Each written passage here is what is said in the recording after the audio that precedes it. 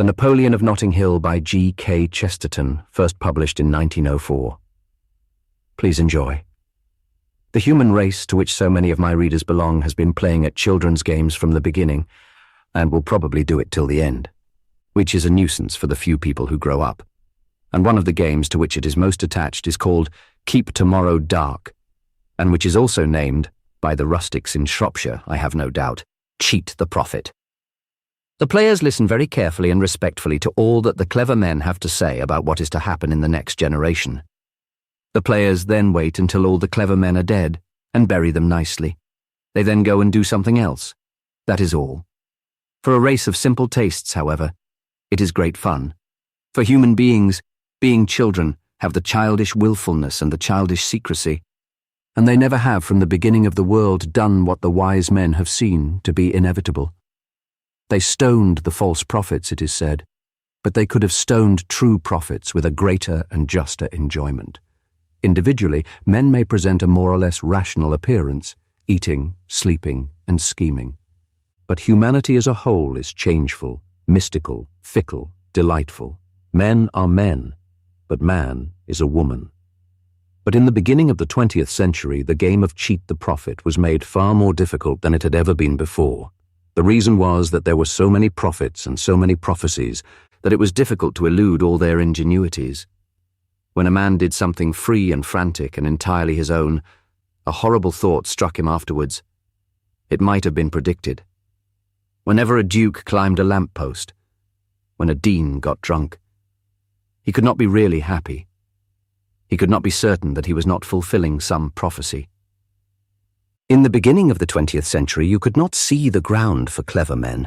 They were so common that a stupid man was quite exceptional, and when they found him, they followed him in crowds down the street and treasured him up and gave him some high post in the state. And all these clever men were at work giving accounts of what would happen in the next age, all quite clear, all quite keen-sighted and ruthless, and all quite different. And it seemed that the good old game of hoodwinking your ancestors could not really be managed this time, because the ancestors neglected meat and sleep and practical politics, so that they might meditate day and night on what their descendants would be likely to do. But the way the prophets of the 20th century went to work was this. They took something or other that was certainly going on in their time, and then said that it would go on more and more until something extraordinary happened. And very often they added that in some odd place that extraordinary thing had happened, and that it showed the signs of the times.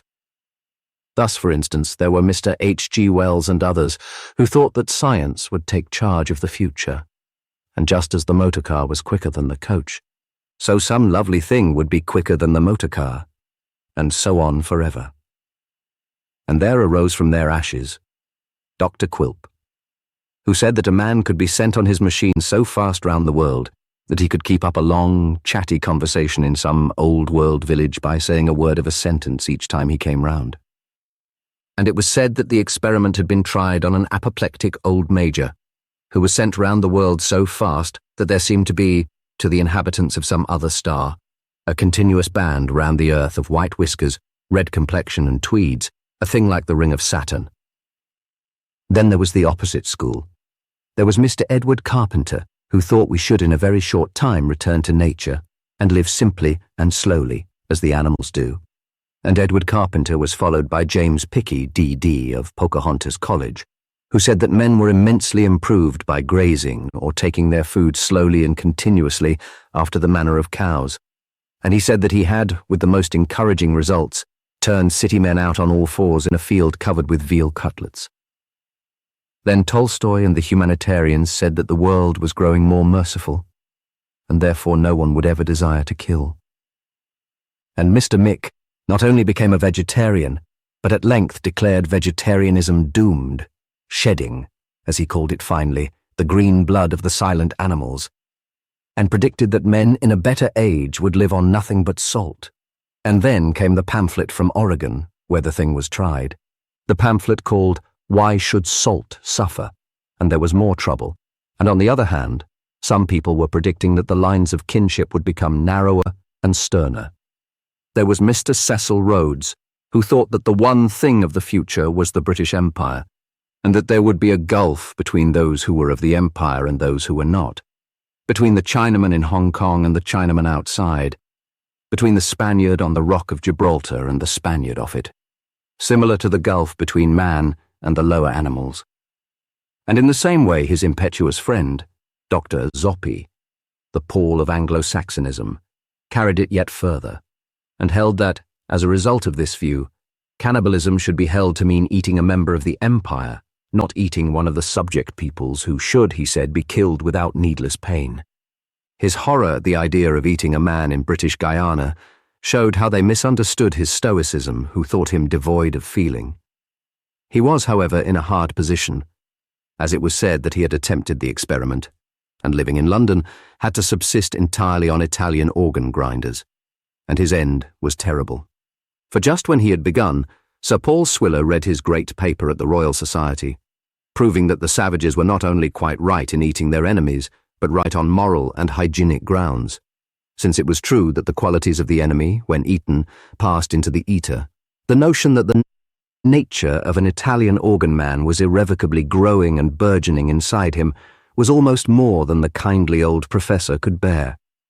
There was Mr. Benjamin Kidd, who said that the growing note of our race would be the care for and knowledge of the future. His idea was developed more powerfully by William Borker, who wrote that passage which every schoolboy knows by heart about men in future ages weeping by the graves of their descendants, and tourists being shown over the scene of the historic battle which was to take place some centuries afterwards. And Mr. Stead, too, was prominent, who thought that England would in the 20th century be united to America, and his young lieutenant, Graham Podge, who included the states of France, Germany, and Russia in the American Union, the state of Russia being abbreviated to Ra.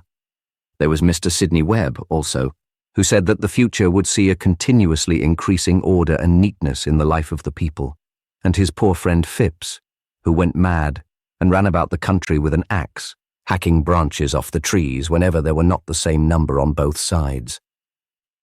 All these clever men were prophesying with every variety of ingenuity what would happen soon, and they all did it in the same way, by taking something they saw going strong, as the saying is, and carrying it as far as ever their imagination could stretch. This, they said, was the true and simple way of anticipating the future. Just as, said Dr. Pelkins in a fine passage, just as when we see a pig in a litter larger than the other pigs, we know that by an unalterable law of the inscrutable it will some day be larger than an elephant, just as we know when we see weeds and dandelions growing more and more thickly in a garden, that they must, in spite of all our efforts, grow taller than the chimney pots, and swallow the house from sight. So we know, and reverently acknowledge, that when any power in human politics has shown for any period of time any considerable activity, it will go on until it reaches to the sky. And it did certainly appear that the prophets had put the people, engaged in the old game of cheat the prophet, in a quite unprecedented difficulty. It seemed really hard to do anything without fulfilling some of their prophecies. But there was, nevertheless, in the eyes of labourers in the streets, of peasants in the fields, of sailors and children, and especially women, a strange look that kept the wise men in a perfect fever of doubt. They could not fathom the motionless mirth in their eyes. They still had something up their sleeve. They were still playing the game of cheat the prophet. Then the wise men grew like wild things and swayed hither and thither, crying, "What can it be? What can it be? What will London be like a century hence? Is there anything we have not thought of? Houses upside down, more hygienic perhaps. Men walking on hands make feet flexible, don't you know? Moon, motor cars, no heads." And so they swayed and wondered until they died and were buried nicely. Then the people went and did what they liked. Let me no longer conceal the painful truth. The people had cheated the prophets of the 20th century. When the curtain goes up on this story, 80 years after the present date, London is almost exactly like what it is now. Very few words are needed to explain why London, 100 years hence, will be very like it is now. Or rather, since I must slip into a prophetic past, why London, when my story opens, was very like it was in those enviable days when I was still alive. The reason can be stated in one sentence. The people had absolutely lost faith in revolutions. All revolutions are doctrinal, such as the French one, or the one that introduced Christianity. For it stands to common sense that you cannot upset all existing things, customs, and compromises unless you believe in something outside them, something positive and divine. Now, England, during this century, lost all belief in this. It believed in a thing called evolution. And it said, all theoretic changes have ended in blood and ennui. If we change, we must change slowly and safely, as the animals do. Nature's revolutions are the only successful ones. There has been no conservative reaction in favor of tales. And some things did change. Things that were not much thought of dropped out of sight. Things that had not often happened did not happen at all. Thus, for instance, the actual physical force ruling the country, the soldiers and police, grew smaller and smaller, and at last vanished almost to a point. The people combined could have swept the few policemen away in 10 minutes. They did not, because they did not believe it would do them the least good. They had lost faith in revolutions. Democracy was dead, for no one minded the governing class governing. England was now practically a despotism, but not an hereditary one. Someone in the official class was made king. No one cared how, no one cared who. He was merely an universal secretary. In this manner it happened that everything in London was very quiet. That vague and somewhat depressed reliance upon things happening as they have always happened, which is, with all Londoners, a mood, had become an assumed condition. There was really no reason for any man doing anything but the thing he had done the day before. There was therefore no reason whatever why the three young men who had always walked up to their government office together should not walk up to it together on this particular wintry and cloudy morning. Everything in that age had become mechanical, and government clerks especially. All those clerks assembled regularly at their posts. 3 of those clerks always walked into town together. All the neighbourhood knew them. 2 of them were tall and 1 short. And on this particular morning the short clerk was only a few seconds late to join the other 2 as they passed his gate. He could have overtaken them in 3 strides. He could have called after them easily. But he did not. For some reason that will never be understood until all souls are judged, if they are ever judged.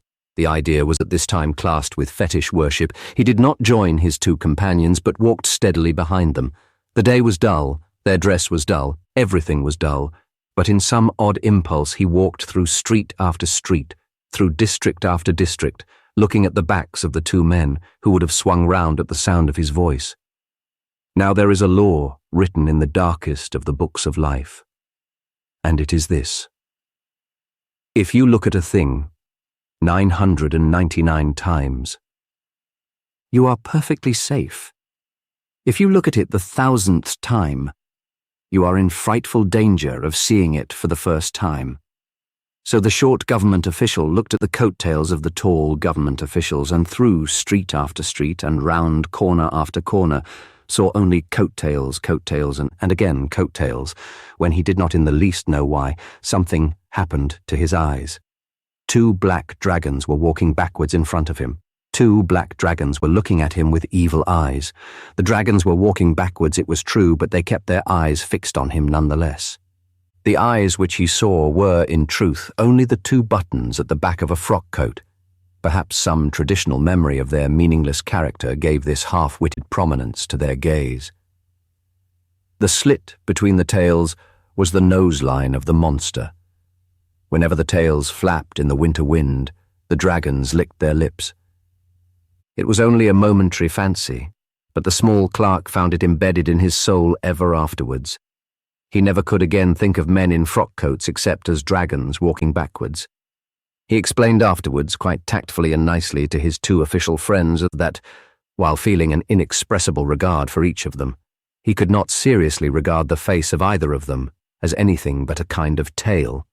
It was, he admitted, a handsome tail, a tail elevated in the air. But if, he said, any true friend of theirs wished to see their faces, to look into the eyes of their soul, that friend must be allowed to walk reverently round behind them, so as to see them from the rear. There he would see the 2 black dragons with the blind eyes. But when first the 2 black dragons sprang out of the fog upon the small clerk, they had merely the effect of all miracles. They changed the universe. He discovered the fact that all romantics know that adventures happen on dull days and not on sunny ones. When the cord of monotony is stretched most tight, then it breaks with a sound like song. He had scarcely noticed the weather before, but with the 4 dead eyes glaring at him, he looked round and realized the strange dead day. The morning was wintry and dim, not misty, but darkened with that shadow of cloud or snow which steeps everything in a green or copper twilight.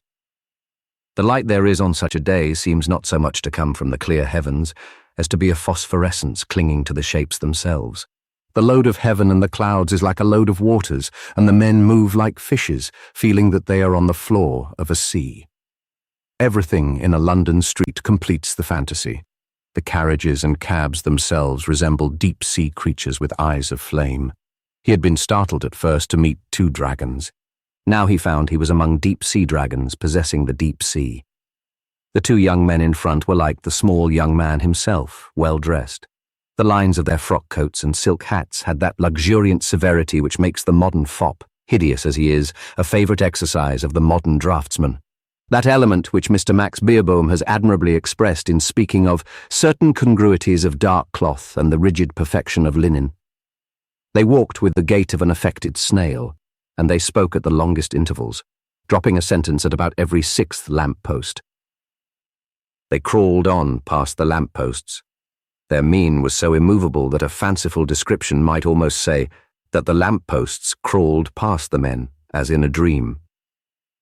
Then the small man suddenly ran after them and said, "I want to get my hair cut. I say, do you know a little shop anywhere where they cut your hair properly? I keep on having my hair cut, but it keeps on growing again." One of the tall men looked at him with the air of a pained naturalist. "Why, here is a little place," cried the small man with a sort of imbecile cheerfulness, as the bright, bulging window of a fashionable toilet saloon glowed abruptly out of the foggy twilight. "Do you know, I often find hairdressers when I walk about London. I'll lunch with you at Chickenani's. You know, I'm awfully fond of hairdressers' shops. They're miles better than those nasty butchers." And he disappeared into the doorway. The man called James continued to gaze after him, a monocle screwed into his eye. "What the devil do you make of that fellow?" he asked his companion, a pale young man with a high nose. The pale young man reflected conscientiously for some minutes and then said, "Had a knock on his head when he was a kid, I should think." "No, I don't think it's that," replied the Honourable James Barker. "I've sometimes fancied he was a sort of artist, Lambert." "Bosh!" cried Mr. Lambert briefly. "I admit I can't make him out," resumed Barker abstractedly. "He never opens his mouth without saying something so indescribably half-witted that to call him a fool seems the very feeblest attempt at characterization. But there's another thing about him that's rather funny. Do you know that he has the one collection of Japanese lacquer in Europe? Have you ever seen his books? All Greek poets and medieval French and that sort of thing. Have you ever been in his rooms? It's like being inside an amethyst. And he moves about in all that and talks like a turnip." "Well, damn all books, your blue books as well," said the ingenuous Mr. Lambert, with a friendly simplicity. "You ought to understand such things. What do you make of him?" "He's beyond me," returned Barker. "But if you asked me for my opinion, I should say he was a man with a taste for nonsense, as they call it, artistic fooling and all that kind of thing, and I seriously believe that he has talked nonsense so much that he has half bewildered his own mind and doesn't know the difference between sanity and insanity. He has gone round the mental world, so to speak, and found the place where the East and the West are one, and extreme idiocy is as good as sense. But I can't explain these psychological games." "You can't explain them to me," replied Mr. Wilfrid Lambert with candour. As they passed up the long streets towards their restaurant, the copper twilight cleared slowly to a pale yellow, and by the time they reached it they stood discernible in a tolerable winter daylight. The Honourable James Barker, one of the most powerful officials in the English government, by this time a rigidly official one, was a lean and elegant young man, with a blank, handsome face and bleak blue eyes. He had a great amount of intellectual capacity, of that peculiar kind which raises a man from throne to throne and lets him die loaded with honours without having either amused or enlightened the mind of a single man. Wilfrid Lambert, the youth with the nose which appeared to impoverish the rest of his face, had also contributed little to the enlargement of the human spirit. But he had the honourable excuse of being a fool.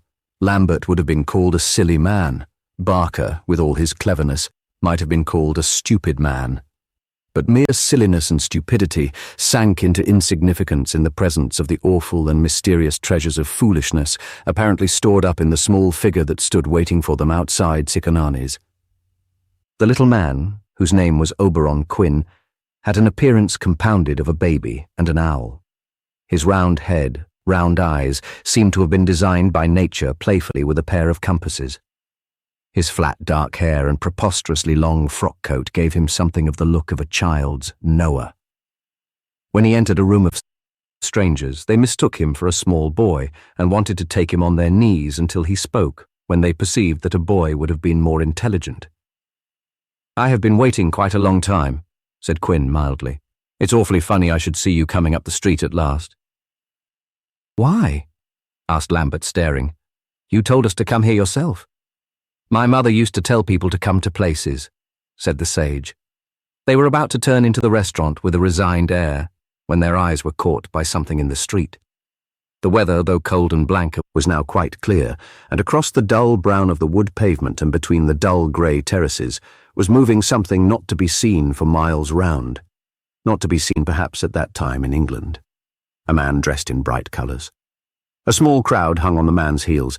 He was a tall, stately man, clad in a military uniform of brilliant green splashed with great silver facings. From the shoulder swung a short green furred cloak, somewhat like that of a hussar, the lining of which gleamed every now and then with a kind of tawny crimson. His breast glittered with medals. Round his neck was the red ribbon and star of some foreign order, and a long straight sword with a blazing hilt trailed and clattered along the pavement. At this time, the pacific and utilitarian development of Europe had relegated all such customs to the museums. The only remaining force, the small but well-organized police, were attired in a sombre and hygienic manner. But even those who remembered the last lifeguards and lancers who disappeared in 1912 must have known at a glance that this was not, and never had been, an English uniform. And this conviction would have been heightened by the yellow aquiline face like Dante carved in bronze, which rose crowned with white hair out of the green military collar, a keen and distinguished but not an English face. The magnificence with which the green-clad gentleman walked down the centre of the road would be something difficult to express in human language. For it was an ingrained simplicity and arrogance, something in the mere carriage of the head and body, which made ordinary moderns in the street stare after him, but it had comparatively little to do with actual conscious gestures or expression. In the matter of these merely temporary movements, the man appeared to be rather worried and inquisitive, but he was inquisitive with the inquisitiveness of a despot, and worried as with the responsibilities of a god. The men who lounged and wandered behind him followed partly with an astonishment at his brilliant uniform. That is to say, partly because of that instinct which makes us all follow one who looks like a madman, but far more because of that instinct which makes all men follow and worship anyone who chooses to behave like a king. He had to so sublime an extent that great quality of royalty, an almost imbecile unconsciousness of everybody, that people went after him as they do after kings, to see what would be the first thing or person he would take notice of. And all the time, as we have said, in spite of his quiet splendour, there was an air about him as if he were looking for somebody, an expression of inquiry. Suddenly that expression of inquiry vanished, none could tell why, and was replaced by an expression of contentment.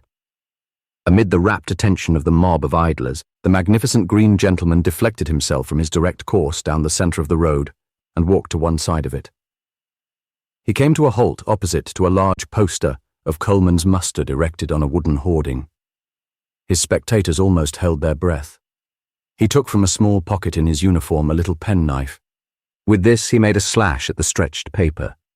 Completing the rest of the operation with his fingers, he tore off a strip or rag of paper, yellow in colour and wholly irregular in outline. Then for the first time the great being addressed his adoring onlookers. "Can anyone," he said with a pleasing foreign accent, "lend me a pin?" Mr. Lambert, who happened to be nearest, and who carried innumerable pins for the purpose of attaching innumerable buttonholes, lent him one, which was received with extravagant but dignified bows and hyperboles of thanks. The gentleman in green then, with every appearance of being gratified and even puffed up, pinned the piece of yellow paper to the green silk and silver lace adornments of his breast. Then he turned his eyes round again, searching and unsatisfied.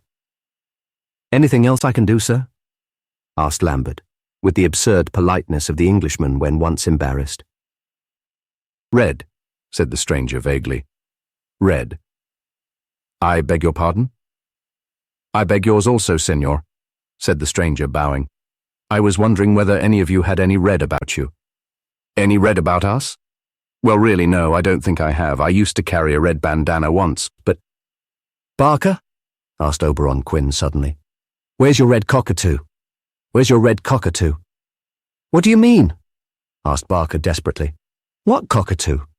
You've never seen me with any cockatoo." "I know," said Oberon, vaguely mollified. "Where's it been all the time?" Barker swung round, not without resentment. "I am sorry, sir," he said shortly but civilly. "None of us seem to have anything red to lend you. But why, if one may ask?" "I thank you, senor, it is nothing.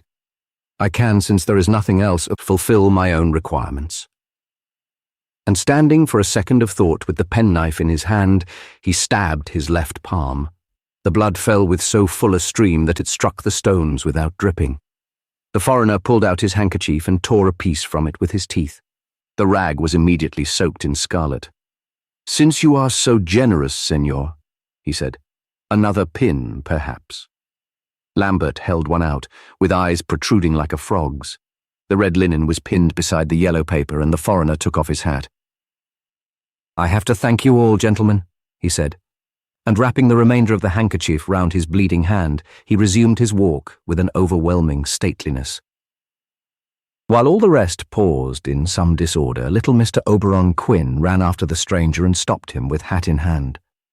Considerably to everybody's astonishment, he addressed him in the purest Spanish. "Senor," he said in that language, "pardon a hospitality, perhaps indiscreet, towards one who appears to be a distinguished but a solitary guest in London. Will you do me and my friends, with whom you have held some conversation, the honour of lunching with us at the adjoining restaurant?" The man in the green uniform had turned a fiery colour of pleasure at the mere sound of his own language, and he accepted the invitation with that profusion of bows which so often shows, in the case of the southern races, the falsehood of the notion that ceremony has nothing to do with feeling. "Senor," he said, "your language is my own, but all my love for my people shall not lead me to deny to yours the possession of so chivalrous an entertainer. Let me say that the tongue is Spanish, but the heart English," and he passed with the rest into Chickananis. "Now, perhaps," said Barker over the fish and sherry, intensely polite but burning with curiosity, "perhaps it would be rude of me to ask why you did that." "Did what, senor?" asked the guest, who spoke English quite well, though in a manner indefinably American. "Well," said the Englishman in some confusion, "I mean, tore a strip off a hoarding and, cut yourself. And—" "To tell you that, senor," answered the other with a certain sad pride, "involves merely telling you who I am. I am Juan del Fuego, President of Nicaragua." The manner with which the President of Nicaragua leant back and drank his sherry showed that to him this explanation covered all the facts observed and a great deal more. Barker's brow, however, was still a little clouded. "And the yellow paper," he began with anxious friendliness, "and the red rag." "The yellow paper and the red rag," said Fuego with indescribable grandeur, "are the colours of Nicaragua." "But Nicaragua," began Barker with great hesitation, "Nicaragua is no longer a—" "Nicaragua has been conquered like Athens. Nicaragua has been annexed like Jerusalem," cried the old man with amazing fire. "The Yankee and the German and the brute powers of modernity have trampled it with the hoofs of oxen, but Nicaragua is not dead. Nicaragua is an idea," Oberon Quinn suggested timidly. "A brilliant idea." "Yes," said the foreigner, snatching at the word. "You are right, generous Englishman. An idea brilliant, a burning thought. Senor, you asked me why, in my desire to see the colours of my country, I snatched at paper and blood. Can you not understand the ancient sanctity of colours? The Church has her symbolic colours, and think of what colours mean to us. Think of the position of one like myself, who can see nothing but those two colors, nothing but the red and the yellow. To me, all shapes are equal, all common and noble things are in a democracy of combination. Wherever there is a field of marigolds and the red cloak of an old woman, there is Nicaragua. Wherever there is a field of poppies and a yellow patch of sand, there is Nicaragua. Wherever there is a lemon and a red sunset, there is my country. Wherever I see a red pillar box and a yellow sunset, there my heart beats. Blood and a splash of mustard can be my heraldry. If there be yellow mud and red mud in the same ditch, it is better to me than white stars. And if, said Quinn with equal enthusiasm, there should happen to be yellow wine and red wine at the same lunch, you could not confine yourself to sherry. Let me order some Burgundy, and complete, as it were, a sort of Nicaraguan heraldry in your inside. Barker was fiddling with his knife, and was evidently making up his mind to say something, with the intense nervousness of the amiable Englishman. I am to understand, then, he said at last, with a cough, that you, were the president of Nicaragua when it made its, one must, of course, agree, its quite heroic resistance to, The ex-president of Nicaragua waved his hand. You need not hesitate in speaking to me, he said. I'm quite fully aware that the whole tendency of the world of today is against Nicaragua and against me. I shall not consider it any diminution of your evident courtesy if you say what you think of the misfortunes that have laid my republic in ruins. Barker looked immeasurably relieved and gratified. You are most generous, President, he said with some hesitation over the title, and I will take advantage of your generosity to express the doubts which I must confess we moderns have about such things as, the Nicaraguan independence.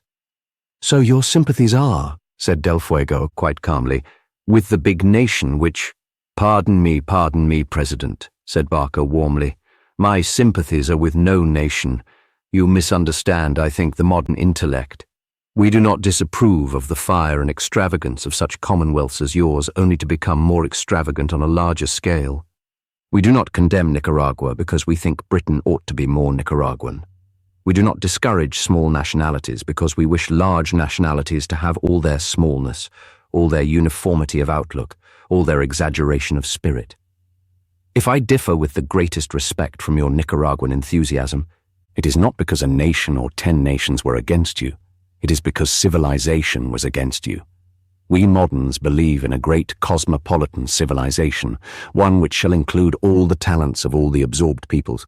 The Senor will forgive me, said the President. May I ask the Senor how, under ordinary circumstances, he catches a wild horse?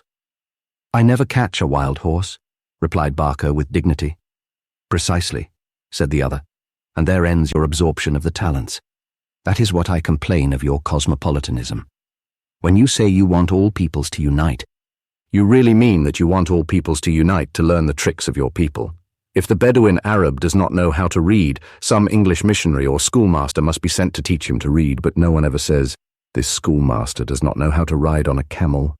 Let us pay a Bedouin to teach him. You say your civilization will include all talents, will it? Do you really mean to say that at the moment when the Eskimo has learnt to vote for a county council, you will have learnt to spear a walrus? I recur to the example I gave. In Nicaragua we had a way of catching wild horses by lassoing the 4 feet, which was supposed to be the best in South America. If you are going to include all the talents, go and do it. If not, permit me to say what I have always said, that something went from the world when Nicaragua was civilized. Something, perhaps, replied Barker, but that something a mere barbarian dexterity. I do not know that I could chip flints as well as a primeval man, but I know that civilization can make these knives which are better, and I trust to civilization. You have good authority, answered the Nicaraguan. Many clever men like you have trusted to civilization. Many clever Babylonians, many clever Egyptians, many clever men at the end of Rome. Can you tell me, in a world that is flagrant with the failures of civilization, what there is particularly immortal about yours? I think you do not quite understand, President, what ours is, answered Barker. You judge it rather as if England was still a poor and pugnacious island. You have been long out of Europe. Many things have happened. And what, asked the other, would you call the summary of those things? The summary of those things, answered Barker with great animation, is that we are rid of the superstitions, and in becoming so we have not merely become rid of the superstitions which have been most frequently and most enthusiastically so described. The superstition of big nationalities is bad, but the superstition of small nationalities is worse. The superstition of reverencing our own country is bad, but the superstition of reverencing other people's countries is worse. It is so everywhere, and in 100 ways. The superstition of monarchy is bad, and the superstition of aristocracy is bad, but the superstition of democracy is the worst of all. The old gentleman opened his eyes with some surprise. "Are you then," he said, "no longer a democracy in England?" Barker laughed. "The situation invites paradox," he said. "We are, in a sense, the purest democracy. We have become a despotism. Have you not noticed how continually in history democracy becomes despotism? People call it the decay of democracy. It is simply its fulfillment. Why take the trouble to number and register and enfranchise all the innumerable John Robinsons, when you can take one John Robinson with the same intellect or lack of intellect as all the rest, and have done with it? The old idealistic Republicans used to found democracy on the idea that all men were equally intelligent. Believe me, the sane and enduring democracy is founded on the fact that all men are equally idiotic. Why should we not choose out of them one as much as another? All that we want for government is a man not criminal and insane, who can rapidly look over some petitions and sign some proclamations. To think what time was wasted in arguing about the House of Lords, Tories saying it ought to be preserved because it was clever, and Radicals saying it ought to be destroyed because it was stupid, and all the time no one saw that it was right because it was stupid, because that chance mob of ordinary men thrown there by accident of blood were a great democratic protest against the lower house, against the eternal insolence of the aristocracy of talents. We have established now in England the thing towards which all systems have dimly groped, the dull, popular despotism without illusions. We want one man at the head of our state, not because he is brilliant or virtuous, but because he is one man and not a chattering crowd. To avoid the possible chance of hereditary diseases or such things, we have abandoned hereditary monarchy. The King of England is chosen like a juryman upon an official rotation list. Beyond that, the whole system is quietly despotic, and we have not found it raise a murmur. "Do you really mean," asked the President incredulously, "that you choose any ordinary man that comes to hand and make him despot, that you trust to the chance of some alphabetical list?" "And why not?" cried Barker. "Did not half the historical nations trust to the chance of the eldest sons of eldest sons? And did not half of them get on tolerably well? To have a perfect system is impossible, to have a system is indispensable. All hereditary monarchies were a matter of luck, so are alphabetical monarchies. Can you find a deep philosophical meaning in the difference between the Stuarts and the Hanoverians? Believe me, I will undertake to find a deep philosophical meaning in the contrast between the dark tragedy of the A's and the solid success of the B's." "And you risk it?" asked the other. "Though the man may be a tyrant or a cynic or a criminal." "We risk it," answered Barker with a perfect placidity. "Suppose he is a tyrant. He is still a check on 100 tyrants. Suppose he is a cynic. It is to his interest to govern well. Suppose he is a criminal. By removing poverty and substituting power, we put a check on his criminality. In short, by substituting despotism, we have put a total check on one criminal and a partial check on all the rest." The Nicaraguan old gentleman leaned over with a queer expression in his eyes. "My church, sir," he said, "has taught me to respect faith. I do not wish to speak with any disrespect of yours, however fantastic, but do you really mean that you will trust to the ordinary man, the man who may happen to come next, as a good despot?" "I do," said Barker simply. "He may not be a good man, but he will be a good despot. For when he comes to a mere business routine of government, he will endeavour to do ordinary justice. Do we not assume the same thing in a jury?"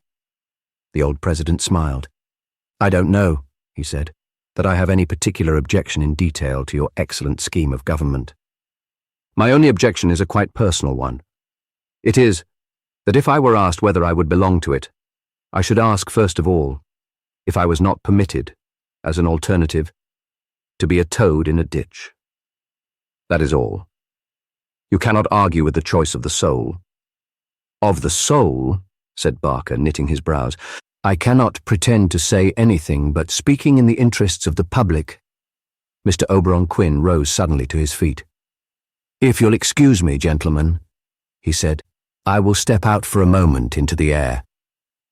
I'm so sorry, Oberon, said Lambert good-naturedly. Do you feel bad? Not bad exactly, said Oberon with self-restraint. Rather good, if anything, strangely and richly good. The fact is, I want to reflect a little on those beautiful words that have just been uttered. Speaking, yes, that was the phrase, speaking in the interests of the public. One cannot get the honey from such things without being alone for a little. Is he really off his chump, do you think? Asked Lambert. The old president looked after him with queerly vigilant eyes. He is a man, I think, he said, who cares for nothing but a joke. He is a dangerous man. Lambert laughed in the act of lifting some macaroni to his mouth. Dangerous, he said. You don't know little Quinn, sir. Every man is dangerous, said the old man without moving, who cares only for one thing. I was once dangerous myself.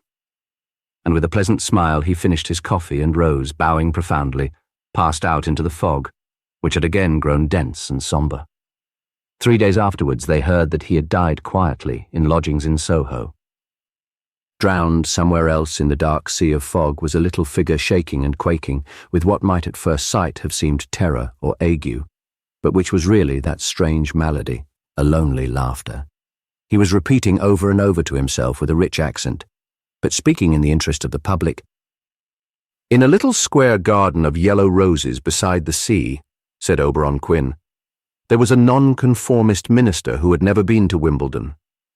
His family did not understand his sorrow or the strange look in his eyes. But one day they repented their neglect, for they heard that a body had been found on the shore, battered, but wearing patent leather boots. As it happened, it turned out not to be the minister at all. But in the dead man's pocket, there was a return ticket to Maidstone.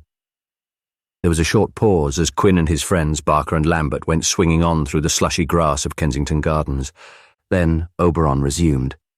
That story, he said reverently, is the test of humour.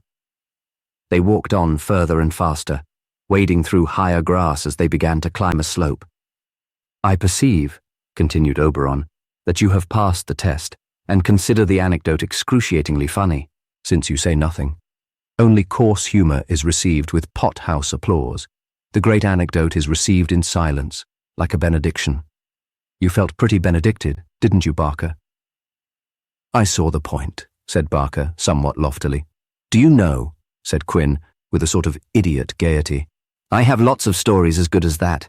Listen to this one. And he slightly cleared his throat.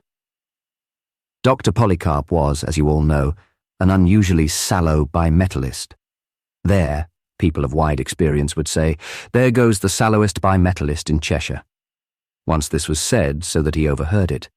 It was said by an actuary under a sunset of mauve and grey. Polycarp turned upon him. Sallow, he cried fiercely. Sallow, quis tulerit gracchus de seditione correntes. It was said that no actuary ever made game of Dr. Polycarp again. Barker nodded with a simple sagacity. Lambert only grunted. Here is another, continued the insatiable Quinn. In a hollow of the grey-green hills of rainy Ireland lived an old woman whose uncle was always Cambridge at the boat race. But in her grey-green hollows she knew nothing of this. She didn't know that there was a boat race. Also, she did not know that she had an uncle. She had heard of nobody at all, except of George I, of whom she had heard, I know not why, and in whose historical memory she put her simple trust. And by, in God's good time, it was discovered that this uncle of hers was not really her uncle, and they came and told her so. She smiled through her tears and said only, Virtue is its own reward. Again there was a silence, and then Lambert said, It seems a bit mysterious. Mysterious, cried the other. The true humour is mysterious. Do you not realise the chief incident of the 19th and 20th centuries? And what's that? Asked Lambert shortly. It is very simple, replied the other.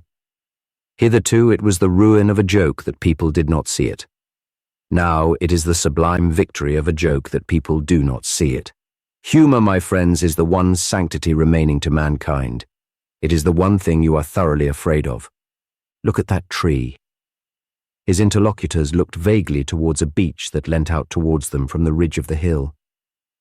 "If," said Mr. Quinn, "I were to say that you did not see the great truths of science exhibited by that tree, though they stared any man of intellect in the face, what would you think or say? You would merely regard me as a pedant with some unimportant theory about vegetable cells. If I were to say that you did not see in that tree the vile mismanagement of local politics, you would dismiss me as a socialist crank with some particular fad about public parks. If I were to say that you were guilty of the supreme blasphemy of looking at that tree and not seeing in it a new religion, a special revelation of God, you would simply say I was a mystic and think no more about me. But if," and he lifted a pontifical hand, "if I say that you cannot see the humour of that tree and that I see the humour of it, my God, you will roll about at my feet." He paused a moment, and then resumed. "Yes, a sense of humour. A weird and delicate sense of humour is the new religion of mankind. It is towards that men will strain themselves with the asceticism of saints. Exercises, spiritual exercises, will be set in it. It will be asked, can you see the humour of this iron railing? Or can you see the humour of this field of corn? Can you see the humour of the stars? Can you see the humour of the sunsets? How often I have laughed myself to sleep over a violet sunset." "Quite so," said Mr. Barker, with an intelligent embarrassment. "Let me tell you another story. How often it happens that the MPs for Essex are less punctual than one would suppose. The least punctual Essex MP perhaps was James Wilson, who said in the very act of plucking a poppy—" Lambert suddenly faced round and struck his stick into the ground in a defiant attitude. "Oberon," he said, "chuck it. I won't stand it. It's all bosh." Both men stared at him, for there was something very explosive about the words, as if they had been corked up painfully for a long time. "You have," began Quinn. "No, I don't care a curse," said Lambert violently. "Whether I have a delicate sense of humour or not, I won't stand it. It's all a confounded fraud. There's no joke in those infernal tales at all. You know there isn't as well as I do." "Well," replied Quinn slowly, "it is true that I, with my rather gradual mental processes, did not see any joke in them, but the finer sense of Barker perceived it." Barker turned a fierce red, but continued to stare at the horizon. "You ass," said Lambert. "Why can't you be like other people? Why can't you say something really funny or hold your tongue? The man who sits on his hat in a pantomime is a long sight funnier than you are." Quinn regarded him steadily. They had reached the top of the ridge and the wind struck their faces. "Lambert," said Oberon, "you are a great and good man, though I'm hanged if you look it. You are more. You are a great revolutionist or deliverer of the world, and I look forward to seeing you carved in marble between Luther and Danton, if possible, in your present attitude, the hat slightly on one side. I said as I came up the hill that the new humour was the last of the religions. You have made it the last of the superstitions. But let me give you a very serious warning.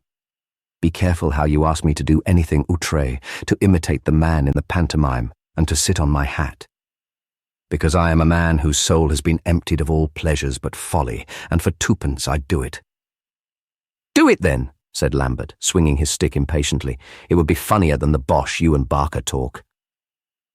Quinn, standing on the top of the hill, stretched his hand out towards the main avenue of Kensington Gardens. 200 yards away," he said, "are all your fashionable acquaintances, with nothing on earth to do but to stare at each other and at us. We are standing upon an elevation under the open sky, a peak, as it were, of fantasy, a Sinai of humour. We are in a great pulpit or platform lit up with sunlight, and half London can see us. Be careful how you suggest things to me. For there is in me a madness which goes beyond martyrdom, the madness of an utterly idle man." "I don't know what you are talking about," said Lambert contemptuously. "I only know I'd rather you stood on your silly head than talked so much." "Oberon, for goodness sake!" cried Barker, springing forward, but he was too late. Faces from all the benches and avenues were turned in their direction. Groups stopped, and small crowds collected, and the sharp sunlight picked out the whole scene in blue, green, and black, like a picture in a child's toy book. And on the top of the small hill, Mr. Oberon Quinn stood with considerable athletic neatness upon his head, and waved his patent leather boots in the air. "For God's sake, Quinn, get up and don't be an idiot," cried Barker, wringing his hands. "We shall have the whole town here." "Yes, get up, man," said Lambert, amused and annoyed. "I was only fooling. Get up." Oberon did so with a bound, and flinging his hat higher than the trees, proceeded to hop about on one leg with a serious expression. Barker stamped wildly. "Oh, let's get home, Barker, and leave him," said Lambert. "Some of your proper and correct police will look after him. Here they come." Two grave-looking men in quiet uniforms came up the hill towards them. One held a paper in his hand. "There he is, officer," said Lambert cheerfully. "We ain't responsible for him." The officer looked at the capering Mr. Quinn with a quiet eye. "We have not come, gentlemen," he said, "about what I think you are alluding to. We have come from headquarters to announce the selection of His Majesty the King. It is the rule, inherited from the old regime, that the news should be brought to the new sovereign immediately, wherever he is. So we have followed you across Kensington Gardens." Barker's eyes were blazing in his pale face. He was consumed with ambition throughout his life. With a certain dull magnanimity of the intellect, he had really believed in the chance method of selecting despots. But this sudden suggestion, that the selection might have fallen upon him, unnerved him with pleasure. "Which of us?" he began, and the respectful official interrupted him. "Not you, sir, I'm sorry to say. If I may be permitted to say so, we know your services to the government and should be very thankful if it were. The choice has fallen." "God bless my soul," said Lambert, jumping back 2 paces. "Not me. Don't say I'm autocrat of all the Russias." "No, sir," said the officer with a slight cough and a glance towards Oberon, who was at that moment putting his head between his legs and making a noise like a cow. "The gentleman whom we have to congratulate seems at the moment, occupied." "Not Quinn!" shrieked Barker, rushing up to him. "It can't be! Oberon, for God's sake, pull yourself together! You've been made king!" With his head still upside down between his legs, Mr. Quinn answered modestly, "I am not worthy. I cannot reasonably claim to equal the great men who have previously swayed the sceptre of Britain.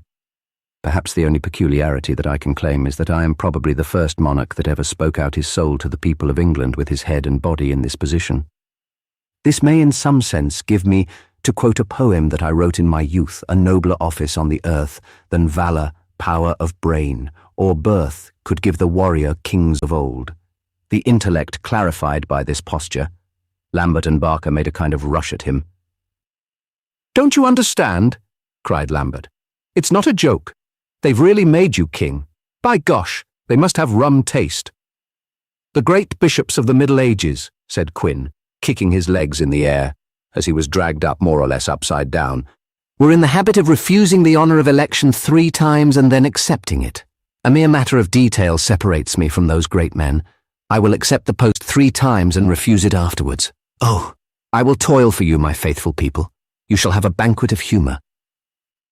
By this time he had been landed the right way up, and the 2 men were still trying in vain to impress him with the gravity of the situation. "Did you not tell me, Wilfrid Lambert," he said, "that I should be of more public value if I adopted a more popular form of humour? And when should a popular form of humour be more firmly riveted upon me than now, when I have become the darling of a whole people? Officer," he continued, addressing the startled messenger, "are there no ceremonies to celebrate my entry into the city?" "Ceremonies," began the official with embarrassment, "have been more or less neglected for some little time, and—" Oberon Quinn began gradually to take off his coat. "All ceremony," he said, "consists in the reversal of the obvious. Thus men, when they wish to be priests or judges, dress up like women. Kindly help me on with this coat." And he held it out. "But, Your Majesty," said the officer, after a moment's bewilderment and manipulation, "you're putting it on with the tails in front." "The reversal of the obvious," said the king calmly, "is as near as we can come to ritual with our imperfect apparatus. Lead on." The rest of that afternoon and evening was to Barker and Lambert a nightmare, which they could not properly realize or recall. The king, with his coat on the wrong way, went towards the streets that were awaiting him, and the old Kensington palace, which was the royal residence.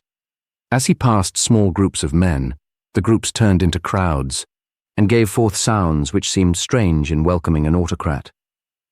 Barker walked behind, his brain reeling, and as the crowds grew thicker and thicker, the sounds became more and more unusual.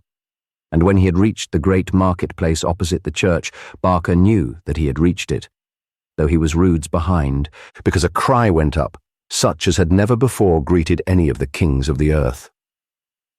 Lambert was standing bewildered outside the door of the king's apartments, amid the scurry of astonishment and ridicule. He was just passing out into the street in a dazed manner, when James Barker dashed by him. "Where are you going?" he asked. "To stop all this foolery, of course," replied Barker, and he disappeared into the room. He entered it headlong, slamming the door and slapping his incomparable silk hat on the table. His mouth opened, but before he could speak, the king said, "Your hat, if you please." Fidgeting with his fingers and scarcely knowing what he was doing, the young politician held it out. The king placed it on his own chair and sat on it. "A quaint old custom," he explained, smiling above the ruins. "When the king receives the representatives of the House of Barker, the hat of the latter is immediately destroyed in this manner. It represents the absolute finality of the act of homage expressed in the removal of it. It declares that never until that hat shall once more appear upon your head, a contingency which I firmly believe to be remote, shall the House of Barker rebel against the crown of England." Barker stood with clenched fist and shaking lip. "Your jokes," he began, "and my property," and then exploded with an oath, and stopped again. "Continue, continue," said the king, waving his hands. "What does it all mean?" cried the other, with a gesture of passionate rationality. "Are you mad?" "Not in the least," replied the king pleasantly. "Mad men are always serious. They go mad from lack of humour. You are looking serious yourself, James." "Why can't you keep it to your own private life?" expostulated the other. "You've got plenty of money, and plenty of houses now to play the fool in, but in the interests of the public—" "Epigrammatic," said the king, shaking his finger sadly at him. "None of your daring scintillations here. As to why I don't do it in private, I rather fail to understand your question. The answer is of comparative limpidity. I don't do it in private because it is funnier to do it in public. You appear to think that it would be amusing to be dignified in the banquet hall and in the street, and at my own fireside I could procure a fireside, to keep the company in a roar. But that is what everyone does. Everyone is grave in public and funny in private. My sense of humour suggests the reversal of this. It suggests that one should be funny in public and solemn in private. I desire to make the state functions, parliaments, coronations, and so on, one roaring, old-fashioned pantomime, but on the other hand, I shut myself up alone in a small storeroom for 2 hours a day, where I'm so dignified that I come out quite ill." By this time Barker was walking up and down the room, his frock coat flapping like the black wings of a bird. "Well, you will ruin the country, that's all," he said shortly. "It seems to me," said Oberon, "that the tradition of 10 centuries is being broken, and the House of Barker is rebelling against the crown of England. It would be with regret, for I admire your appearance, that I should be obliged forcibly to decorate your head with the remains of this hat, but—" "What I can't understand," said Barker, flinging up his fingers with a feverish American movement, "is why you don't care about anything else but your games." The king stopped sharply in the act of lifting the silken remnants, dropped them, and walked up to Barker, looking at him steadily. "I made a kind of vow," he said, "that I would not talk seriously, which always means answering silly questions. But the strong man will always be gentle with politicians. The shape my scornful looks deride required a god to form, if I may so theologically express myself, and for some reason I cannot in the least understand, I feel impelled to answer that question of yours, and to answer it as if there were really such a thing in the world as a serious subject. You ask me why I don't care for anything else. Can you tell me, in the name of all the gods you don't believe in, why I should care for anything else?" "Don't you realize common public necessities?" cried Barker. "Is it possible that a man of your intelligence does not know that it is everyone's interest? Don't you believe in Zoroaster? Is it possible that you neglect mumbo-jumbo?" returned the king with startling animation. Does a man of your intelligence come to me with these damned early Victorian ethics? If, on studying my features and manner, you detect any particular resemblance to the Prince Consort, I assure you, you are mistaken. Did Herbert Spencer ever convince you? Did he ever convince anybody?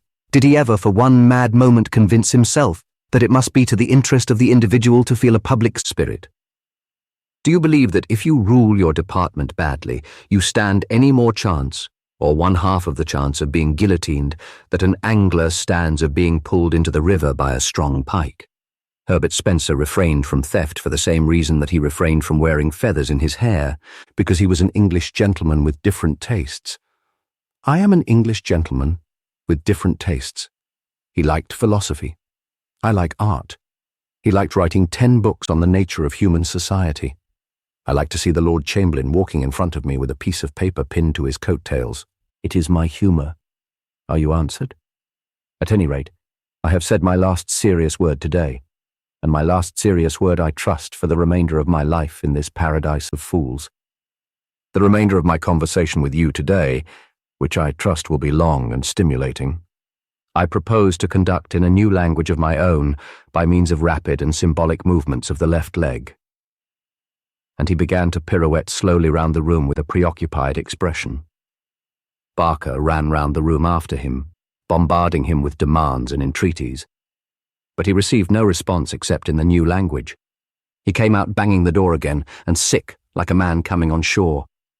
As he strode along the streets, he found himself suddenly opposite Cicconani's restaurant, and for some reason there rose up before him the green, fantastic figure of the Spanish general, standing, as he had seen him last, at the door, with the words on his lips, "You cannot argue with the choice of the soul."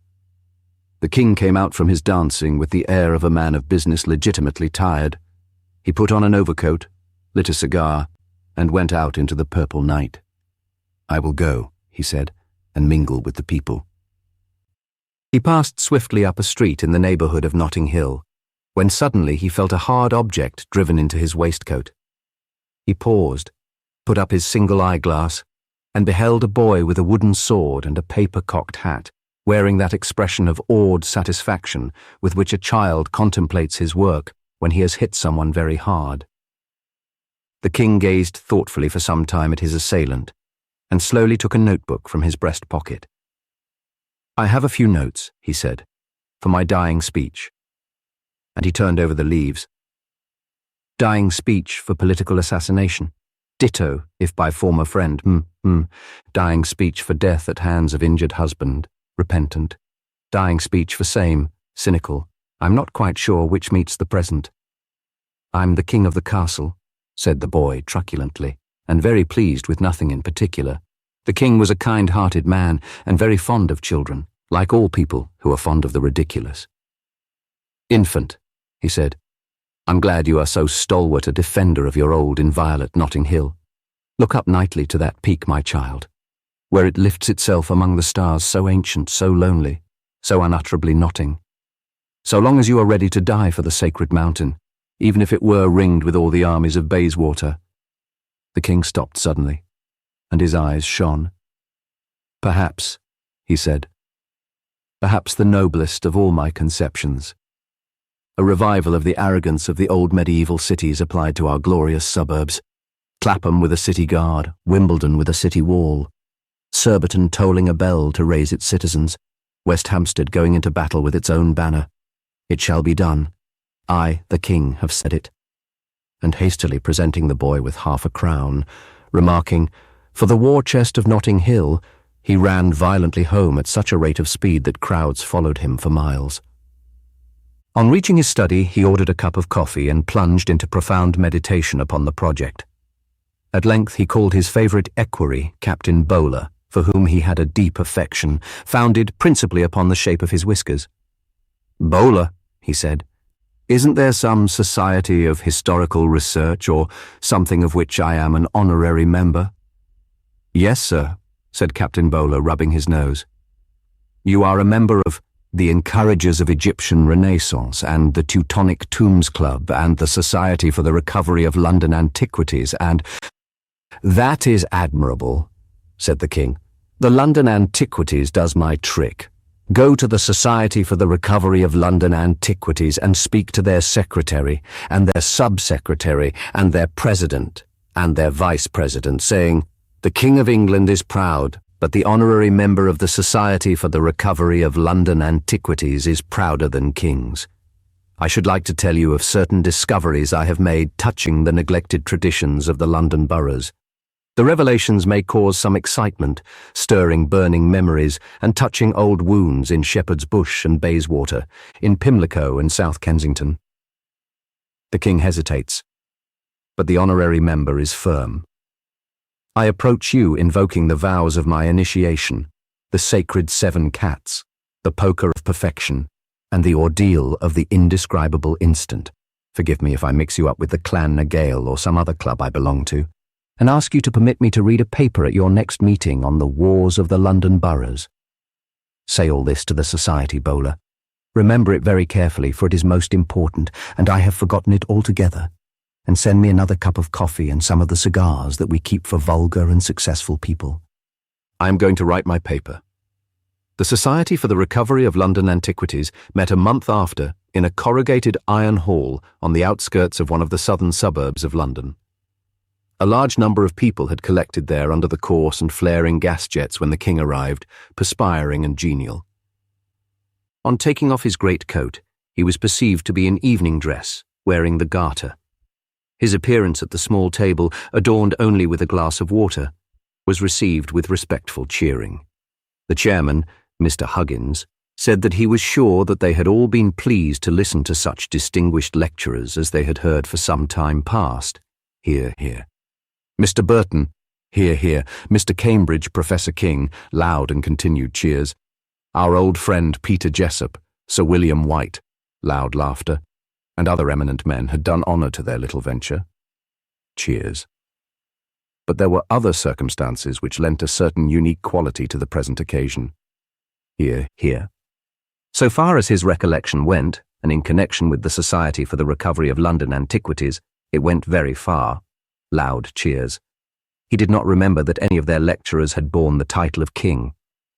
He would therefore call upon King Oberon briefly to address the meeting. The king began by saying that this speech might be regarded as the first declaration of his new policy for the nation. "At this supreme hour of my life, I feel that to no one but the members of the Society for the Recovery of London Antiquities can I open my heart." Cheers. "If the world turns upon my policy, and the storms of popular hostility begin to rise, no, I feel that it is here, with my brave recoverers around me, that I can best meet them, sword in hand." Loud cheers. His Majesty then went on to explain that now old age was creeping upon him, he proposed to devote his remaining strength to bringing about a keener sense of local patriotism in the various municipalities of London. How few of them knew the legends of their own boroughs. How many there were who had never heard of the true origin of the Wink of Wandsworth. What a large proportion of the younger generation in Chelsea neglected to perform the old Chelsea chuff. Pimlico no longer pumped the Pimleys. Battersea had forgotten the name of Blick. There was a short silence, and then a voice said, "Shame." The king continued, "Being called, however unworthily, to this high estate, I have resolved that so far as possible this neglect shall cease. I desire no military glory. I lay claim to no constitutional equality with Justinian or Alfred.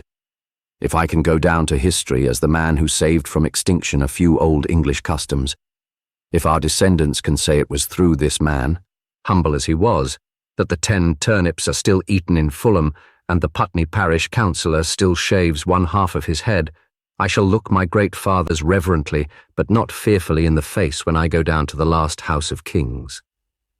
The king paused, visibly affected, but collecting himself, resumed once more. "I trust that to very few of you, at least, I need dwell on the sublime origins of these legends. The very names of your boroughs bear witness to them.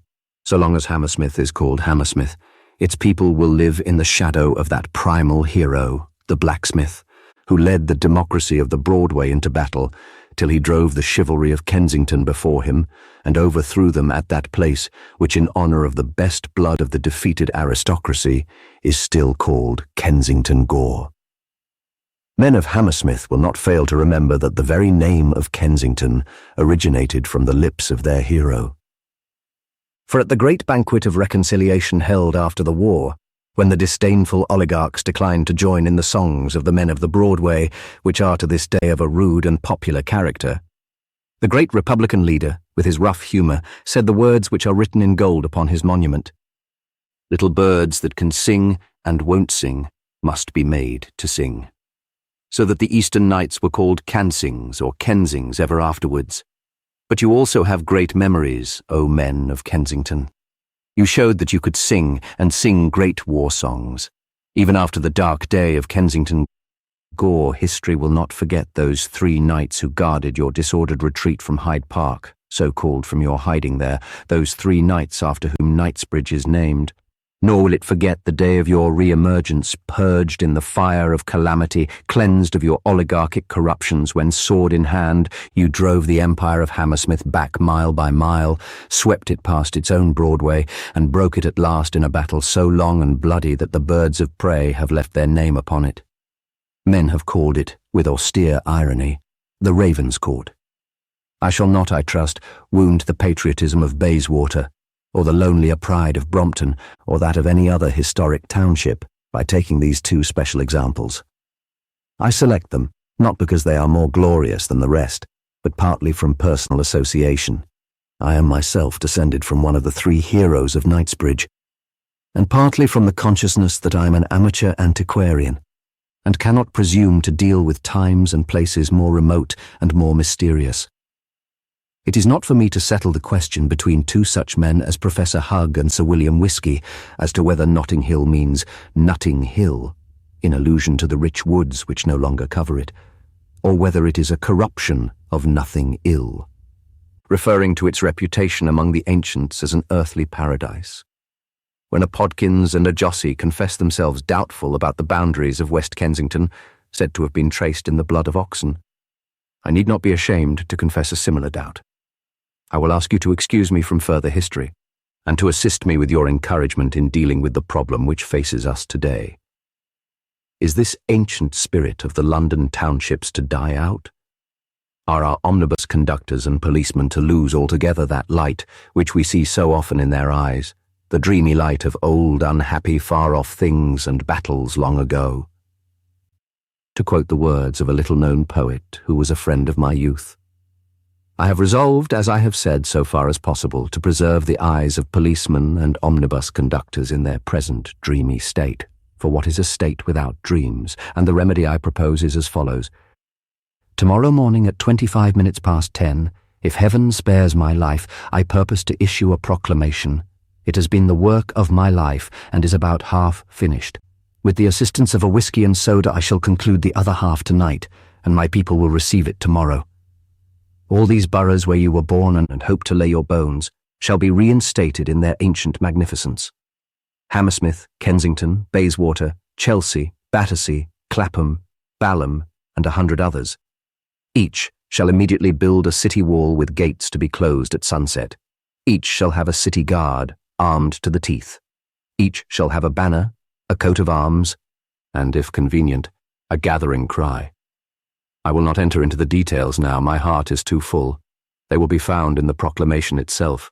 You will all, however, be subject to enrolment in the local city guards to be summoned together by a thing called the tocsin, the meaning of which I am studying in my researches into history. Personally, I believe a tocsin to be some kind of highly paid official. If therefore any of you happen to have such a thing as a halberd in the house, I should advise you to practice with it in the garden. Here the king buried his face in his handkerchief and hurriedly left the platform, and overcome by emotions. The members of the Society for the Recovery of London Antiquities rose in an indescribable state of vagueness. Some were purple with indignation, an intellectual few were purple with laughter, the great majority found their minds a blank. There remains a tradition that one pale face with burning blue eyes remained fixed upon the lecturer, and after the lecture, a red-haired boy ran out of the room. The king got up early next morning and came down 3 steps at a time like a schoolboy. Having eaten his breakfast hurriedly but with an appetite, he summoned one of the highest officials of the palace and presented him with a shilling. "Go and buy me," he said, "a shilling paint box which you will get, unless the mists of time mislead me, in a shop at the corner of the second and dirtier street that leads out of Rochester Row." I have already requested the master of the Buckhounds to provide me with cardboard. It seemed to me, I know not why, that it fell within his department. The king was happy all that morning with his cardboard and his paintbox. He was engaged in designing the uniforms and coats of arms for the various municipalities of London. They gave him deep and no inconsiderable thought. He felt the responsibility. "I cannot think," he said, "why people should think the names of places in the country more poetical than those in London. Shallow romanticists go away in trains and stop in places called Hoog Me in the Hole or Bumps on the Puddle, and all the time they could, if they liked, go and live at a place with the dim, divine name of St. John's Wood. I have never been to St. John's Wood. I dare not. I should be afraid of the innumerable night of fir trees, afraid to come upon a blood-red cup and the beating of the wings of the eagle.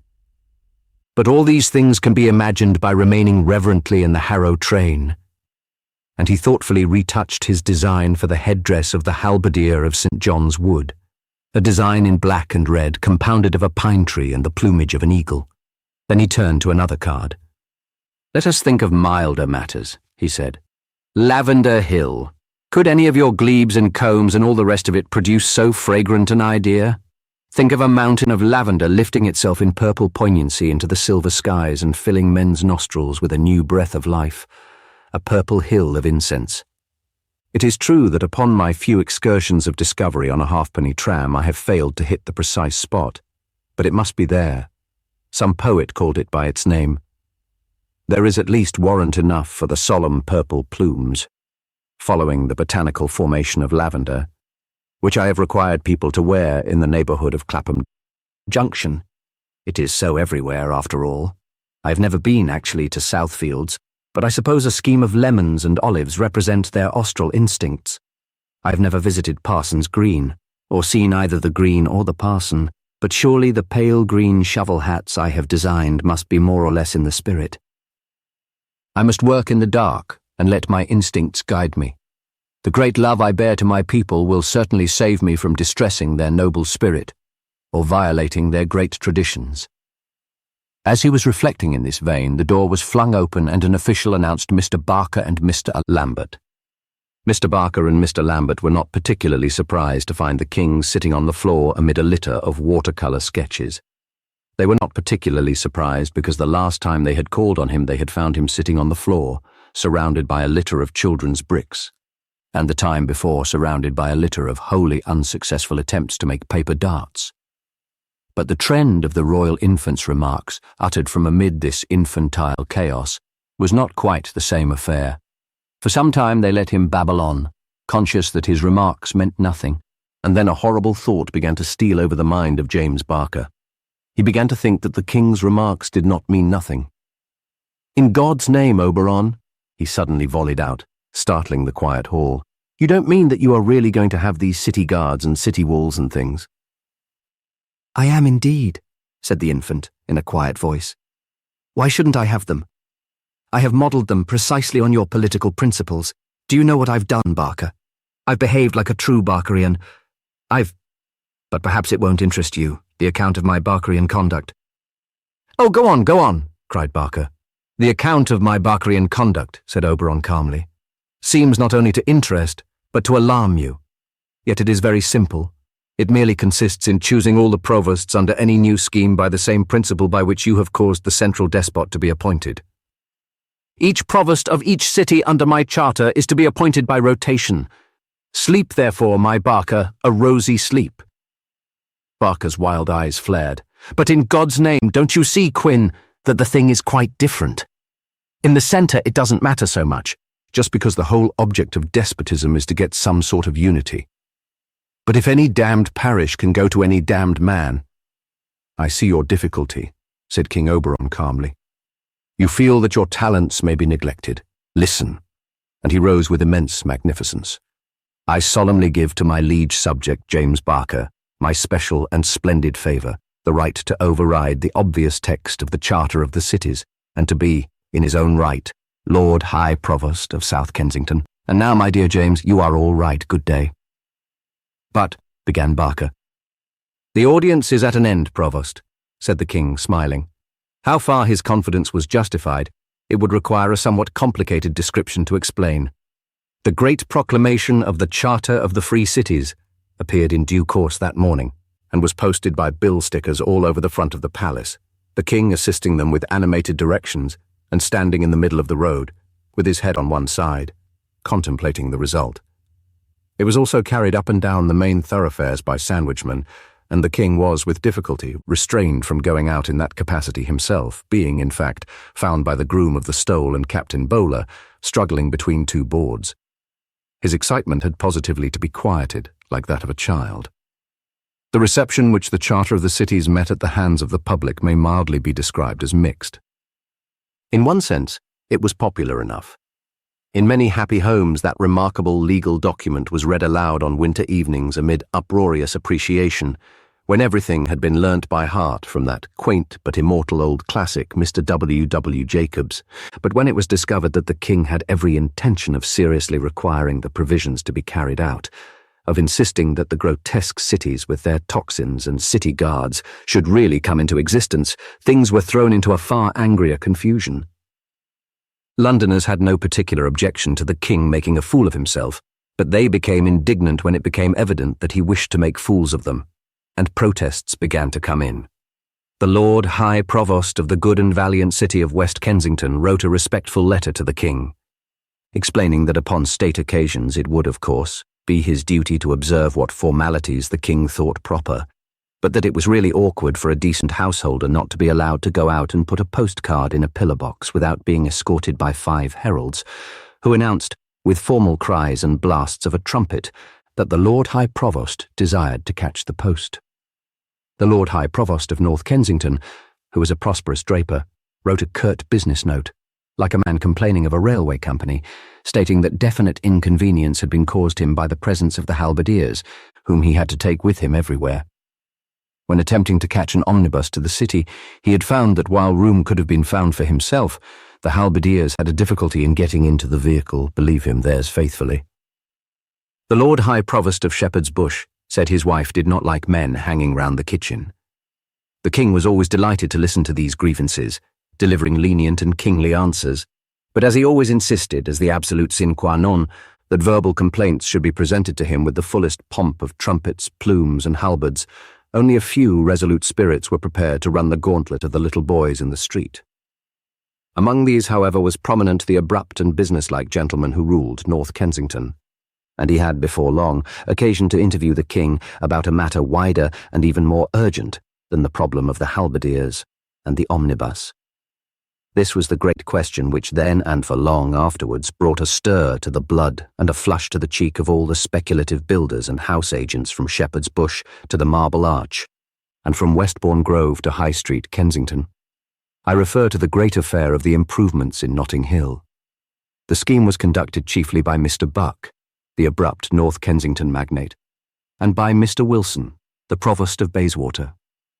A great thoroughfare was to be driven through 3 boroughs, through West Kensington, North Kensington, and Notting Hill, opening at one end into Hammersmith Broadway, and at the other into Westbourne Grove.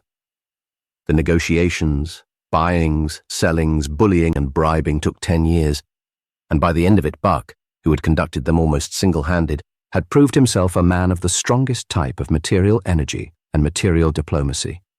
And just as his splendid patience and more splendid impatience had finally brought him victory, when workmen were already demolishing houses and walls along the great line from Hammersmith, a sudden obstacle appeared that had neither been reckoned with nor dreamed of, a small and strange obstacle, which, like a speck of grit in a great machine, jarred the whole vast scheme and brought it to a standstill.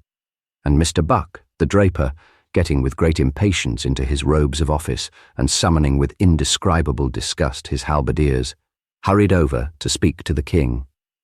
10 years had not tired the king of his joke.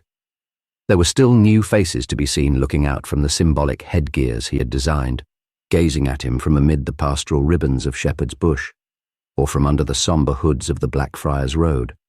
And the interview which was promised him with the Provost of North Kensington he anticipated with a particular pleasure, for he never really enjoyed, he said, the full richness of the medieval garments unless the people compelled to wear them were very angry and businesslike. Mr. Buck was both, At the king's command, the door of the audience chamber was thrown open, and a herald appeared in the purple colours of Mr. Buck's Commonwealth, emblazoned with the great eagle which the king had attributed to North Kensington in vague reminiscence of Russia, for he always insisted on regarding North Kensington as some kind of semi-Arctic neighbourhood. The herald announced that the provost of that city desired audience of the king. "From North Kensington?" said the king, rising graciously. "What news does he bring from that land of high hills and fair women? He is welcome." The herald advanced into the room, and was immediately followed by 12 guards clad in purple, who were followed by an attendant bearing the banner of the eagle, who was followed by another attendant bearing the keys of the city upon a cushion, who was followed by Mr. Buck in a great hurry. When the king saw his strong animal face and steady eyes, he knew that he was in the presence of a great man of business, and consciously braced himself. "Well, well," he said, cheerily, coming down 2 or 3 steps from a dais and striking his hands lightly together. "I am glad to see you. Never mind, never mind. Ceremony is not everything." "I don't understand your majesty," said the provost stolidly. Never mind," said the king gaily. "A knowledge of courts is by no means an unmixed merit. You will do it next time, no doubt." The man of business looked at him sulkily from under his black brows and said again, without show of civility, "I don't follow you." "Well, well," replied the king good-naturedly. "If you ask me, I don't mind telling you, not because I myself attach any importance to these forms in comparison with the honest heart. But it is usual, that is all, for a man when entering the presence of royalty to lie down on his back on the floor and elevating his feet towards heaven, as the source of royal power, to say 3 times, 'Monarchical institutions improve the manners.' But there, such pomp is far less truly dignified than your simple kindliness." The provost's face was red with anger, and he maintained silence. "And now?" said the king lightly, and with the exasperating air of a man softening a snub. "What delightful weather we are having. You must find your official robes warm, my lord. I designed them for your own snowbound land." "They're as hot as hell," said Buck briefly. "I came here on business." "Right," said the king, nodding a great number of times with quite unmeaning solemnity. Right. Business, as the sad, glad old Persian said, is business. Be punctual, rise early. Point the pen to the shoulder. Point the pen to the shoulder, for you know not whence you come nor why. Point the pen to the shoulder, for you know not when you go nor where. The provost pulled a number of papers from his pocket and savagely flapped them open. "Your Majesty may have heard," he began sarcastically, "of Hammersmith and a thing called a road. We have been at work 10 years buying property and getting compulsory powers and fixing compensation and squaring vested interests. And now, at the very end, the thing is stopped by a fool. Old Prout, who was Provost of Notting Hill, was a businessman, and we dealt with him quite satisfactorily. But he's dead, and the cursed lot has fallen on a young man named Wayne, who's up to some game that's perfectly incomprehensible to me. We offer him a better price than anyone ever dreamt of, but he won't let the road go through, and his council seems to be backing him up. It's midsummer madness." The king, who was rather inattentively engaged in drawing the provost's nose with his finger on the window pane, heard the last 2 words. "What a perfect phrase that is," he said. "Midsummer madness." "The chief point is," continued Buck doggedly, "that the only part that is really in question is one dirty little street, Pump Street, a street with nothing in it but a public house and a penny toy shop and that sort of thing. All the respectable people of Notting Hill have accepted our compensation. But the ineffable Wayne sticks out over Pump Street. Says he's Provost of Notting Hill. He's only Provost of Pump Street." "A good thought," replied Oberon. "I like the idea of a Provost of Pump Street. Why not let him alone?" "And drop the whole scheme," cried out Buck with a burst of brutal spirit. "I'll be damned if we do. No, I'm for sending in workmen to pull down without more ado." "Strike for the Purple Eagle," cried the king, hot with historical associations. "I'll tell you what it is," said Buck, losing his temper altogether. "If your Majesty would spend less time in insulting respectable people with your silly coats of arms, and more time over the business of the nation." The king's brow wrinkled thoughtfully. "The situation is not bad," he said, "the haughty burgher defying the king in his own palace. The burgher's head should be thrown back and the right arm extended, the left may be lifted towards heaven, but that I leave to your private religious sentiment. I have sunk back in this chair, stricken with baffled fury. Now again, please." Buck's mouth opened like a dog's, but before he could speak, another herald appeared at the door. "The Lord High Provost of Bayswater," he said, "desires an audience." "Admit him," said Oberon. "This is a jolly day." The halberdiers of Bayswater wore a prevailing uniform of green, and the banner which was borne after them was emblazoned with a green bay wreath on a silver ground, which the king, in the course of his researches into a bottle of champagne, had discovered to be the quaint old punning cognizance of the city of Bayswater. "It is a fit symbol," said the king, "your immortal bay wreath. Fulham may seek for wealth and Kensington for art, but when did the men of Bayswater care for anything but glory?" Immediately behind the banner, and almost completely hidden by it, came the provost of the city, clad in splendid robes of green and silver with white fur and crowned with bay. He was an anxious little man with red whiskers, originally the owner of a small sweetstuff shop. "Our cousin of Bayswater," said the king with delight. "What can we get for you?" The king was heard also distinctly to mutter, "Cold beef, cold ham, cold chicken," his voice dying into silence.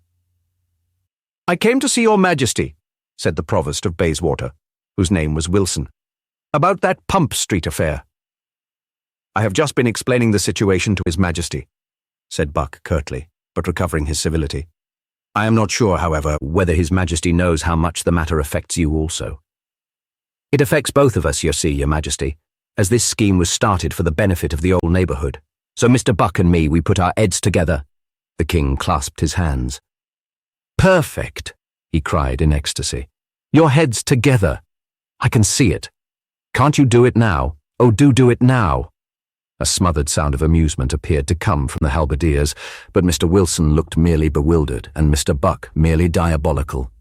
"I suppose," he began bitterly, but the king stopped him with a gesture of listening. "Hush," he said. "I think I hear someone else coming.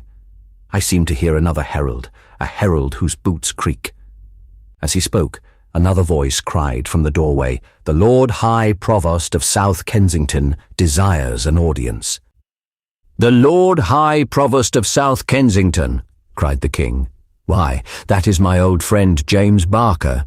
What does he want, I wonder? If the tender memories of friendship have not grown misty, I fancy he wants something for himself, probably money. How are you, James?" Mr. James Barker, whose guard was attired in a splendid blue, and whose blue banner bore 3 gold birds singing, rushed, in his blue and gold robes, into the room. Despite the absurdity of all the dresses, it was worth noticing that he carried his better than the rest, though he loathed it as much as any of them. He was a gentleman and a very handsome man, and could not help unconsciously wearing even his preposterous robe as it should be worn. He spoke quickly, but with the slight initial hesitation he always showed in addressing the king, due to suppressing an impulse to address his old acquaintance in the old way. "Your Majesty, pray forgive my intrusion. It is about this man in Pump Street. I see you have Buck here, so you have probably heard what is necessary. The king swept his eyes anxiously round the room, which now blazed with the trappings of 3 cities. "There is one thing necessary," he said. "Yes, your Majesty," said Mr. Wilson of Bayswater, a little eagerly. "What does your Majesty think necessary?" "A little yellow," said the king firmly. "Send for the Provost of West Kensington." Amid some materialistic protests he was sent for, and arrived with his yellow halberdiers in his saffron robes, wiping his forehead with a handkerchief. After all, placed as he was, he had a good deal to say on the matter. "Welcome, West Kensington," said the king. "I have long wished to see you touching that matter of the Hammersmith land to the south of the Roten House. Will you hold it feudally from the Provost of Hammersmith? You have only to do him homage by putting his left arm in his overcoat and then marching home in state." "No, your Majesty, I'd rather not," said the Provost of West Kensington, who was a pale young man with a fair moustache and whiskers, who kept a successful dairy. The king struck him heartily on the shoulder. "The fierce old West Kensington blood," he said. "They are not wise who ask it to do homage." Then he glanced again round the room. It was full of a roaring sunset of colour, and he enjoyed the sight, possible to so few artists, the sight of his own dreams moving and blazing before him. In the foreground, the yellow of the West Kensington liveries outlined itself against the dark blue draperies of South Kensington. The crests of these again brightened suddenly into green as the almost woodland colours of Bayswater rose behind them, and over and behind all the great purple plumes of North Kensington showed almost funeral and black. "There is something lacking," said the king. "Something lacking. What can— Ah, there it is, there it is!" In the doorway had appeared a new figure, a herald in flaming red. He cried in a loud but unemotional voice, "The Lord High Provost of Notting Hill desires an audience." The King of the Fairies, who was, it is to be presumed, the godfather of King Oberon, must have been very favourable on this particular day to his fantastic godchild. For with the entrance of the guard of the Provost of Notting Hill, there was a certain more or less inexplicable addition to his delight. The wretched navvies and sandwich men who carried the colours of Bayswater or South Kensington, engaged merely for the day to satisfy the royal hobby, slouched into the room with a comparatively hangdog air, and a great part of the king's intellectual pleasure consisted in the contrast between the arrogance of their swords and feathers and the meek misery of their faces. But these Notting Hill halberdiers in their red tunics belted with gold had the air rather of an absurd gravity. They seemed, so to speak, to be taking part in the joke.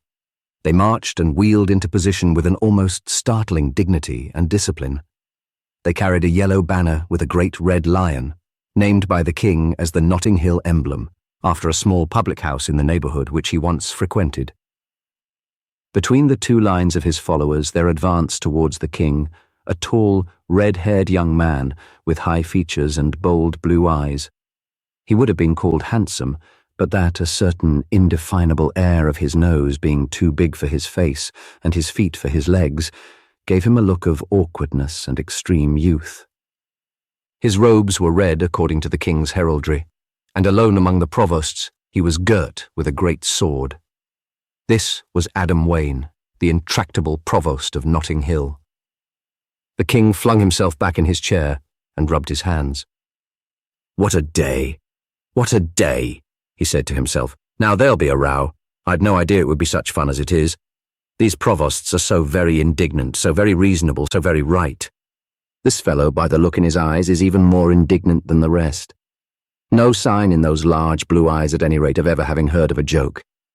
He'll remonstrate with the others, and they'll remonstrate with him, and they'll all make themselves sumptuously happy remonstrating with me. Welcome, my lord," he said aloud. "What news from the Hill of 100 Legends? What have you for the ear of your king?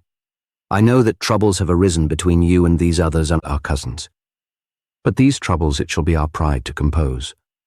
And I doubt not, and cannot doubt, that your love for me is not less tender, no less ardent, than theirs."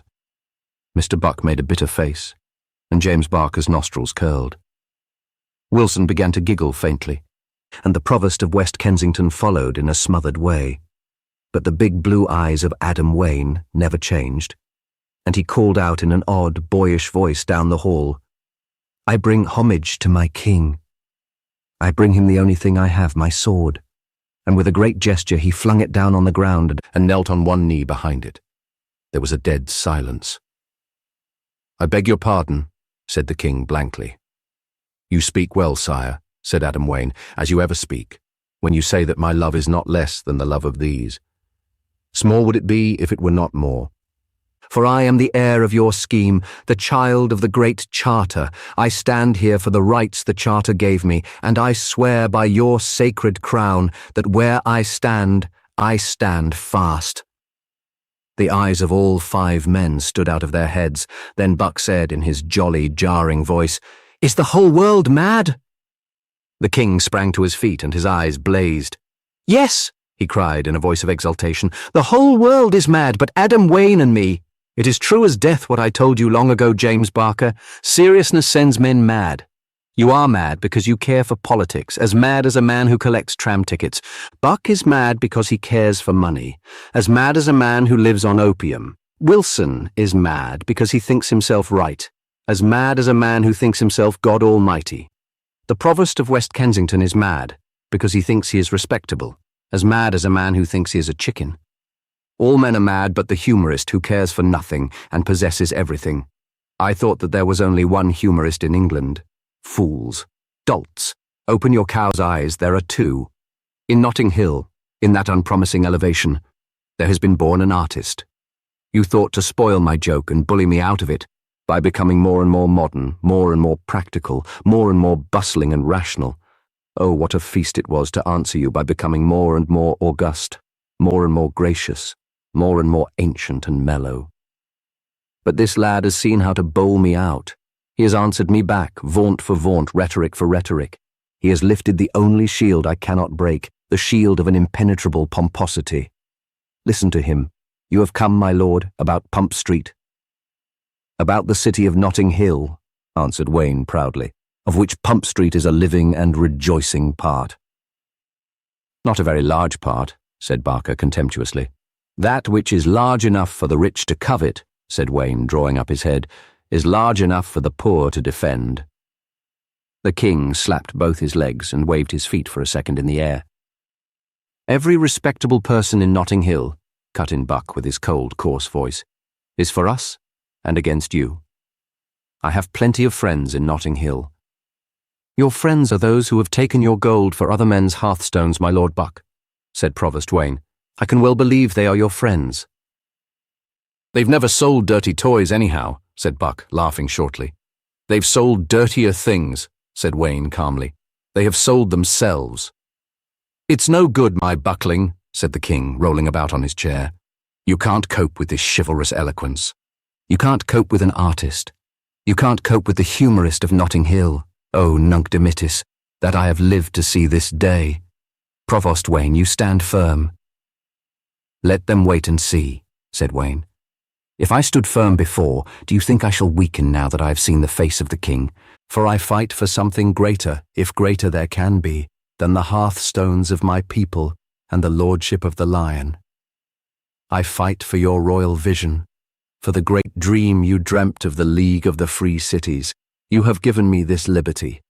If I had been a beggar and you had flung me a coin, if I had been a peasant in a dance and you had flung me a favour, do you think I would have let it be taken by any ruffians on the road?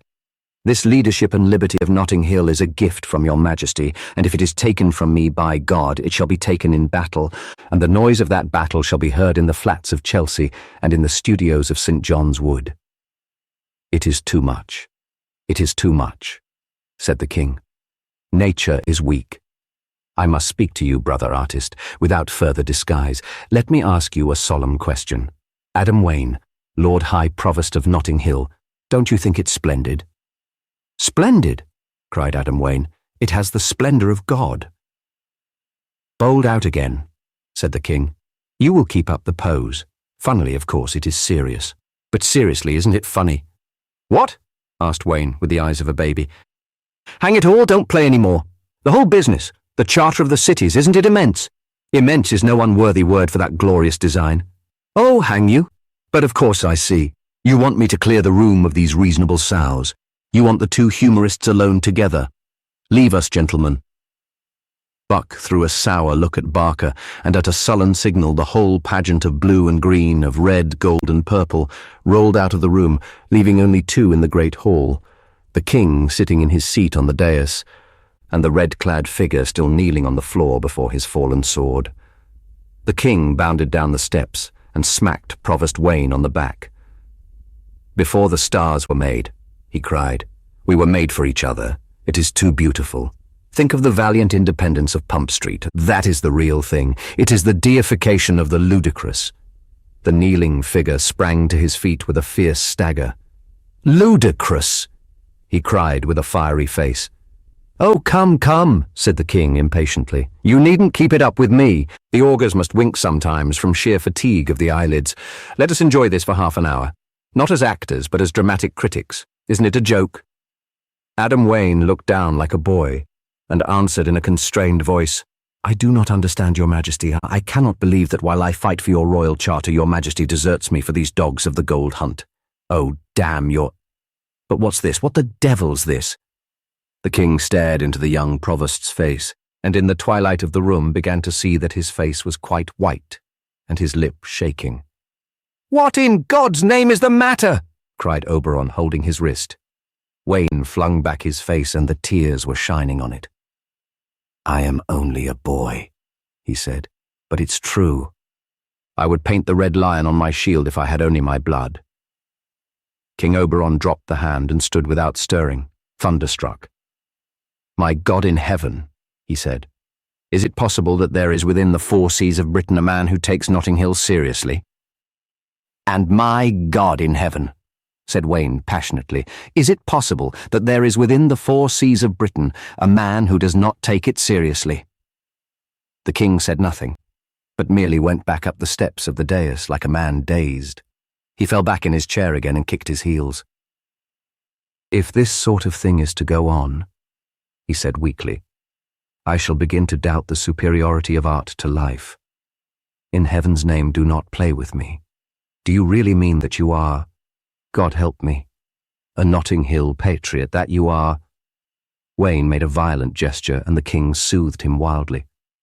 All right, I see you are, but let me take it in. You do really propose to fight these modern improvers with their boards and inspectors and surveyors and all the rest of it?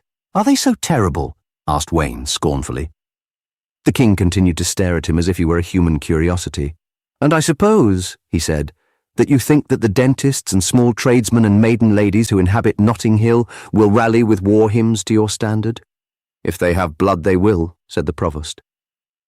"And I suppose," said the king, with his head back among the cushions, "that it never crossed your mind that—" his voice seemed to lose itself luxuriantly, "never crossed your mind that anyone ever thought that the idea of a Notting Hill idealism was, slightly ridiculous?" "Of course they think so," said Wayne. "What was the meaning of mocking the prophets?" "Where," asked the king, leaning forward, "where in heaven's name did you get this miraculously inane idea?" "You have been my tutor, sire," said the provost, "in all that is high and honourable." "Eh?" said the king. "It was your majesty who first stirred my dim patriotism into flame. 10 years ago, when I was a boy, I am only 19, I was playing on the slope of Pump Street with a wooden sword and a paper helmet, dreaming of great wars. In an angry trance I struck out with my sword and stood petrified, for I saw that I had struck you, sire, my king, as you wandered in a noble secrecy, watching over your people's welfare. But I need have had no fear. Then was I taught to understand kingliness. You neither shrank nor frowned. You summoned no guards. You invoked no punishments. But in august and burning words, which are written in my soul, never to be erased, you told me ever to turn my sword against the enemies of my inviolate city. Like a priest pointing to the altar, you pointed to the hill of Notting. So long, you said, as you are ready to die for the sacred mountain, even if it were ringed with all the armies of Bayswater. I have not forgotten the words, and I have reason now to remember them, for the hour is come, and the crown of your prophecy. The sacred hill is ringed with the armies of Bayswater, and I am ready to die." The king was lying back in his chair, a kind of wreck. "Oh, Lord, Lord, Lord," he murmured, "what a life, what a life, all my work, I seem to have done it all. So you're the red-haired boy that hit me in the waistcoat. What have I done? God, what have I done? I thought I would have a joke, and I have created a passion. I tried to compose a burlesque, and it seems to be turning halfway through into an epic. What is to be done with such a world? In the Lord's name, wasn't the joke broad and bold enough? I abandoned my subtle humour to amuse you, and I seem to have brought tears to your eyes. What's to be done with people when you write a pantomime for them, call the sausages classic festoons, and the policeman cut in two a tragedy of public duty? But why am I talking? Why am I asking questions of a nice young gentleman who is totally mad? What is the good of it? What is the good of anything? Oh, Lord! Oh, Lord! Suddenly he pulled himself upright. Don't you really think the sacred Notting Hill at all absurd? Absurd? Asked Wayne blankly. Why should I? The king stared back equally blankly. I beg your pardon, he said. Notting Hill, said the provost simply, is a rise or high ground of the common earth, on which men have built houses to live, in which they are born, fall in love, pray, marry, and die. Why should I think it absurd?" The king smiled. "Because my Leonidas," he began, then suddenly he knew not how, found his mind was a total blank. After all, why was it absurd? Why was it absurd? He felt as if the floor of his mind had given way. He felt as all men feel when their first principles are hit hard with a question. Barker always felt so when the king said, "Why trouble about politics?" The king's thoughts were in a kind of rout.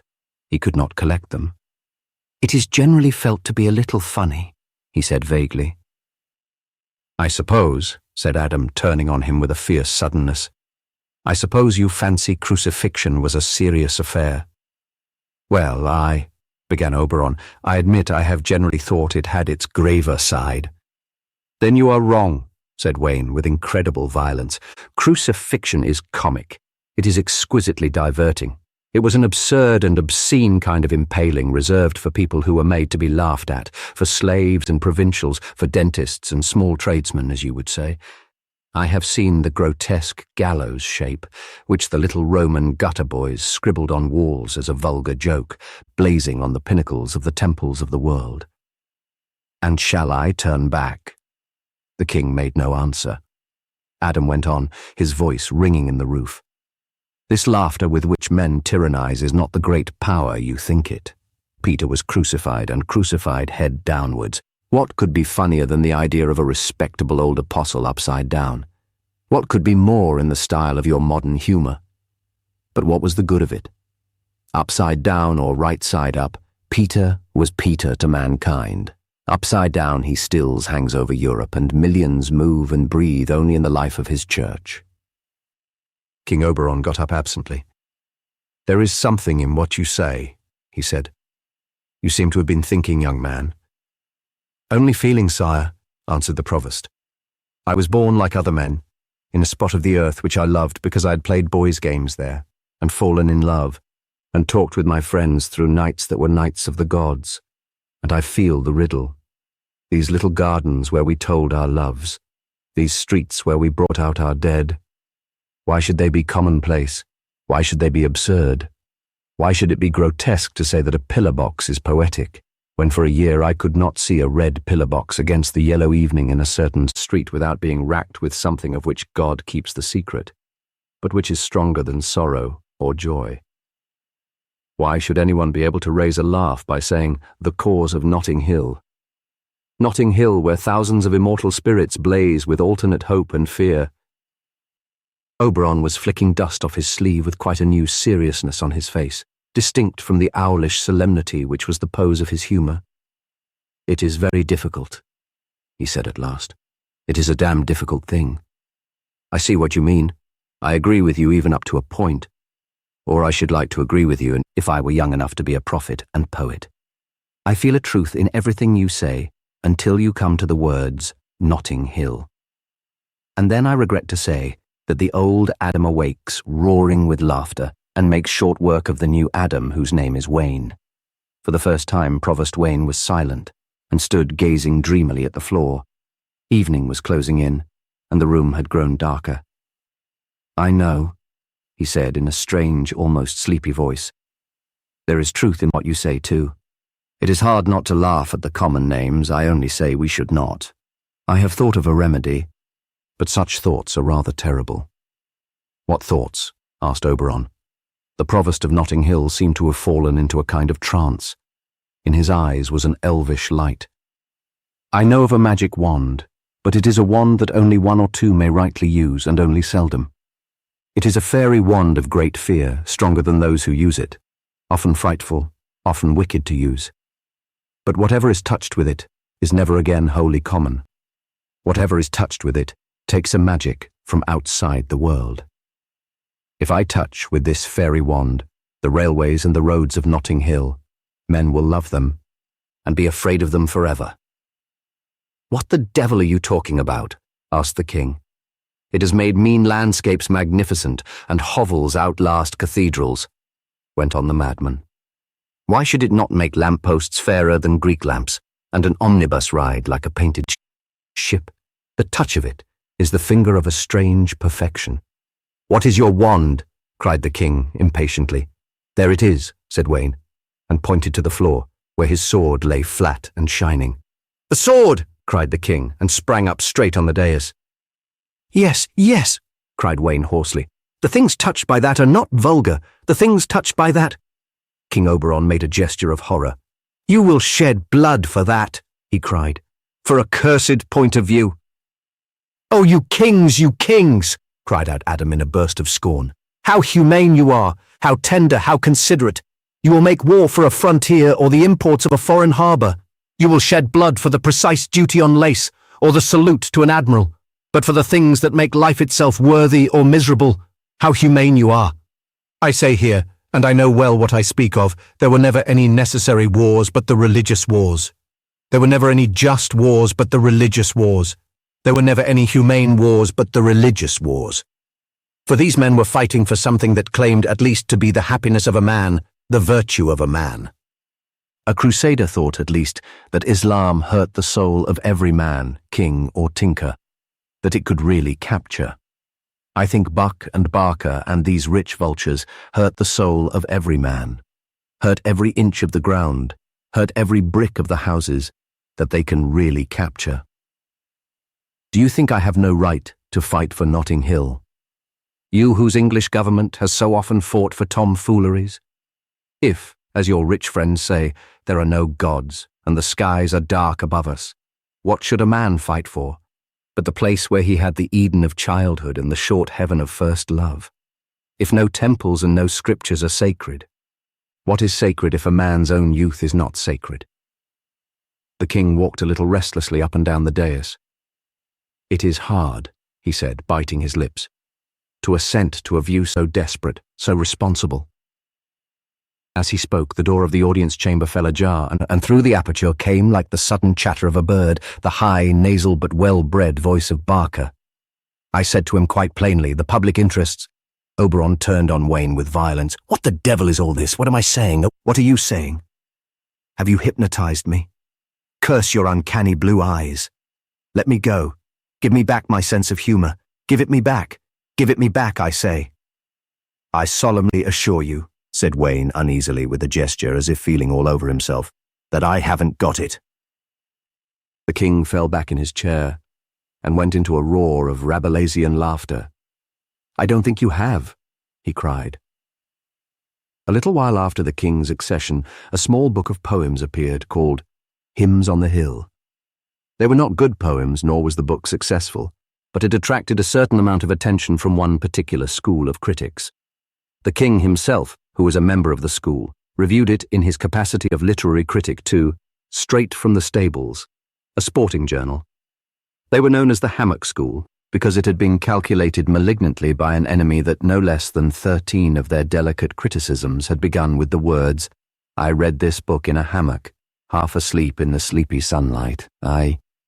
After that, there were important differences. Under these conditions, they liked everything, but especially everything silly. Next to authentic goodness in a book, they said, next to authentic goodness in a book, and that, alas, we never find, we desire a rich badness. Thus it happened that their praise, as indicating the presence of a rich badness, was not universally sought after, and authors became a little disquieted when they found the eye of the Hammock School fixed upon them with peculiar favour. The peculiarity of Hymns on the Hill was the celebration of the poetry of London as distinct from the poetry of the country. This sentiment or affectation was, of course, not uncommon in the 20th century, nor was it, although sometimes exaggerated and sometimes artificial, by any means without a great truth at its root, for there is one respect in which a town must be more poetical than the country, since it is closer to the spirit of man. For London, if it be not one of the masterpieces of man, is at least one of his sins. A street is really more poetical than a meadow, because a street has a secret. A street is going somewhere, and a meadow nowhere. But in the case of the book called Hymns on the Hill, there was another peculiarity, which the king pointed out with great acumen in his review. He was naturally interested in the matter, for he had himself published a volume of lyrics about London under his pseudonym of Daisy Daydream. This difference, as the king pointed out, consisted in the fact that while mere artificers like Daisy Daydream on whose elaborate style the king, over his signature of Thunderbolt, was perhaps somewhat too severe, thought to praise London by comparing it to the country, using nature, that is, as a background from which all poetical images had to be drawn, the more robust author of Hymns on the Hill praised the country or nature by comparing it to the town, and used the town itself as a background. "Take," said the critic, "the typically feminine lines, to the inventor of the hansom cab, poet, whose cunning carved this amorous shell, where twain may dwell." "Surely," wrote the king, "no one but a woman could have written those lines. A woman has always a weakness for nature. With her art is only beautiful as an echo or shadow of it. She is praising the hansom cab by theme and theory, but her soul is still a child by the sea, picking up shells. She can never be utterly of the town, as a man can. Indeed, do we not speak, with sacred propriety, of a man about town? Whoever spoke of a woman about town, however much physically about town a woman may be, she still models herself on nature. She tries to carry nature with her. She bids grasses to grow on her head and furry beasts to bite her about the throat. In the heart of a dim city, she models her hat on a flaring cottage garden of flowers. We, with our nobler civic sentiment, model ours on a chimney pot, the ensign of civilization. And rather than be without birds, she will commit massacre, that she may turn her head into a tree, with dead birds to sing on it. This kind of thing went on for several pages, and then the critic remembered his subject and returned to it. Poet, whose cunning carved this amorous shell, where twain may dwell. The peculiarity of these fine though feminine lines, continued Thunderbolt, is, as we have said, that they praise the hansom cab by comparing it to the shell, to a natural thing. Now, hear the author of Hymns on the Hill, and how he deals with the same subject. In his fine nocturne entitled The Last Omnibus, he relieves the rich and poignant melancholy of the theme by a sudden sense of rushing at the end. The wind round the old street corner swung sudden and quick as a cab. Here the distinction is obvious. Daisy Daydream thinks it a great compliment to a hansom cab to be compared to one of the spiral chambers of the sea, and the author of Hymns on the Hill thinks it a great compliment to the immortal whirlwind to be compared to a hackney coach. He surely is the real admirer of London. We have no space to speak of all his perfect applications of the idea, of the poem in which, for instance, a lady's eyes are compared not to stars but to two perfect street lamps guiding the wanderer. We have no space to speak of the fine lyric recalling the Elizabethan spirit, in which the poet, instead of saying that the rose and the lily contend in her complexion, says, with a purer modernism, that the red omnibus of Hammersmith and the white omnibus of Fulham fight there for the mastery. How perfect the image of two contending omnibuses. Here, somewhat abruptly, the review concluded, probably because the king had to send off his copy at that moment, as he was in some want of money. But the king was a very good critic, whatever he may have been as king, and he had, to a considerable extent, hit the right nail on the head. Hymns on the Hill was not at all like the poems originally published in praise of the poetry of London. And the reason was that it was really written by a man who had seen nothing else but London, and who regarded it, therefore, as the universe. It was written by a raw, red-headed lad of 17, named Adam Wayne, who had been born in Notting Hill. An accident in his 7th year prevented his being taken away to the seaside, and thus his whole life had been passed in his own Pump Street and in its neighbourhood. And the consequence was that he saw the street lamps as things quite as eternal as the stars. The two fires were mingled. He saw the houses as things enduring, like the mountains, and so he wrote about them as one would write about mountains. Nature puts on a disguise when she speaks to every man.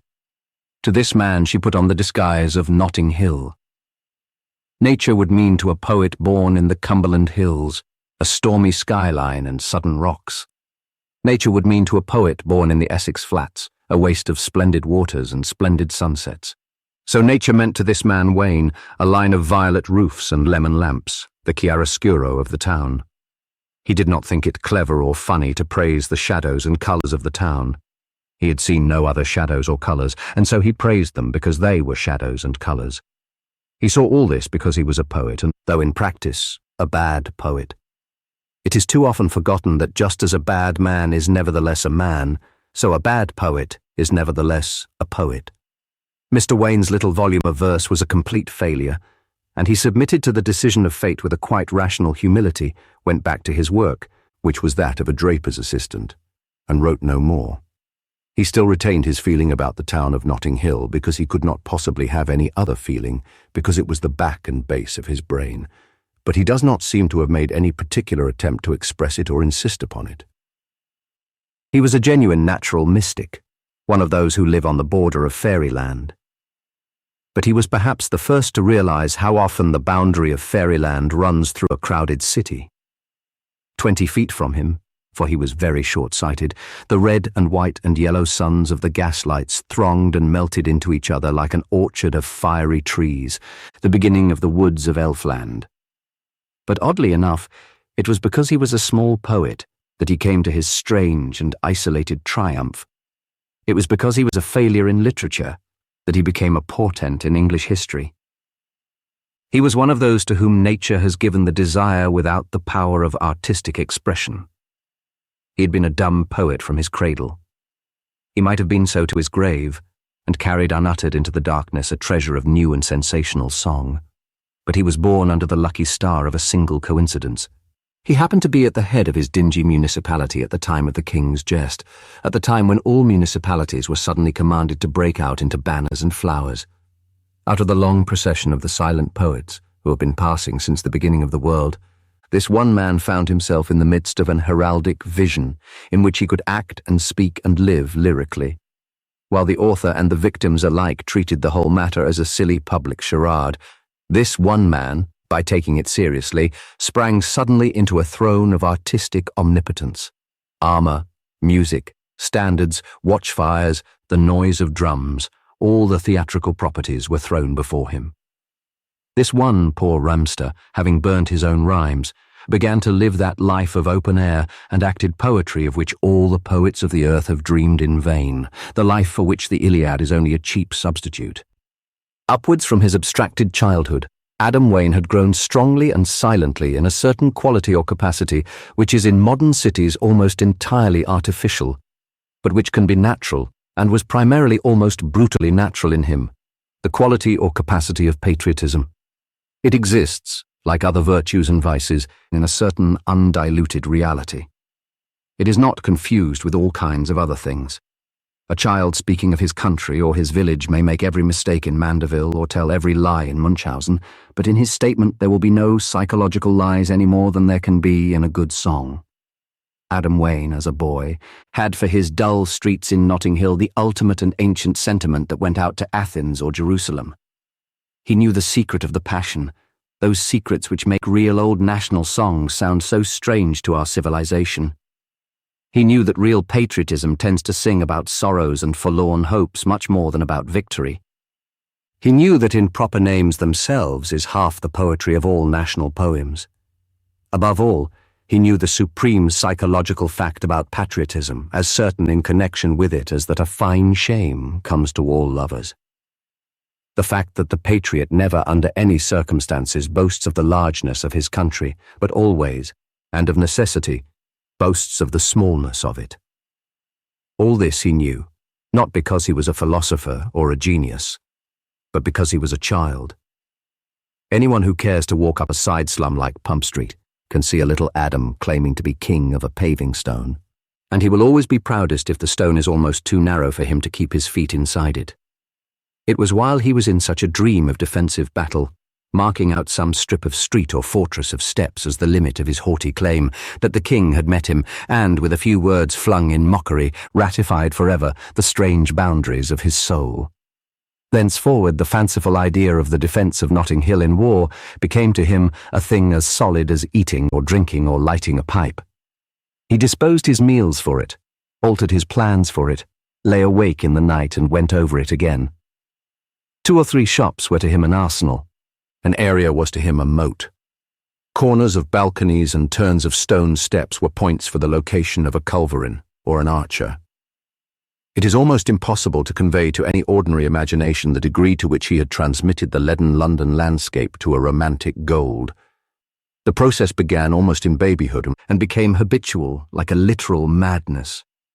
It was felt most keenly at night when London is really herself, when her lights shine in the dark like the eyes of innumerable cats, and the outline of the dark houses has the bold simplicity of blue hills. But for him, the night revealed instead of concealing, and he read all the blank hours of morning and afternoon by a contradictory phrase in the light of that darkness. To this man, at any rate, the inconceivable had happened. The artificial city had become to him nature, and he felt the curbstones and gas lamps as things as ancient as the sky. One instance may suffice. Walking along Pump Street with a friend, he said, as he gazed dreamily at the iron fence of a little front garden, how those railings stir one's blood. His friend, who was also a great intellectual admirer, looked at them painfully but without any particular emotion. He was so troubled about it that he went back quite a large number of times on quiet evenings and stared at the railings, waiting for something to happen to his blood, but without success. At last, he took refuge in asking Wayne himself. He discovered that the ecstasy lay in the one point he had never noticed about the railings even after his 6 visits, the fact that they were, like the great majority of others, in London, shaped at the top after the manner of a spear. As a child, Wayne had half unconsciously compared them with the spears in pictures of Lancelot and St. George, and had grown up under the shadow of the graphic association. Now, whenever he looked at them, they were simply the serried weapons that made a hedge of steel round the sacred homes of Notting Hill. He could not have cleansed his mind of that meaning even if he tried. It was not a fanciful comparison or anything like it. It would not have been true to say that the familiar railings reminded him of spears. It would have been far truer to say that the familiar spears occasionally reminded him of railings. A couple of days after his interview with the king, Adam Wayne was pacing like a caged lion in front of 5 shops that occupied the upper end of the disputed street. They were a grocer's, a chemist's, a barber's, an old curiosity shop and a toy shop that sold also newspapers. It was these 5 shops which his childish fastidiousness had first selected as the essentials of the Notting Hill campaign, the citadel of the city. If Notting Hill was the heart of the universe, and Pump Street was the heart of Notting Hill, this was the heart of Pump Street. The fact that they were all small and side by side realized that feeling for a formidable comfort and compactness which, as we have said, was the heart of his patriotism, and of all patriotism. The grocer, who had a wine and spirit license, was included because he could provision the garrison, the old curiosity shop because it contained enough swords, pistols, partisans, crossbows and blunderbusses to arm a whole irregular regiment. The toy and paper shop because Wayne thought a free press an essential centre for the soul of Pump Street, the chemists to cope with outbreaks of disease among the besieged, and the barber's because it was in the middle of all the rest, and the barber's son was an intimate friend and spiritual affinity. It was a cloudless October evening, settling down through purple into pure silver around the roofs and chimneys of the steep little street which looked black and sharp and dramatic. In the deep shadows, the gaslit shop fronts gleamed like 5 fires in a row, and before them, darkly outlined like a ghost against some purgatorial furnaces, passed to and from the tall bird-like figure and eagle nose of Adam Wayne. He swung his stick restlessly and seemed fitfully talking to himself. "There are, after all, enigmas," he said, "even to the man who has faith. There are doubts that remain even after the true philosophy is completed in every rung and rivet, and here is one of them. Is the normal human need, the normal human condition, higher or lower than those special states of the soul which call out a doubtful and dangerous glory, those special powers of knowledge or sacrifice which are made possible only by the existence of evil? Which should come first to our affections, the enduring sanities of peace or the half-maniacal virtues of battle? Which should come first, the man great in the daily round or the man great in emergency? Which should come first, to return to the enigma before me, the grocer or the chemist? Which is more certainly the stay of the city, the swift, chivalrous chemist, or the benignant, all-providing grocer? In such ultimate spiritual doubts, it is only possible to choose a side by the higher instincts and to abide the issue. In any case, I have made my choice. May I be pardoned if I choose wrongly, but I choose the grocer." "Good morning, sir," said the grocer, who was a middle-aged man, partially bald, with harsh red whiskers and beard, and forehead lined with all the cares of the small tradesman. "What can I do for you, sir?" Wayne removed his hat on entering the shop, with a ceremonious gesture which, slight as it was, made the tradesman eye him with the beginnings of wonder. "I come, sir," he said soberly, to appeal to your patriotism. Why, sir, said the grocer, that sounds like the times when I was a boy, and we used to have elections. You will have them again, said Wayne firmly, and far greater things. Listen, Mr. Mead. I know the temptations which a grocer has to a too cosmopolitan philosophy. I can imagine what it must be to sit all day as you do, surrounded with wares from all the ends of the earth, from strange seas that we have never sailed, and strange forests that we could not even picture. No Eastern king ever had such argosies or such cargoes coming from the sunrise and the sunset, and Solomon in all his glory was not enriched like one of you. India is at your elbow, he cried, lifting his voice and pointing his stick at a drawer of rice, the grocer making a movement of some alarm. China is before you, Demerara is behind you, America is above your head, and at this very moment, like some old Spanish admiral, you hold Tunis in your hands. Mr. Mead dropped the box of dates which he was just lifting and then picked it up again vaguely. Wayne went on with a heightened colour, but a lowered voice. I know, I say, the temptations of so international, so universal a vision of wealth. I know that it must be your danger not to fall like many tradesmen into too dusty and mechanical a narrowness, but rather to be too broad, to be too general, too liberal. If a narrow nationalism be the danger of the pastry cook, who makes his own wares under his own heavens, no less is cosmopolitanism the danger of the grocer. But I come to you in the name of that patriotism which no wanderings or enlightenments should ever wholly extinguish, and I ask you to remember Notting Hill. For after all, in this cosmopolitan magnificence, she has played no small part. Your dates may come from the tall palms of Barbary, your sugar from the strange islands of the tropics, your tea from the secret villages of the Empire of the Dragon. That this room might be furnished, forests may have been spoiled under the Southern Cross, and leviathans speared under the polar star. But you yourself, surely no inconsiderable treasure, you yourself, the brain that wields these vast interests, you yourself, at least, have grown to strength and wisdom between these grey houses and under this rainy sky. This city which made you and thus made your fortunes is threatened with war. Come forth and tell to the ends of the earth this lesson. Oil is from the north and fruits from the south. Rices are from India and spices from Ceylon. Sheep are from New Zealand and men from Notting Hill. The grocer sat for some little while with dim eyes and his mouth open, looking rather like a fish. Then he scratched the back of his head and said nothing. Then he said, Anything out of the shop, sir? Wayne looked round in a dazed way. Seeing a pile of tins of pineapple chunks, he waved his stick generally towards them. Yes, he said, I'll take those. All those, sir? Said the grocer with greatly increased interest. Yes, all those, replied Wayne, still a little bewildered, like a man splashed with cold water. Very good, sir. Thank you, sir, said the grocer with animation.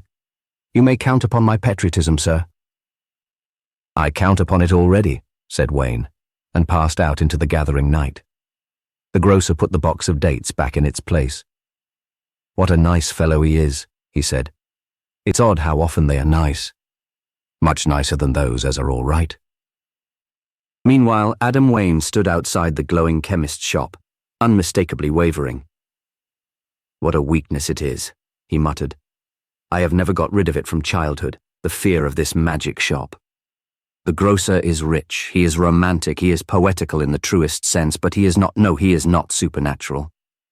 But the chemist? All the other shops stand in Notting Hill, but this stands in Elfland. Look at those great burning bowls of colour. It must be from them that God paints the sunsets. It is superhuman, and the superhuman is all the more uncanny when it is beneficent. That is the root of the fear of God, I'm afraid. But I must be a man and enter. He was a man, and entered. A short, dark young man was behind the counter with spectacles, and greeted him with a bright but entirely businesslike smile. A fine evening, sir, he said. Fine indeed, strange father, said Adam, stretching his hands somewhat forward. It is on such clear and mellow nights that your shop is most itself. Then they appear most perfect, those moons of green and gold and crimson, which from afar oft guide the pilgrim of pain and sickness to this house of merciful witchcraft. Can I get you anything? Asked the chemist. Let me see, said Wayne in a friendly but vague manner. Let me have some sal volatile. "Eightpence, tenpence, or 1 and 6pence a bottle?" said the young man genially. 1 and 6, 1 and 6, replied Wayne with a wild submissiveness. "I come to ask you, Mr. Bowles, a terrible question." He paused and collected himself. "It is necessary," he muttered. "It is necessary to be tactful and to suit the appeal to each profession in turn. I come," he resumed aloud, "to ask you a question which goes to the roots of your miraculous toils. Mr. Bowles, shall all this witchery cease?" And he waved his stick around the shop. Meeting with no answer, he continued with animation. "In Notting Hill we have felt to its core the elfish mystery of your profession, and now Notting Hill itself is threatened." "Anything more, sir?" asked the chemist. "Oh," said Wayne, somewhat disturbed. "Oh, what is it chemists sell? Quinine, I think. Thank you. Shall it be destroyed?" "I have met these men of Bayswater and North Kensington. Mr. Bowles, they are materialists. They see no witchery in your work, even when it is wrought within their own borders. They think the chemist is commonplace. They think him human." The chemist appeared to pause only a moment to take in the insult and immediately said, "And the next article, please." "Alarm!" said the Provost wildly. "I resume. It is in this sacred town alone that your priesthood is reverenced. Therefore, when you fight for us, you fight not only for yourself, but for everything you typify. You fight not only for Notting Hill, but for fairyland. For as surely as Buck and Barker and such men hold sway, the sense of fairyland in some strange manner diminishes." "Anything more, sir?" asked Mr. Bowles, with unbroken cheerfulness. "Oh yes, jujubes, Gregory powder, magnesia. The danger is imminent. In all this matter I felt that I fought not merely for my own city, though to that I owe all my blood, but for all places in which these great ideas could prevail. I am fighting not merely for Notting Hill, but for Bayswater itself, for North Kensington itself. For if the gold hunters prevail, these also will lose all their ancient sentiments and all the mystery of their national soul. I know I can count upon you." "Oh yes, sir," said the chemist with great animation. "We are always glad to oblige a good customer." Adam Wayne went out of the shop with a deep sense of fulfillment of soul. "It is so fortunate," he said, "to have tact, to be able to play upon the peculiar talents and specialities, the cosmopolitanism of the grocer and the world-old necromancy of the chemist. Where should I be without tact?" After 2 more interviews with shopmen, however, the patriot's confidence in his own psychological diplomacy began vaguely to wane. Despite the care with which he considered the peculiar rationale and the peculiar glory of each separate shop, there seemed to be something unresponsive about the shopman. Whether it was a dark resentment against the uninitiate for peeping into their Masonic magnificence, he could not quite conjecture. His conversation with the man who kept the shop of curiosities had begun encouragingly. The man who kept the shop of curiosities had indeed enchanted him with a phrase. He was standing drearily at the door of his shop, a wrinkled man with a grey pointed beard, evidently a gentleman who had come down in the world. "And how does your commerce go, you strange guardian of the past?" said Wayne affably. "Well, sir, not very well," replied the man, with that patient voice of his class, which is one of the most heartbreaking things in the world. "Things are terribly quiet." Wayne's eyes shone suddenly. "A great saying," he said, "worthy of a man whose merchandise is human history. Terribly quiet. That is in 2 words the spirit of this age, as I have felt it from my cradle. I sometimes wondered how many other people felt the oppression of this union between quietude and terror. I see blank, well-ordered streets and men in black moving about inoffensively, sullenly. It goes on day after day, and nothing happens. But to me, it is like a dream from which I might wake screaming. To me, the straightness of our life is the straightness of a thin cord stretched tight. Its stillness is terrible. It might snap with a noise like thunder. And you who sit amid the debris of the great wars, you who sit, as it were, upon a battlefield, you know that war was less terrible than this evil peace. You know that the idle lads who carried those swords under Francis or Elizabeth, the rude squire or baron who swung that mace about in Picardy or Northumberland battles, may have been terribly noisy, but were not like us, terribly quiet. Whether it was a faint embarrassment of conscience as to the original source and date of the weapons referred to, or merely an ingrained depression, The guardian of the past looked, if anything, a little more worried. "But I do not think," continued Wayne, "that this horrible silence of modernity will last, though I think for the present it will increase. What a farce is this modern liberality. Freedom of speech means practically in our modern civilization that we must only talk about unimportant things. We must not talk about religion, for that is illiberal. We must not talk about bread and cheese, for that is talking shop. We must not talk about death, for that is depressing. We must not talk about birth, for that is indelicate. It cannot last. Something must break this strange indifference, this strange dreamy egoism, this strange loneliness of millions in a crowd. Something must break it. Why should it not be you and I? Can you do nothing else but guard relics?" The shopman wore a gradually clearing expression, which would have led those unsympathetic with the cause of the Red Lion to think that the last sentence was the only one to which he had attached any meaning. "I am rather old to go into a new business," he said, "and I don't quite know what to be either." "Why not?" said Wayne, gently, having reached the crisis of his delicate persuasion. "Why not be a colonel?" It was at this point, in all probability, that the interview began to yield more disappointing results. The man appeared inclined at first to regard the suggestion of becoming a colonel as outside the sphere of immediate and relevant discussion. A long exposition of the inevitable War of Independence, coupled with the purchase of a doubtful 16th-century sword for an exaggerated price, seemed to resettle matters. Wayne left the shop, however, somewhat infected with the melancholy of its owner. That melancholy was completed at the barber's. "Shaving, sir?" inquired that artist from inside his shop. "War!" replied Wayne, standing on the threshold. "I beg your pardon," said the other sharply. "War," said Wayne warmly.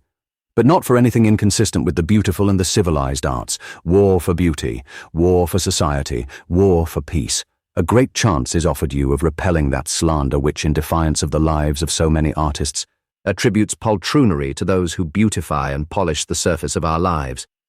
Why should not hairdressers be heroes? Why should not— Now you get out," said the barber irascibly. "We don't want any of your sort here. You get out." And he came forward with the desperate annoyance of a mild person when enraged.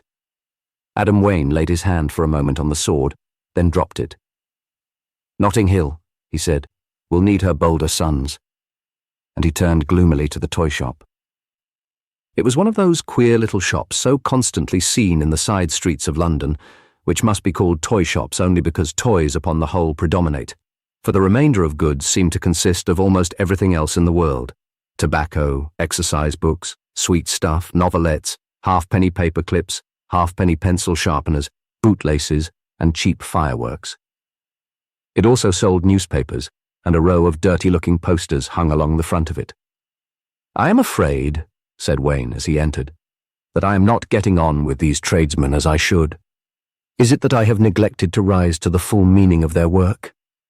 Is there some secret buried in each of these shops which no mere poet can discover?" He stepped to the counter with a depression which he rapidly conquered as he addressed the man on the other side of it, a man of short stature and hair prematurely white and the look of a large baby. "Sir," said Wayne, "I am going from house to house in this street of ours, seeking to stir up some sense of the danger which now threatens our city. Nowhere have I felt my duty so difficult as here, for the toy shopkeeper has to do with all that remains to us of Eden before the first wars began. You sit here meditating continually upon the wants of that wonderful time when every staircase leads to the stars, and every garden path to the other end of nowhere. Is it thoughtlessly, do you think, that I strike the dark old drum of peril in the paradise of children? But consider a moment, do not condemn me hastily. Even that paradise itself contains the rumour or beginning of that danger, just as the Eden that was made for perfection contained the terrible tree. For judge childhood even by your own arsenal of its pleasures. You keep bricks. You make yourself thus, doubtless, the witness of the constructive instinct older than the destructive. You keep dolls. You make yourself the priest of that divine idolatry.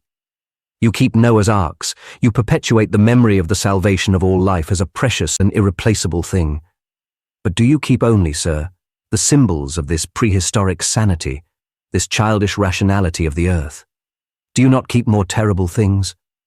What are those boxes, seemingly of lead soldiers that I see in that glass case? Are they not witnesses to that terror and beauty, that desire for a lovely death, which could not be excluded even from the immortality of Eden? Do not despise the lead soldiers, Mr. Turnbull. I don't, said Mr. Turnbull of the toy shop shortly but with great emphasis. I'm glad to hear it, replied Wayne. I confess that I feared for my military schemes the awful innocence of your profession. How, I thought to myself, will this man, used only to the wooden swords that give pleasure, think of the steel swords that give pain? But I'm at least partly reassured. Your tone suggests to me that I have at least the entry of a gate of your fairyland, the gate through which the soldiers enter, for it cannot be denied. I ought, sir, no longer to deny that it is of soldiers that I come to speak. Let your gentle employment make you merciful towards the troubles of the world. Let your own silvery experience tone down our sanguine sorrows, for there is war in Notting Hill. The little toy shop keeper sprang up suddenly, slapping his fat hands like two fans on the counter. War?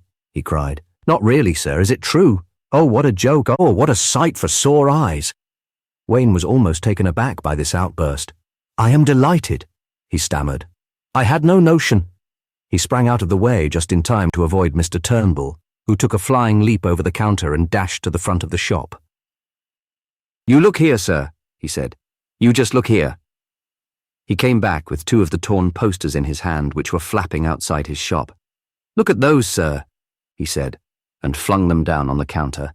Wayne bent over them and read on one, last fighting, reduction of the central dervish city, remarkable, etc. On the other, he read, last small republic annexed, Nicaraguan capital surrenders after a month's fighting, great slaughter. Wayne bent over them again, evidently puzzled. Then he looked at the dates. They were both dated in August 15 years before. Why do you keep these old things? He said, startled entirely out of his absurd tact of mysticism. Why do you hang them outside your shop? Because, said the other simply, they are the records of the last war. You mentioned war just now. It happens to be my hobby. Wayne lifted his large blue eyes with an infantile wonder. Come with me, said Turnbull shortly, and led him into a parlour at the back of the shop. In the centre of the parlour stood a large deal table. On it were set rows and rows of the tin and lead soldiers which were part of the shopkeeper's stock. The visitor would have thought nothing of it if it had not been for a certain odd grouping of them, which did not seem either entirely commercial or entirely haphazard. You are acquainted, no doubt, said Turnbull, turning his big eyes upon Wayne. You are acquainted, no doubt, with the arrangement of the American and Nicaraguan troops in the last battle. And he waved his hand towards the table. I'm afraid not, said Wayne. You were at that time occupied too much, perhaps, with the dervish affair. You will find it in this corner. And he pointed to a part of the floor where there was another arrangement of children's soldiers grouped here and there. You seem, said Wayne, to be interested in military matters. I am interested in nothing else, answered the toy shop keeper simply. Wayne appeared convulsed with a singular, suppressed excitement. In that case, he said, I may approach you with an unusual degree of confidence.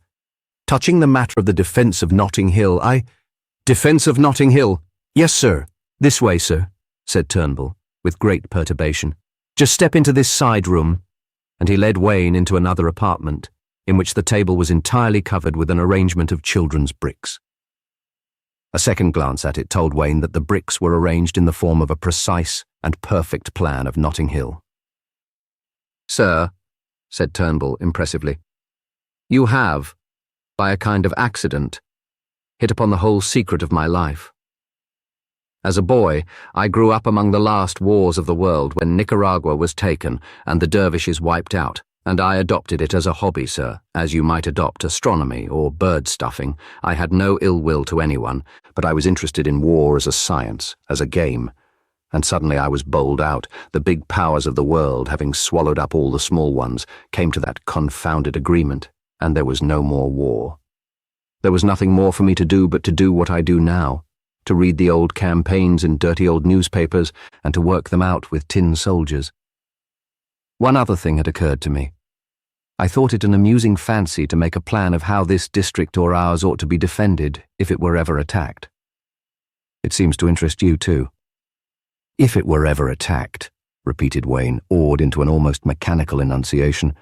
Mr. Turnbull, it is attacked. Thank heaven I am bringing to at least one human being the news that is at bottom the only good news to any son of Adam. Your life has not been useless. Your work has not been play. Now when the hair is already grey on your head, Turnbull, you shall have your youth.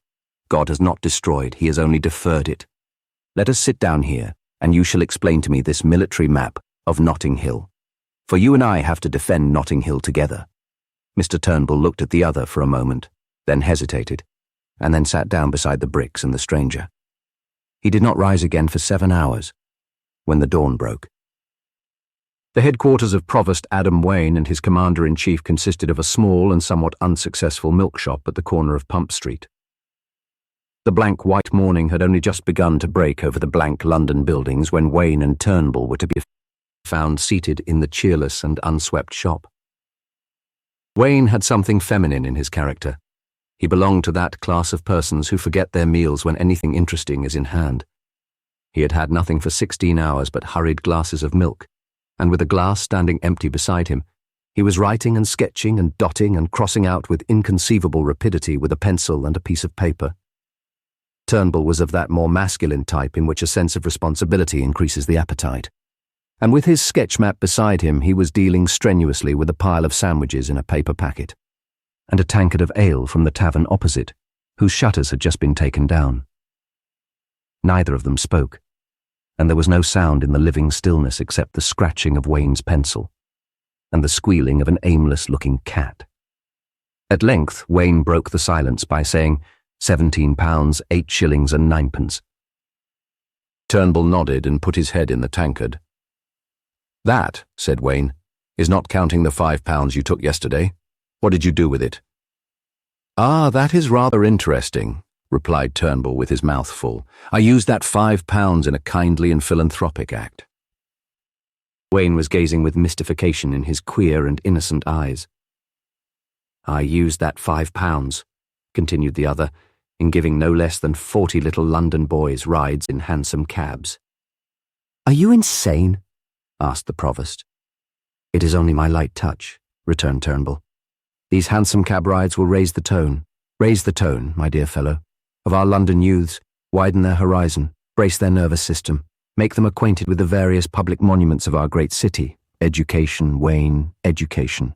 How many excellent thinkers have pointed out that political reform is useless until we produce a cultured populace, so that 20 years hence, when these boys are grown up— Mad! Said Wayne, laying down his pencil, and £5 gone. You are in error, explained Turnbull. You grave creatures can never be brought to understand how much quicker work really goes with the assistance of nonsense and good meals. Stripped of its decorative beauties, my statement was strictly accurate. Last night, I gave 40 half-crowns to 40 little boys and sent them all over London to take hansom cabs. I told them in every case to tell the cabman to bring them to this spot. In half an hour from now, the declaration of war will be posted up. At the same time, the cabs will have begun to come in. You will have ordered out the guard. The little boys will drive up in state. We shall commandeer the horses for cavalry, use the cabs for barricade, and give the men the choice between serving in our ranks and detention in our basements and cellars. The little boys we can use as scouts. The main thing is that we start the war with an advantage unknown in all the other armies, horses. And now, he said, finishing his beer, I will go and drill the troops. And he walked out of the milk shop, leaving the Provost staring. A minute or two afterwards, the Provost laughed.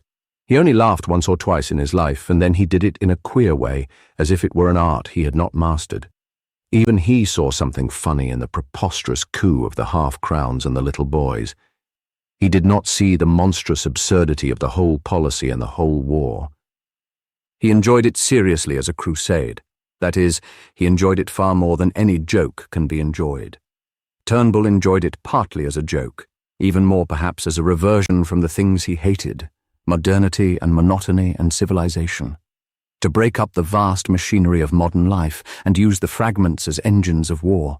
to make the barricade of omnibuses and points of vantage of chimney pots, was to him a game worth infinite risk and trouble. He had that rational and deliberate preference which will always, to the end, trouble the peace of the world, the rational and deliberate preference for a short life and a merry one. An earnest and eloquent petition was sent up to the king signed with the names of Wilson, Barker, Buck, Swindon, and others.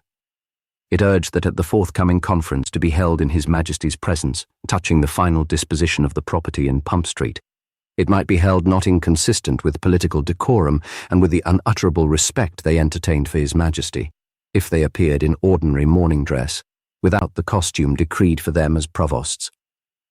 So it happened that the company appeared at that council in frock coats, and that the king himself limited his love of ceremony to appearing, after his not unusual manner, in evening dress with one order, in this case not the garter, but the button of the club of old Clipper's best pals, a decoration obtained, with difficulty, from a halfpenny boy's paper.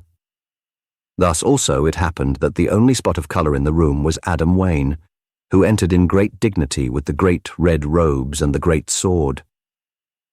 "We have met," said Oberon, "to decide the most arduous of modern problems. May we be successful." And he sat down gravely. Buck turned his chair a little and flung one leg over the other. "Your Majesty," he said quite good-humouredly, "there is only one thing I can't understand, and that is why this affair is not settled in 5 minutes. Here's a small property which is worth 1,000 to us and is not worth 100 to anyone else. We offer the 1,000. It's not businesslike, I know, for we ought to get it for less, and it's not reasonable and it's not fair on us, but I'm damned if I can see why it's difficult." "The difficulty may be very simply stated," said Wayne. "You may offer 1,000,000 and it will be very difficult for you to get Pump Street." "But look here, Mr. Wayne," cried Barker, striking in with a kind of cold excitement. "Just look here. You've no right to take up a position like that. You've a right to stand out for a bigger price, but you aren't doing that. You're refusing what you and every sane man knows to be a splendid offer simply from malice or spite. It must be malice or spite. And that kind of thing is really criminal. It's against the public good. The king's government would be justified in forcing you." With his lean fingers spread on the table, he stared anxiously at Wayne's face, which did not move. "In forcing you? It would," he repeated. "It shall," said Buck shortly, turning to the table with a jerk. "We have done our best to be decent." Wayne lifted his large eyes slowly. "Was it my Lord Buck," he inquired, "who said that the King of England shall do something?" Buck flushed and said testily, "I mean it must, it ought to. As I say, we've done our best to be generous.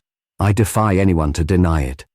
As it is, Mr. Wayne, I don't want to say a word that's uncivil. I hope it's not uncivil to say that you can be, and ought to be, in jail.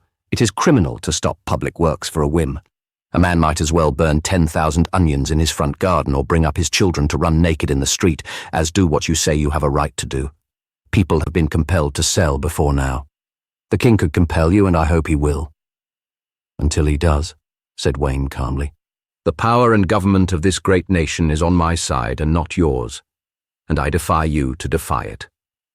"In what sense?" cried Barker with his feverish eyes and hands. "Is the government on your side?" With one ringing movement, Wayne unrolled a great parchment on the table. It was decorated down the sides with wild watercolour sketches of vestrymen in crowns and wreaths. "The Charter of the Cities," he began. Buck exploded in a brutal oath and laughed. "That tomfool's joke.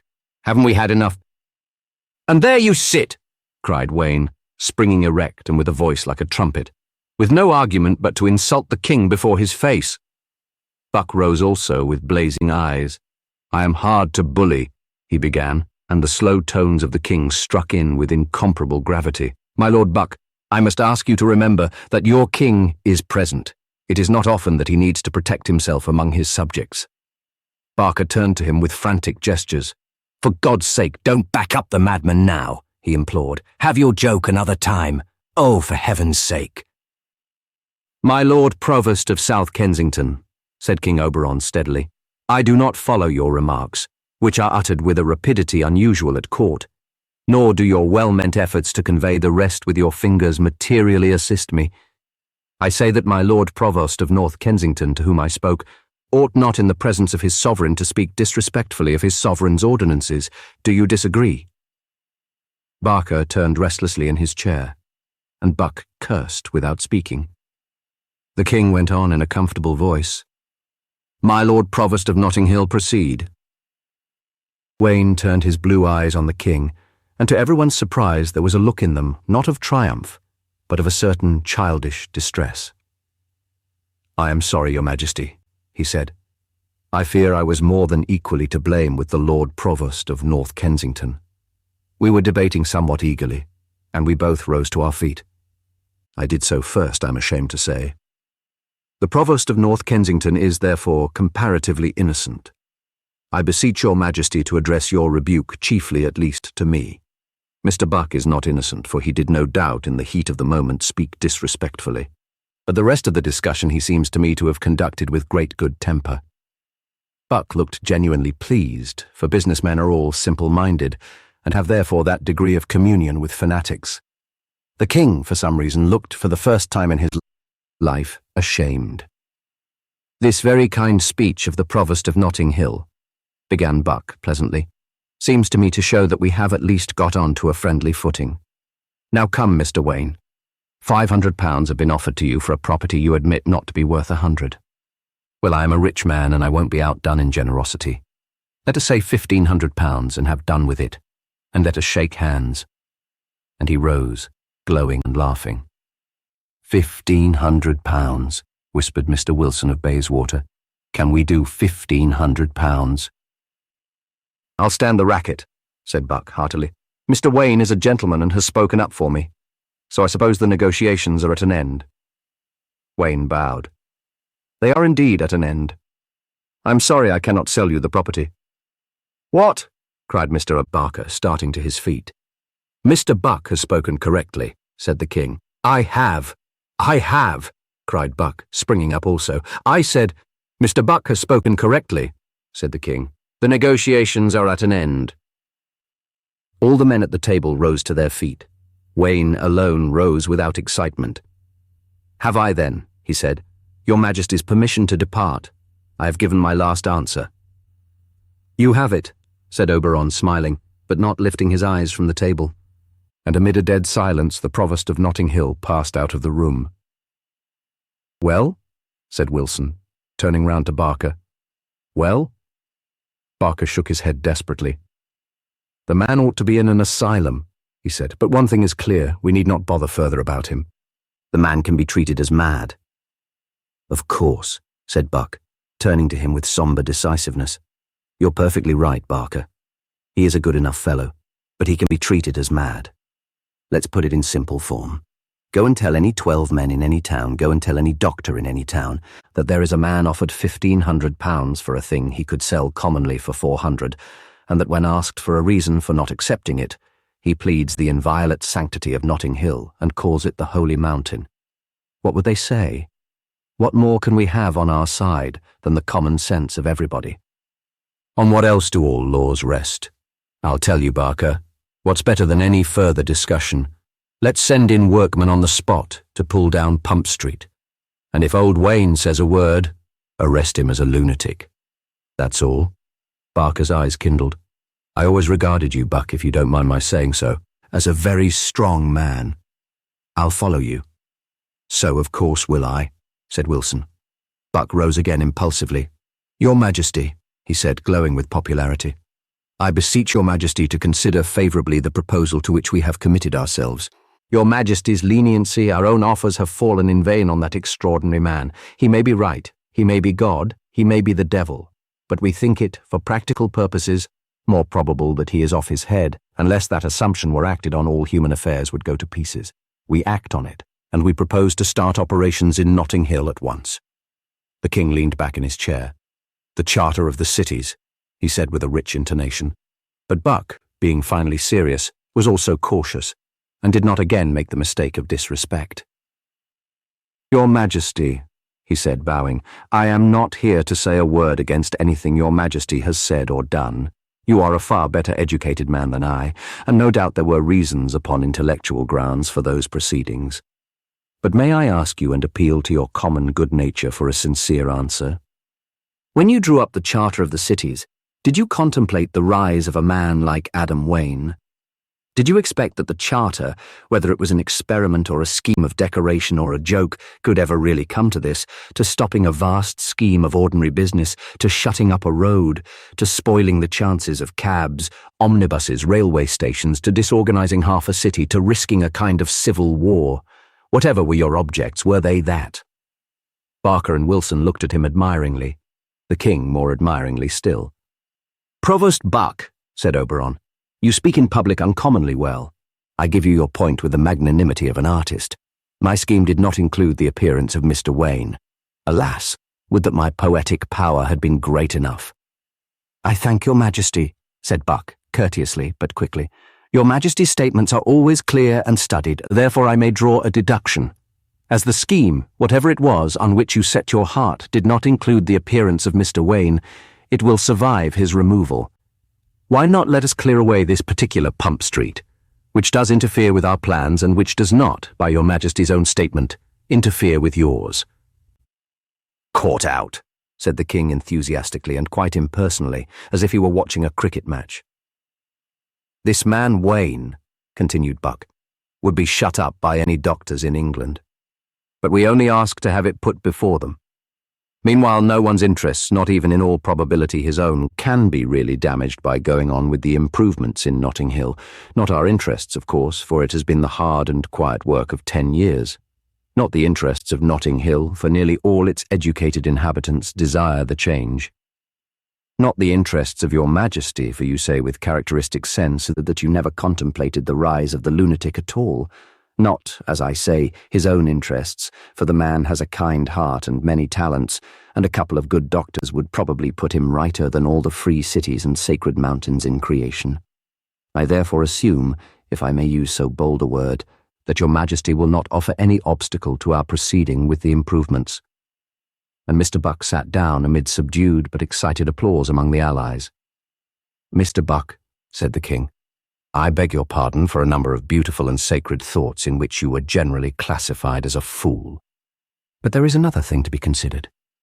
Suppose you send in your workmen, and Mr. Wayne does a thing regrettable indeed, but of which, I am sorry to say, I think him quite capable. Knocks their teeth out?" "I have thought of that, your Majesty," said Mr. Buck easily, "and I think it can simply be guarded against." "Let us send in a strong guard of, say, 100 men.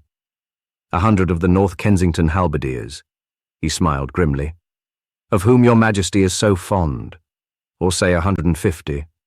The whole population of Pump Street, I fancy, is only about 100. "Still they might stand together and lick you," said the king dubiously. "Then say 200, said Buck gaily. "It might happen," said the king restlessly, "that one Notting Hiller fought better than 2 North Kensingtons." "It might," said Buck coolly. "Then say 250. The king bit his lip. "And if they are beaten too?" he said viciously. "Your Majesty," said Buck, and leaned back easily in his chair. "Suppose they are. If anything be clear, it is clear that all fighting matters are mere matters of arithmetic. Here we have 150, say, of Notting Hill soldiers, or say 200. If one of them can fight 2 of us, we can send in, not 400, but 600 and smash him. That is all. It is out of all immediate probability that one of them could fight 4 of us, so what I say is this. Run no risks, finish it at once, send in 800 men and smash him almost without seeing him, and go on with the improvements." And Mr. Buck pulled out a bandana and blew his nose. "Do you know, Mr. Buck," said the king, staring gloomily at the table, "the admirable clearness of your reason produces in my mind a sentiment which I trust I shall not offend you by describing as an aspiration to punch your head. You irritate me sublimely. What can it be in me?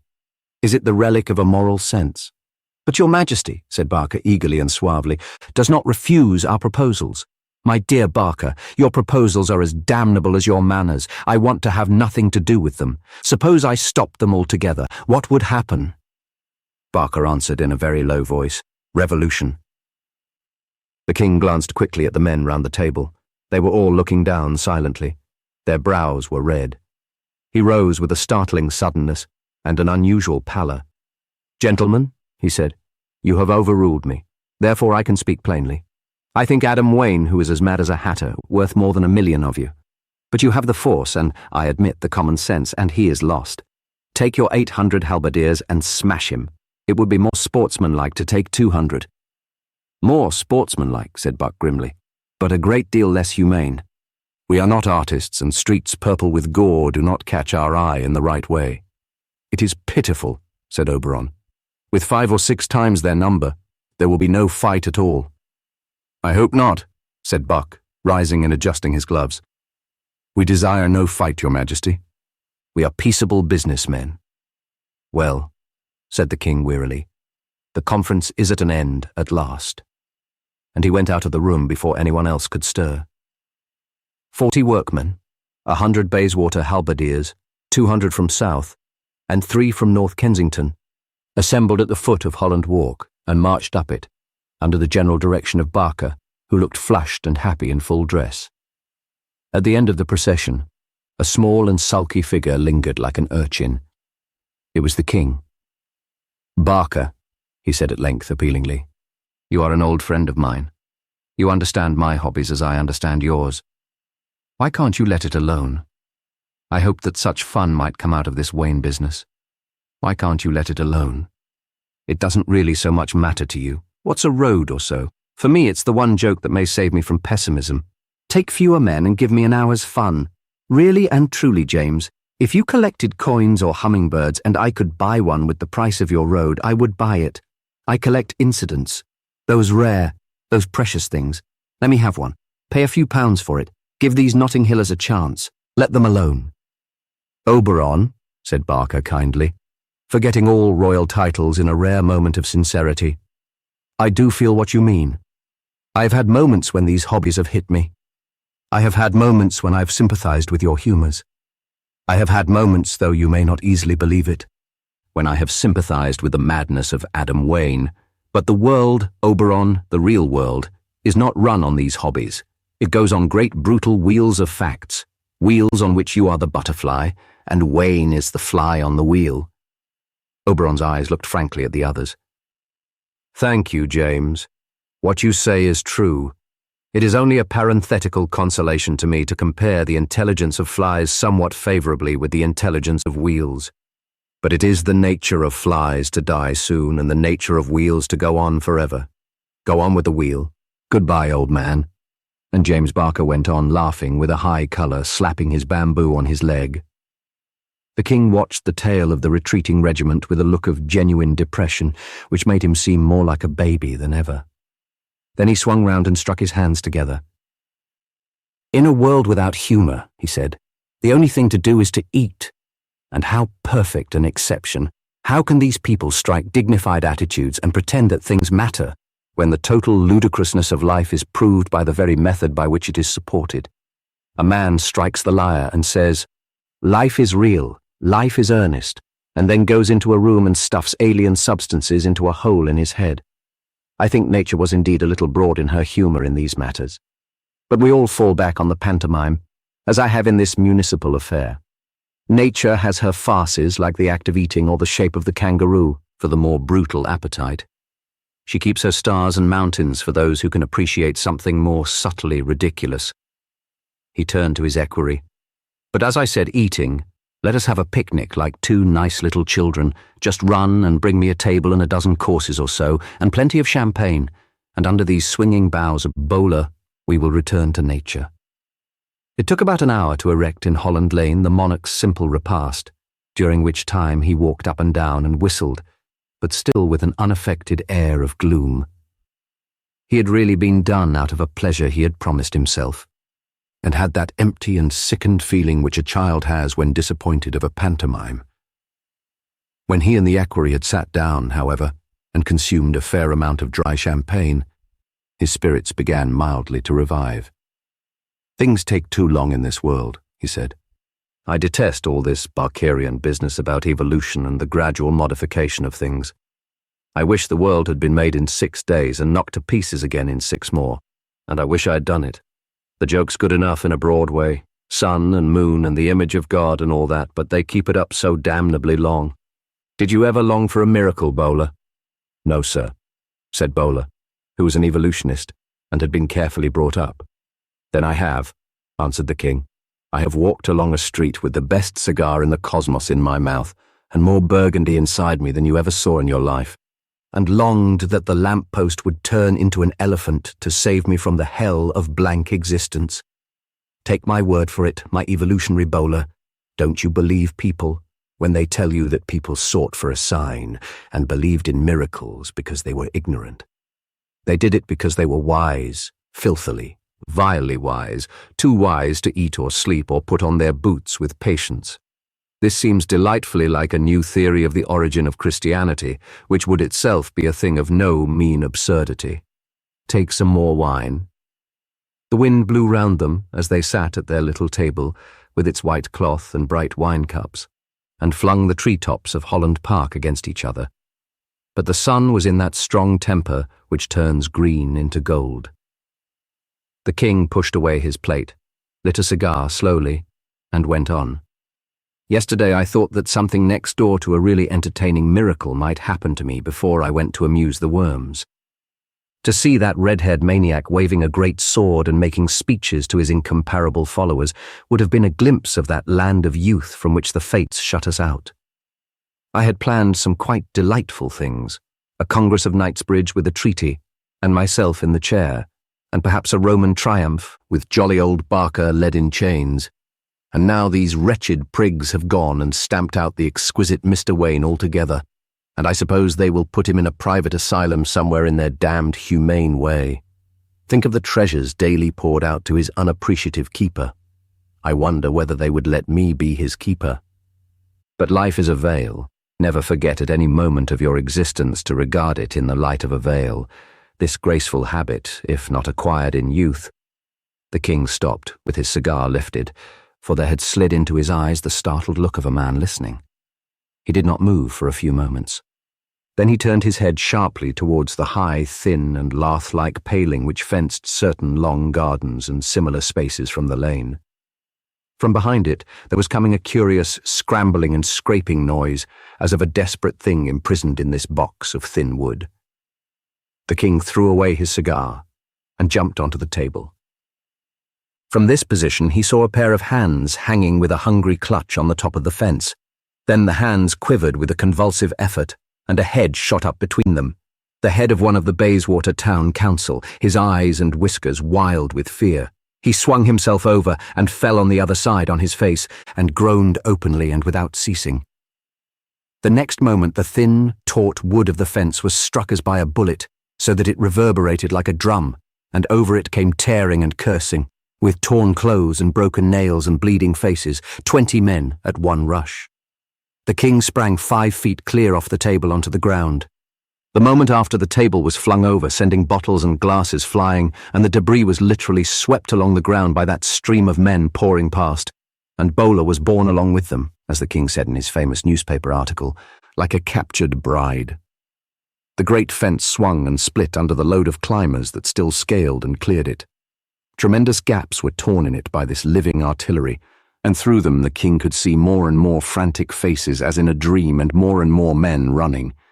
They were as miscellaneous as if someone had taken the lid off a human dustbin.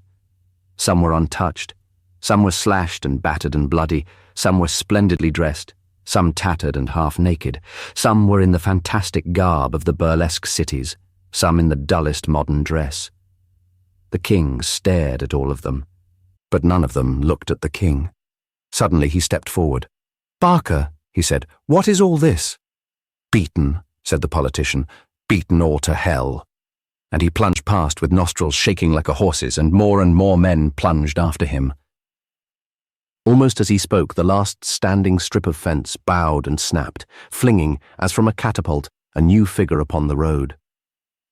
He wore the flaming red of the halberdiers of Notting Hill, and on his weapon there was blood, and in his face, victory. In another moment masses of red glowed through the gaps of the fence, and the pursuers, with their halberds, came pouring down the lane. Pursued and pursuers alike swept by the little figure with the owlish eyes, who had not taken his hands out of his pockets. The king had still little beyond the confused sense of a man caught in a torrent, the feeling of men eddying by. Then something happened which he was never able afterwards to describe, and which we cannot describe for him. Suddenly, in the dark entrance between the broken gates of a garden, there appeared framed a flaming figure. Adam Wayne, the conqueror, with his face flung back and his mane like a lion's, stood with his great sword point upwards, the red raiment of his office flapping round him like the red wings of an archangel. And the king saw, he knew not how, something new and overwhelming. The great green trees and the great red robes swung together in the wind. The sword seemed made for the sunlight. The preposterous masquerade, born of his own mockery, towered over him and embraced the world. This was the normal. This was sanity. This was nature. And he himself, with his rationality and his detachment and his black frock coat, he was the exception and the accident, a blot of black upon a world of crimson and gold. Mr. Buck, who, though retired, frequently went down to his big drapery stores in Kensington High Street, was locking up those premises, being the last to leave. It was a wonderful evening of green and gold, but that did not trouble him very much. If you had pointed it out, he would have agreed seriously, for the rich always desire to be artistic. He stepped out into the cool air, buttoning up his light yellow coat and blowing great clouds from his cigar, when a figure dashed up to him in another yellow overcoat, but unbuttoned and flying behind him. "Hello, Barker," said the draper. "Any of our summer articles? You're too late. Factory Acts, Barker. Humanity and Progress, my boy." "Oh, don't chatter," cried Barker, stamping. "We've been beaten." "Beaten? By what?" asked Buck, mystified. "By Wayne." Buck looked at Barker's fierce white face for the first time as it gleamed in the lamplight. "Come and have a drink," he said. They adjourned to a cushioned and glaring buffet, and Buck established himself slowly and lazily in a seat and pulled out his cigar case. "Have a smoke," he said. Barker was still standing and on the fret, but after a moment's hesitation, he sat down as if he might spring up again the next minute. They ordered drinks in silence. "How did it happen?" asked Buck, turning his big bold eyes on him. "How the devil do I know?" cried Barker. "It happened like a dream. How can 200 men beat 600? How can they?" "Well," said Buck coolly, "how did they? You ought to know." "I don't know, I can't describe," said the other, drumming on the table. "It seemed like this. We were 600 and marched with those damned poleaxes of Oberon's, the only weapons we've got. We marched 2 abreast. We went up Holland Walk between the high palings which seemed to me to go straight as an arrow for Pump Street. I was near the tail of the line, and it was a long one. When the end of it was still between the high palings, the head of the line was already crossing Holland Park Avenue. Then the head plunged into the network of narrow streets on the other side, and the tail and myself came out on the great crossing. When we also had reached the northern side and turned up a small street that points, crookedly as it were, towards Pump Street, the whole thing felt different. The streets dodged and bent so much that the head of our line seemed lost altogether. It might as well have been in North America. And all this time we hadn't seen a soul. Buck, who was idly dabbing the ash of his cigar on the ashtray, began to move it deliberately over the table, making feathery grey lines, a kind of map. But though the little streets were all deserted, which got a trifle on my nerves, as we got deeper and deeper into them, a thing began to happen that I couldn't understand. Sometimes a long way ahead, 3 turns or corners ahead, as it were, there broke suddenly a sort of noise, clattering and confused cries, and then stopped. Then, when it happened, something, I can't describe it, a kind of shake or stagger went down the line, as if the line were a live thing, whose head had been struck, or had been an electric cord. None of us knew why we were moving, but we moved and jostled. Then we recovered and went on through the little dirty streets, round corners and up twisted ways. The little crooked streets began to give me a feeling I can't explain, as if it were a dream. I felt as if things had lost their reason and we should never get out of the maze. Odd to hear me talk like that, isn't it? The streets were quite well-known streets, all down on the map. But the fact remains. I wasn't afraid of something happening. I was afraid of nothing ever happening for all God's eternity. He drained his glass and called for more whiskey. He drank it and went on. And then something did happen. Buck, it's the solemn truth that nothing has ever happened to you in your life. Nothing had ever happened to me in my life. Nothing ever happened, said Buck, staring. What do you mean? Nothing has ever happened, repeated Barker with a morbid obstinacy. You don't know what a thing happening means. You sit in your office expecting customers, and customers come. You walk in the street expecting friends, and friends meet you. You want a drink and get it. You feel inclined for a bet and make it. You expect either to win or lose, and you do either one or the other. But things happening. And he shuddered ungovernably. Go on, said Buck shortly. Get on. As we walked wearily round the corners, something happened. When something happens, it happens first, and you see it afterwards. It happens of itself, and you have nothing to do with it. It proves a dreadful thing, that there are other things besides one's self. I can only put it in this way. We went round 1 turning, 2 turnings, 3 turnings, 4 turnings, 5. Then I lifted myself slowly up from the gutter where I had been shot half senseless, and was beaten down again by living men crashing on top of me, and the world was full of roaring, and big men rolling about like 9 pins. Buck looked at his map with knitted brows. Was that Portobello Road? He asked. Yes, said Buck. Yes, Portobello Road. I saw it afterwards, but my God, what a place it was.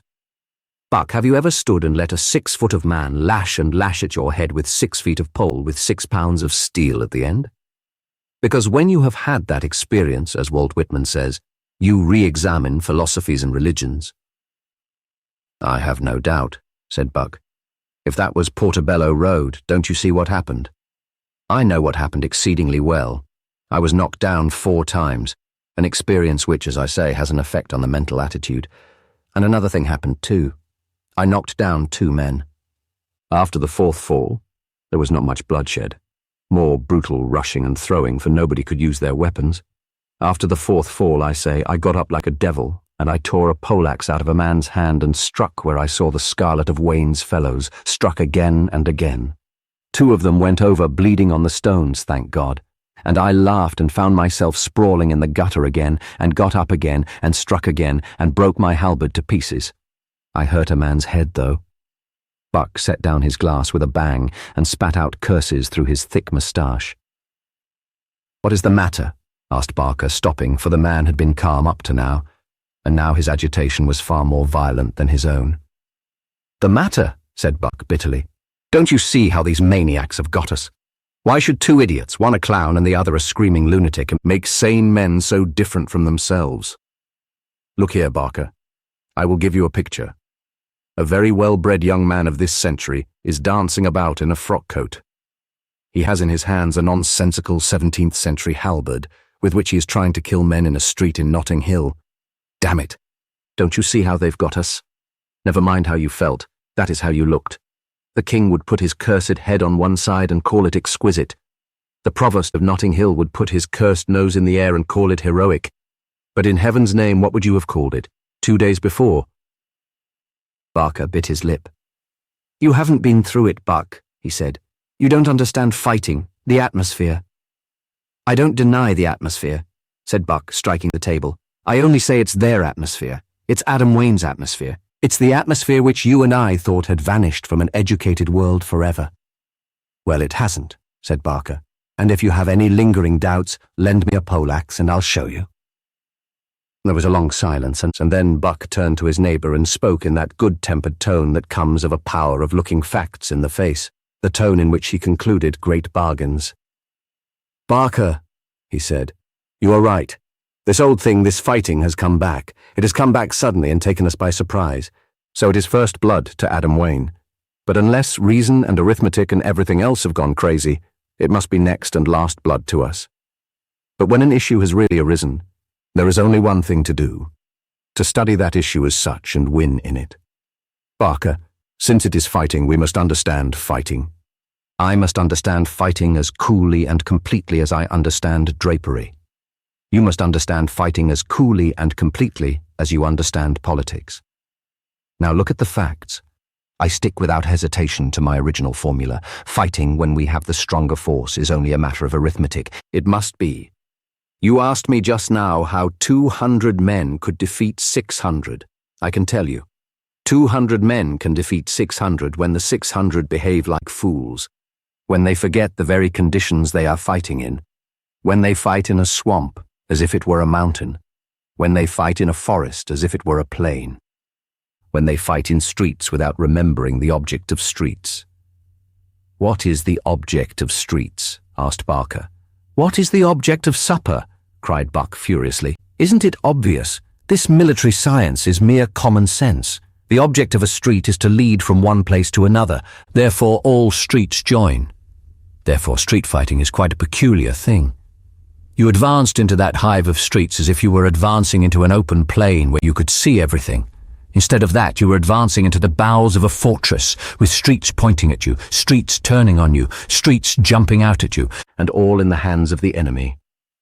Do you know what Portobello Road is? It is the only point on your journey where two side streets run up opposite each other. Wayne massed his men on the two sides, and when he had let enough of your line go past, cut it in two like a worm. Don't you see what would have saved you? Barker shook his head. Can't your atmosphere help you? Asked Buck bitterly. Must I attempt explanations in the romantic manner? Suppose that, as you were fighting blindly with the red Notting Hillers who imprisoned you on both sides, you had heard a shout from behind them. Suppose, oh romantic Barker, that behind the red tunics you had seen the blue and gold of South Kensington taking them in the rear, surrounding them in their turn and hurling them onto your halberds. If the thing had been possible, began Barker, cursing. The thing would have been as possible, said Buck simply. As simple as arithmetic. There are a certain number of street entries that lead to Pump Street. There are not 900. There are not 9 million. They do not grow in the night. They do not increase like mushrooms. It must be possible, with such an overwhelming force as we have, to advance by all of them at once. In every one of the arteries or approaches, we can put almost as many men as Wayne can put into the field altogether. Once do that, and we have him to demonstration. It is like a proposition of Euclid. You think that is certain? Said Barker, anxious but dominated delightfully. I'll tell you what I think, said Buck, getting up jovially. I think Adam Wayne made an uncommonly spirited little fight, and I think I am confoundedly sorry for him. Buck, you are a great man, cried Barker, rising also. You've knocked me sensible again. I am ashamed to say it, but I was getting romantic. Of course, what you say is adamantine sense. Fighting, being physical, must be mathematical. We were beaten because we were neither mathematical nor physical nor anything else, because we deserved to be beaten. Hold all the approaches, and with our force we must have him. When shall we open the next campaign? Now, said Buck, and walked out of the bar. Now, cried Barker, following him eagerly. Do you mean now? It is so late. Buck turned on him, stamping. Do you think fighting is under the Factory Acts? He said, and he called a cab. Notting Hill Gate Station, he said, and the two drove off. A genuine reputation can sometimes be made in an hour. Buck, in the next 60 or 80 minutes, showed himself a really great man of action. His cab carried him like a thunderbolt from the King to Wilson, from Wilson to Swindon, from Swindon to Barker again. If his course was jagged, it had the jaggedness of the lightning. Only two things he carried with him: his inevitable cigar and the map of North Kensington and Notting Hill. There were, as he again and again pointed out, with every variety of persuasion and violence, only 9 possible ways of approaching Pump Street within a quarter of a mile round it. 3 out of Westbourne Grove, 2 out of Ladbroke Grove, and 4 out of Notting Hill High Street. And he had detachments of 200 each, stationed at every one of the entrances before the last green of that strange sunset had sunk out of the black sky. The sky was particularly black, and on this alone was one false protest raised against the triumphant optimism of the Provost of North Kensington. He overruled it with his infectious common sense.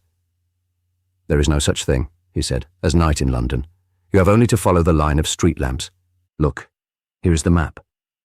200 purple North Kensington soldiers under myself march up Ossington Street, 200 more under Captain Bruce of the North Kensington Guard up Clanricarde Gardens, 200 yellow West Kensingtons under Provost Swindon attack from Pembridge Road, 200 more of my men from the eastern streets leading away from Queen's Road. 2 detachments of yellows enter by 2 roads from Westbourne Grove. Lastly, 200 green Bayswaters come down from the north through Chepstow Place, and 200 more under Provost Wilson himself through the upper part of Pembridge Road. Gentlemen, it is made in 2 moves. The enemy must either mass in Pump Street and be cut to pieces, or they must retreat past the Gaslight and Coke Company and rush on my 400, or they must retreat past St. Luke's Church and rush on the 600 from the west. Unless we are all mad, it's plain. Come on. To your quarters and await Captain Brace's signal to advance. Then you have only to walk up a line of gas lamps and smash this nonsense by pure mathematics. Tomorrow we shall all be civilians again. His optimism glowed like a great fire in the night, and ran round the terrible ring in which Wayne was now held helpless. The fight was already over. One man's energy for 1 hour had saved the city from war. For the next 10 minutes, Buck walked up and down silently beside the motionless clump of his 200. He had not changed his appearance in any way except to sling across his yellow overcoat a case with a revolver in it, so that his light-clad modern figure showed up oddly beside the pompous purple uniforms of his halberdiers, which darkly but richly coloured the black night. At length a shrill trumpet rang from some way up the street. It was the signal of advance. Buck briefly gave the word, and the whole purple line, with its dimly shining steel, moved up the side alley. Before it was a slope of street, long, straight, and shining in the dark. It was a sword pointed at Pump Street, the heart at which 9 other swords were pointed that night. A quarter of an hour's silent marching brought them almost within earshot of any tumult in the doomed citadel. But still there was no sound, and no sign of the enemy. This time, at any rate, they knew that they were closing in on it mechanically, and they marched on under the lamplight and the dark, without any of that eerie sense of ignorance which Barker had felt when entering the hostile country by one avenue alone. "Halt! Point arms!" cried Buck suddenly, and as he spoke, there came a clatter of feet tumbling along the stones. But the halberds were levelled in vain. The figure that rushed up was a messenger from the contingent of the north. "Victory, Mr. Buck!" he cried, panting. "They are ousted. Provost Wilson of Bayswater has taken Pump Street." Buck ran forward in his excitement. "Then, which way are they retreating? It must be either by St. Luke's to meet Swindon or by the gas company to meet us. Run like mad to Swindon and see that the yellows are holding the St. Luke's Road. We will hold this, never fear. We have them in an iron trap. Run!" As the messenger dashed away into the darkness, the great guard of North Kensington swung on with the certainty of a machine. Yet scarcely 100 yards further, their halberd points again fell in line, gleaming in the gaslight, for again a clatter of feet was heard on the stones, and again it proved to be only the messenger. "Mr. Provost," he said, "the yellow West Kensingtons have been holding the road by St. Luke's for 20 minutes since the capture of Pump Street. Pump Street is not 200 yards away. They cannot be retreating down that road." "Then they are retreating down this," said Provost Buck with a final cheerfulness, "and by good fortune down a well-lighted road, though it twists about. Forward."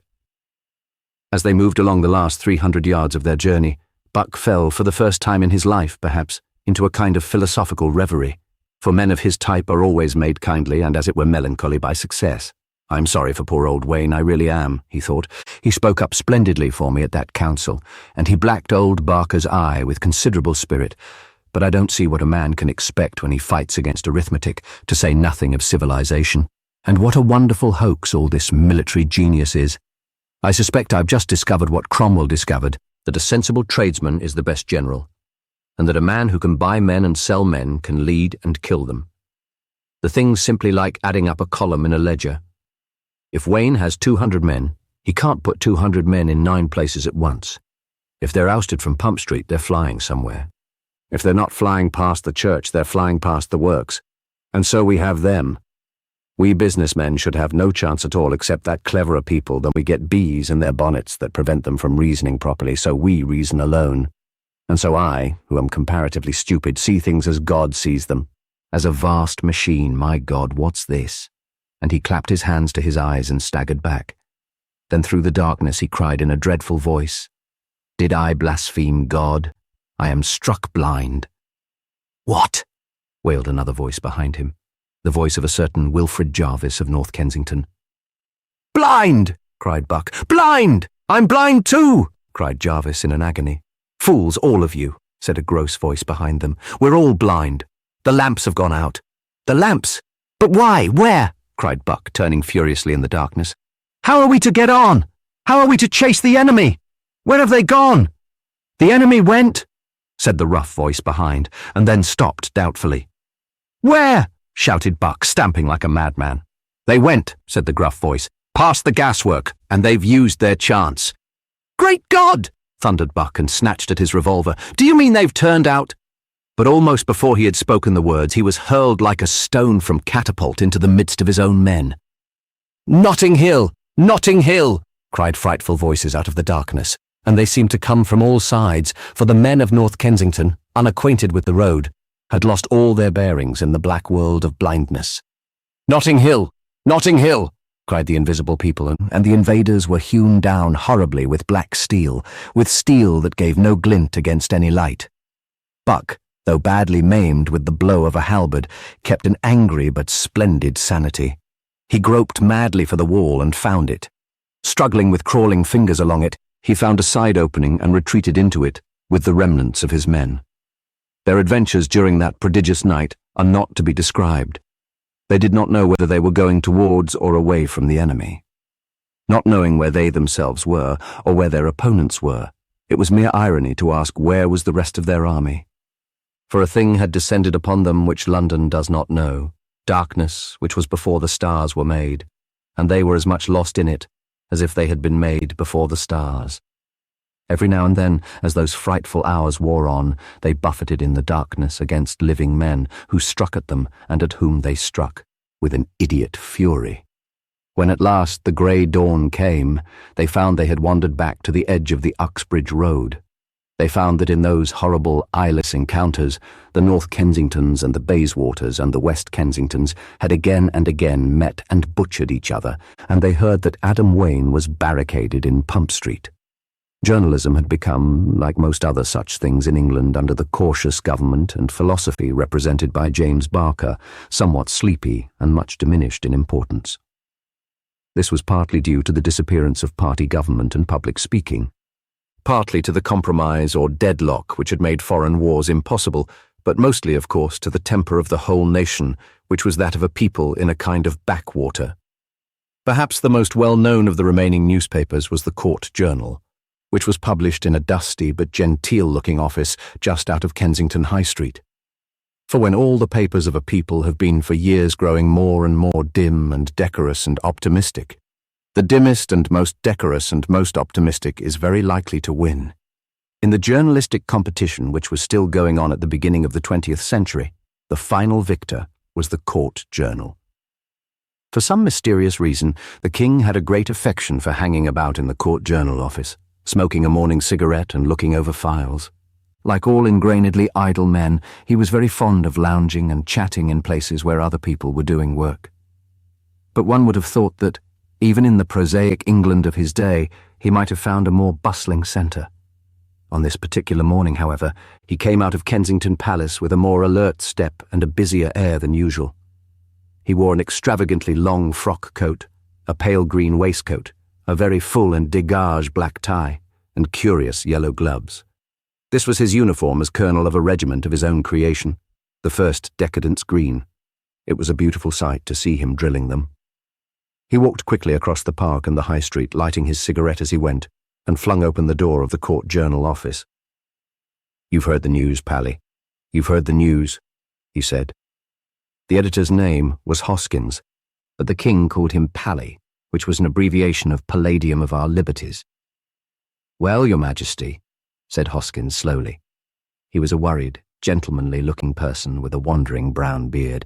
"Well, Your Majesty, I have heard rather curious things, but I—" "You'll hear more of them," said the king, dancing a few steps of a kind of Negro shuffle. "You'll hear more of them, my blood and thunder tribune. Do you know what I am going to do for you?" "No, Your Majesty," replied the Palladium, vaguely. I'm going to put your paper on strong, dashing, and enterprising lines, said the king. Now, where are your posters of last night's defeat? I did not propose, your majesty, said the editor, to have any posters exactly. Paper, paper, cried the king wildly. Bring me paper as big as a house. I'll do your posters. Stop! I must take my coat off. He began removing that garment with an air of set intensity, flung it playfully at Mr. Hoskins' head, entirely enveloping him, and looked at himself in the glass. The coat off, he said, and the hat on. That looks like a sub-editor. It is indeed the very essence of sub-editing. Well, he continued, turning round abruptly, come along with that paper. The Palladium had only just extricated himself reverently from the folds of the king's frock coat, and said bewildered, I am afraid, your majesty. Oh, you've got no enterprise, said Oberon. What's that roll in the corner? Wallpaper? Decorations for your private residence? Art in the home, Pally. Fling it over here and I'll paint such posters on the back of it that when you put it up in your drawing room you'll paste the original pattern against the wall. And the king unrolled the wallpaper, spreading it over the whole floor. Now give me the scissors, he cried, and took them himself before the other could stir. He slit the paper into about 5 pieces, each nearly as big as a door. Then he took a big blue pencil and went down on his knees on the dusty oilcloth and began to write on them, in huge letters. From the front. General Buck defeated. Darkness, danger, and death. Wayne said to be in Pump Street. Feeling in the city. He contemplated it for some time, with his head on one side, and got up with a sigh. Not quite intense enough, he said. Not alarming. I want the court journal to be feared as well as loved. Let's try something more hard-hitting. And he went down on his knees again. After sucking the blue pencil for some time, he began writing again busily. How will this do?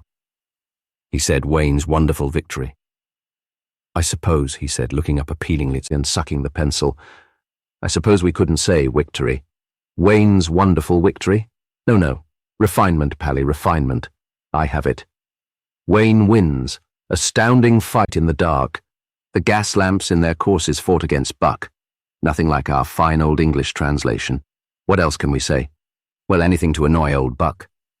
And he added, thoughtfully in smaller letters, rumoured court-martial on General Buck.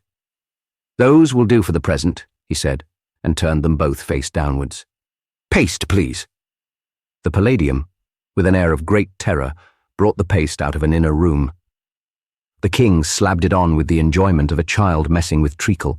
Then, taking one of his huge compositions fluttering in each hand, he ran outside and began pasting them up in prominent positions over the front of the office. And now, said Oberon, entering again with undiminished vivacity, now for the leading article.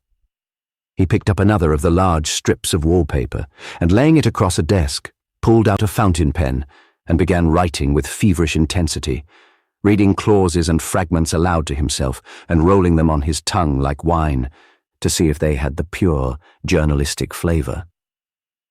The news of the disaster to our forces in Notting Hill, awful as it is, no, distressing as it is, may do some good if it draws attention to the what's-his-name inefficiency, scandalous inefficiency, of course, of the government's preparations.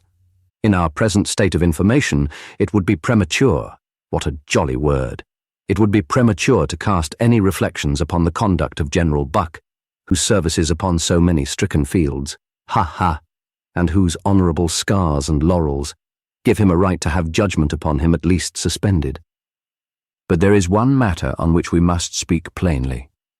We have been silent on it too long, from feelings, perhaps of mistaken caution, perhaps of mistaken loyalty.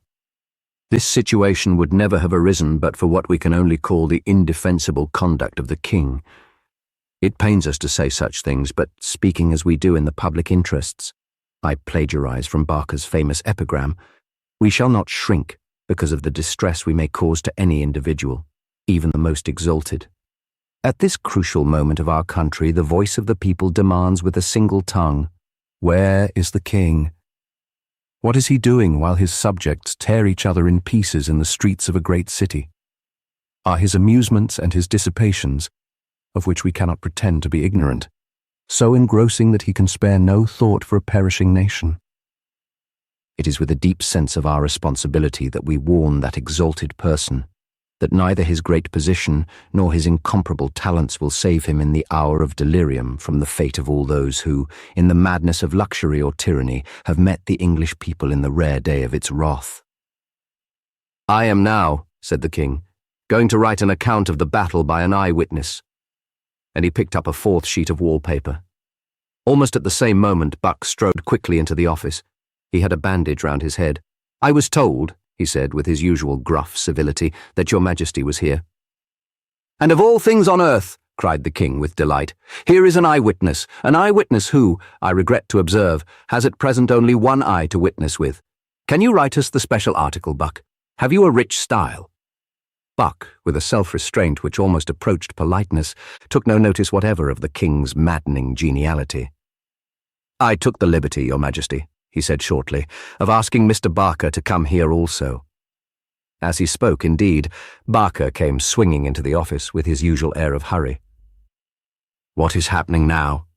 asked Buck, turning to him with a kind of relief. "Fighting still going on," said Barker. "The 400 from West Kensington were hardly touched last night.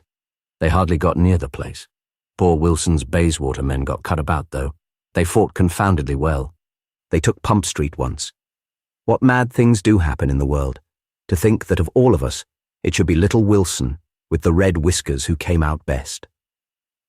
The king made a note on his paper. "Romantic conduct of Mr. Wilson." "Yes," said Buck, "it makes one a bit less proud of one's H's." The king suddenly folded or crumpled up the paper and put it in his pocket. "I have an idea," he said.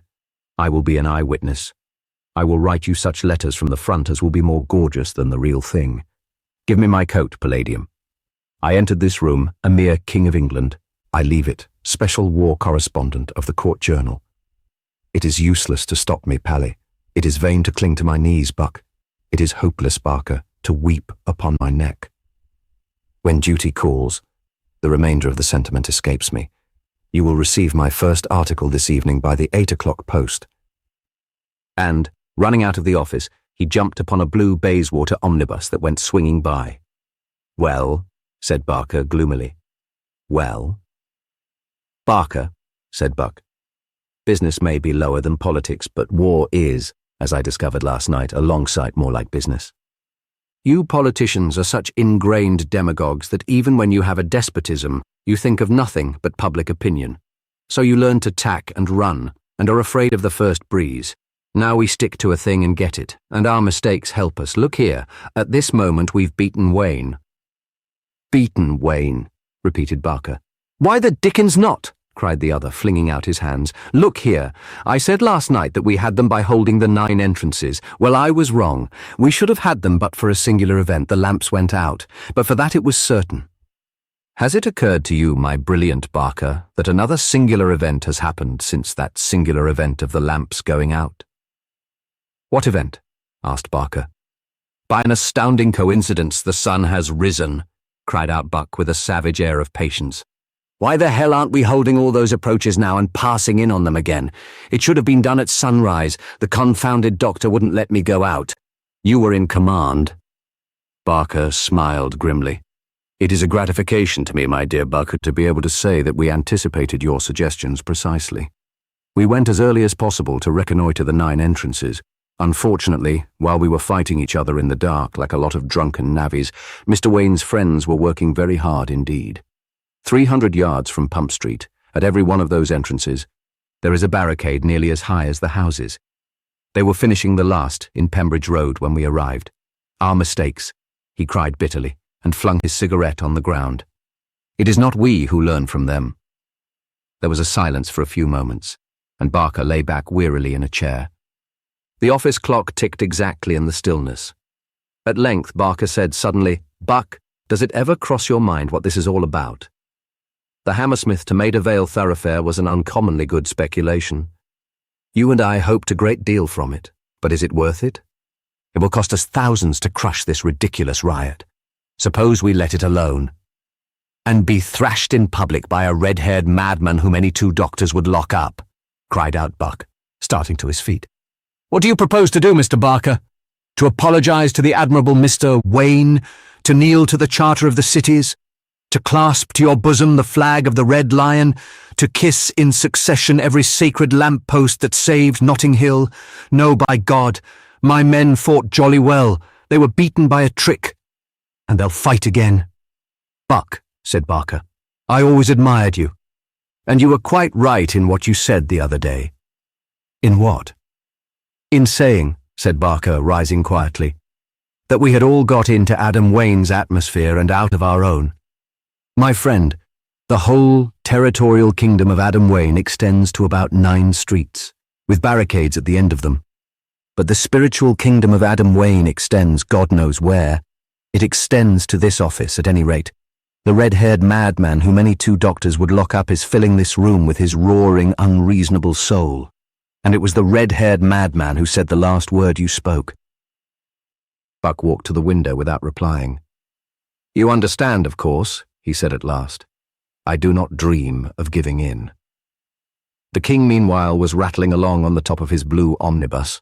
The traffic of London as a whole had not, of course, been greatly disturbed by these events, for the affair was treated as a Notting Hill riot, and that area was marked off as if it had been in the hands of a gang of recognised rioters. The blue omnibuses simply went round as they would have done if a road were being mended, and the omnibus on which the correspondent of the Court Journal was sitting swept round the corner of Queen's Road, Bayswater. The king was alone on the top of the vehicle and was enjoying the speed at which it was going. "Forward, my beauty, my Arab," he said, patting the omnibus encouragingly. "Fleetest of all thy bounding tribe. Are thy relations with thy driver, I wonder, those of the Bedouin and his steed? Does he sleep side by side with thee?" His meditations were broken by a sudden and jarring stoppage. Looking over the edge, he saw that the heads of the horses were being held by men in the uniform of Wayne's army, and heard the voice of an officer calling out orders. King Oberon descended from the omnibus with dignity. The guard or picket of red halberdiers who had stopped the vehicle did not number more than 20, and they were under the command of a short, dark, clever-looking young man, conspicuous among the rest as being clad in an ordinary frock-coat, but girt round the waist with a red sash and a long 17th-century sword. A shiny silk hat and spectacles completed the outfit in a pleasing manner. "To whom have I the honour of speaking?" said the king, endeavouring to look like Charles I, in spite of personal difficulties. The dark man in spectacles lifted his hat with equal gravity. "My name is Bowles," he said. "I am a chemist. I am also a captain of O Company of the Army of Notting Hill. I am distressed at having to incommode you by stopping the omnibus, but this area is covered by our proclamation, and we intercept all traffic. May I ask to whom I have the honour? Why, good gracious, I beg your Majesty's pardon. I am quite overwhelmed at finding myself concerned with the king." Oberon put up his hand with indescribable grandeur. "Not with the king," he said, "with the special war correspondent of the Court Journal." "I beg your Majesty's pardon," began Mr. Bowles doubtfully. "Do you call me Majesty?" "I repeat," said Oberon firmly, "I'm a representative of the press. I have chosen, with a deep sense of responsibility, the name of Pinker. I should desire a veil to be drawn over the past." "Very well, sir," said Mr. Bowles with an air of submission. "In our eyes the sanctity of the press is at least as great as that of the throne. We desire nothing better than that our wrongs and our glories should be widely known." "May I ask, Mr. Pinker, if you have any objection to being presented to the Provost and to General Turnbull?" "The Provost I have had the honour of meeting," said Oberon easily. "We old journalists, you know, meet everybody. I should be most delighted to have the same honour again. General Turnbull also. It would be a gratification to know. The younger men are so interesting. We of the old Fleet Street gang lose touch with them." "Will you be so good as to step this way?" said the leader of O Company. "I am always good," said Mr. Pinker. "Lead on."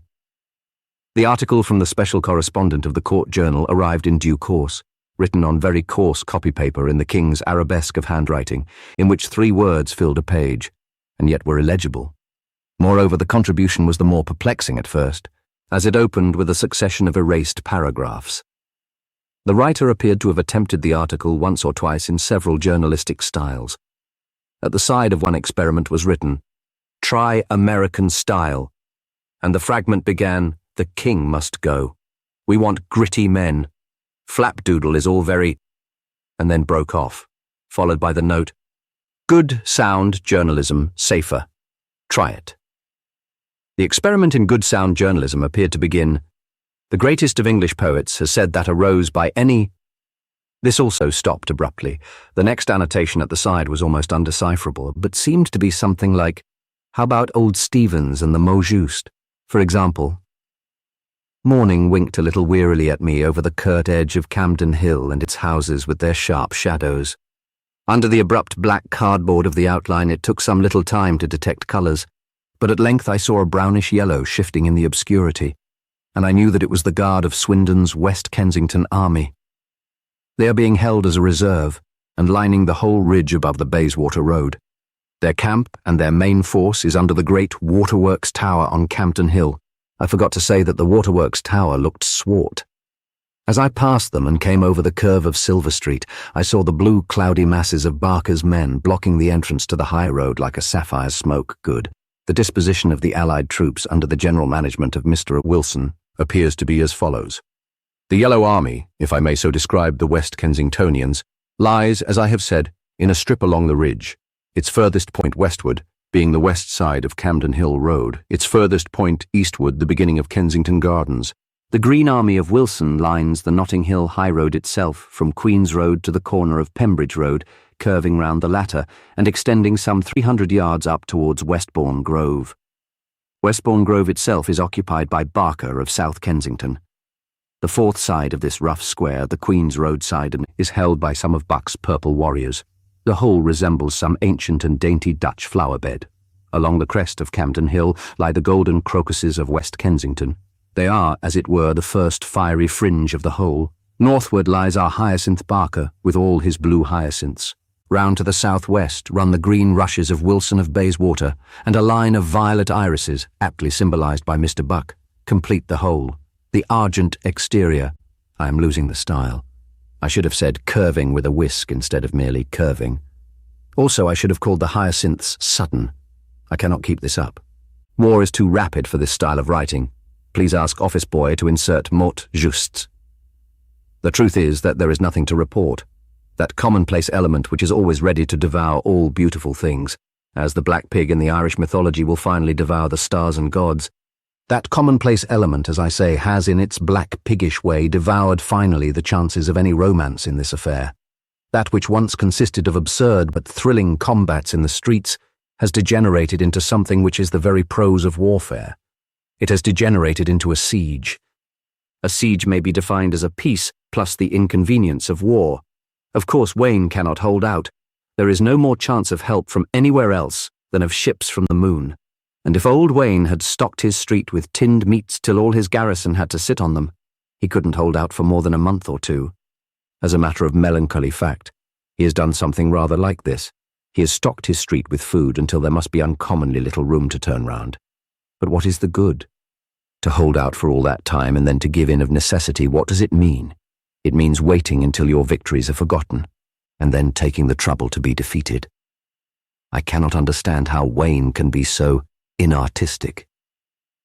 And how odd it is that one views a thing quite differently when one knows it is defeated. I always thought Wayne was rather fine, but now, when I know that he's done for, there seems to be nothing else but Wayne.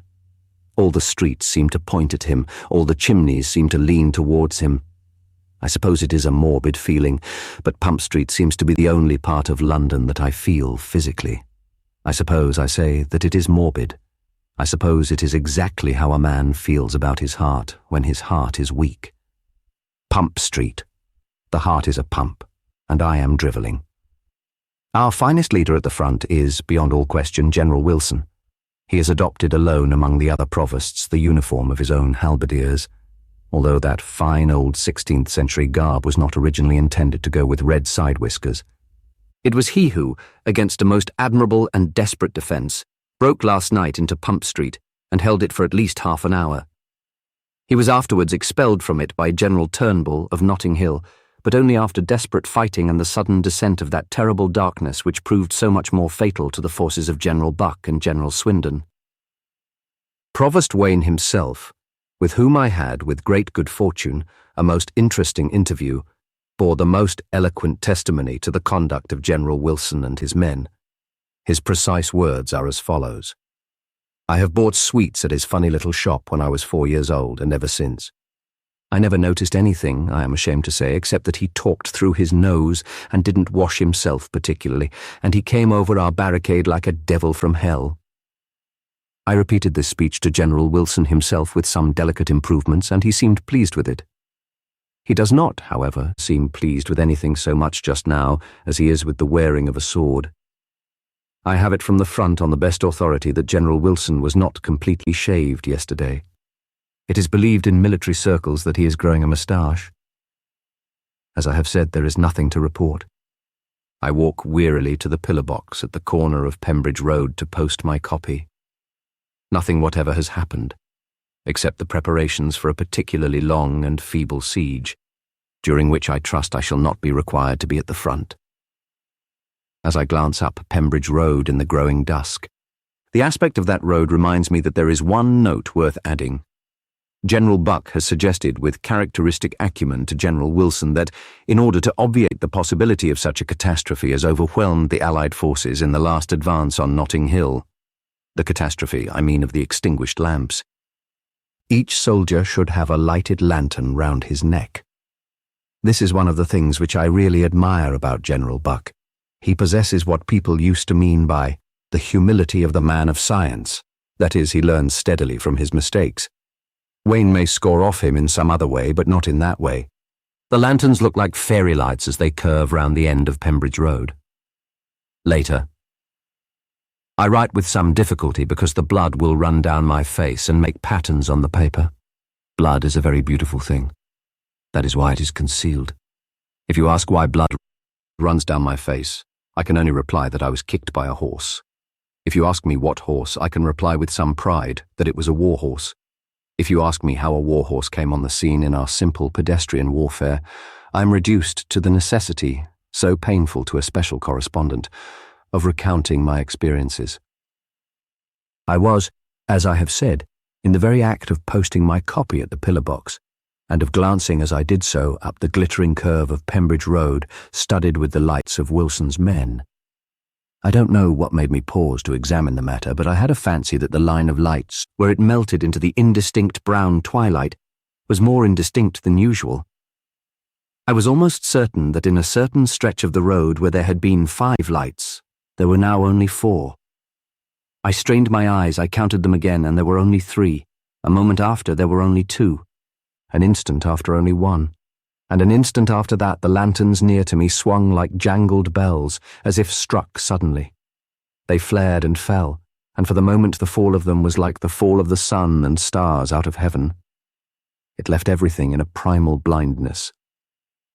As a matter of fact, the road was not yet legitimately dark. There were still red rays of a sunset in the sky, and the brown gloaming was still warmed, as it were, with a feeling as of firelight. But for 3 seconds after the lanterns swung and sank, I saw in front of me a blackness blocking the sky. And with the 4th second, I knew that this blackness which blocked the sky was a man on a great horse.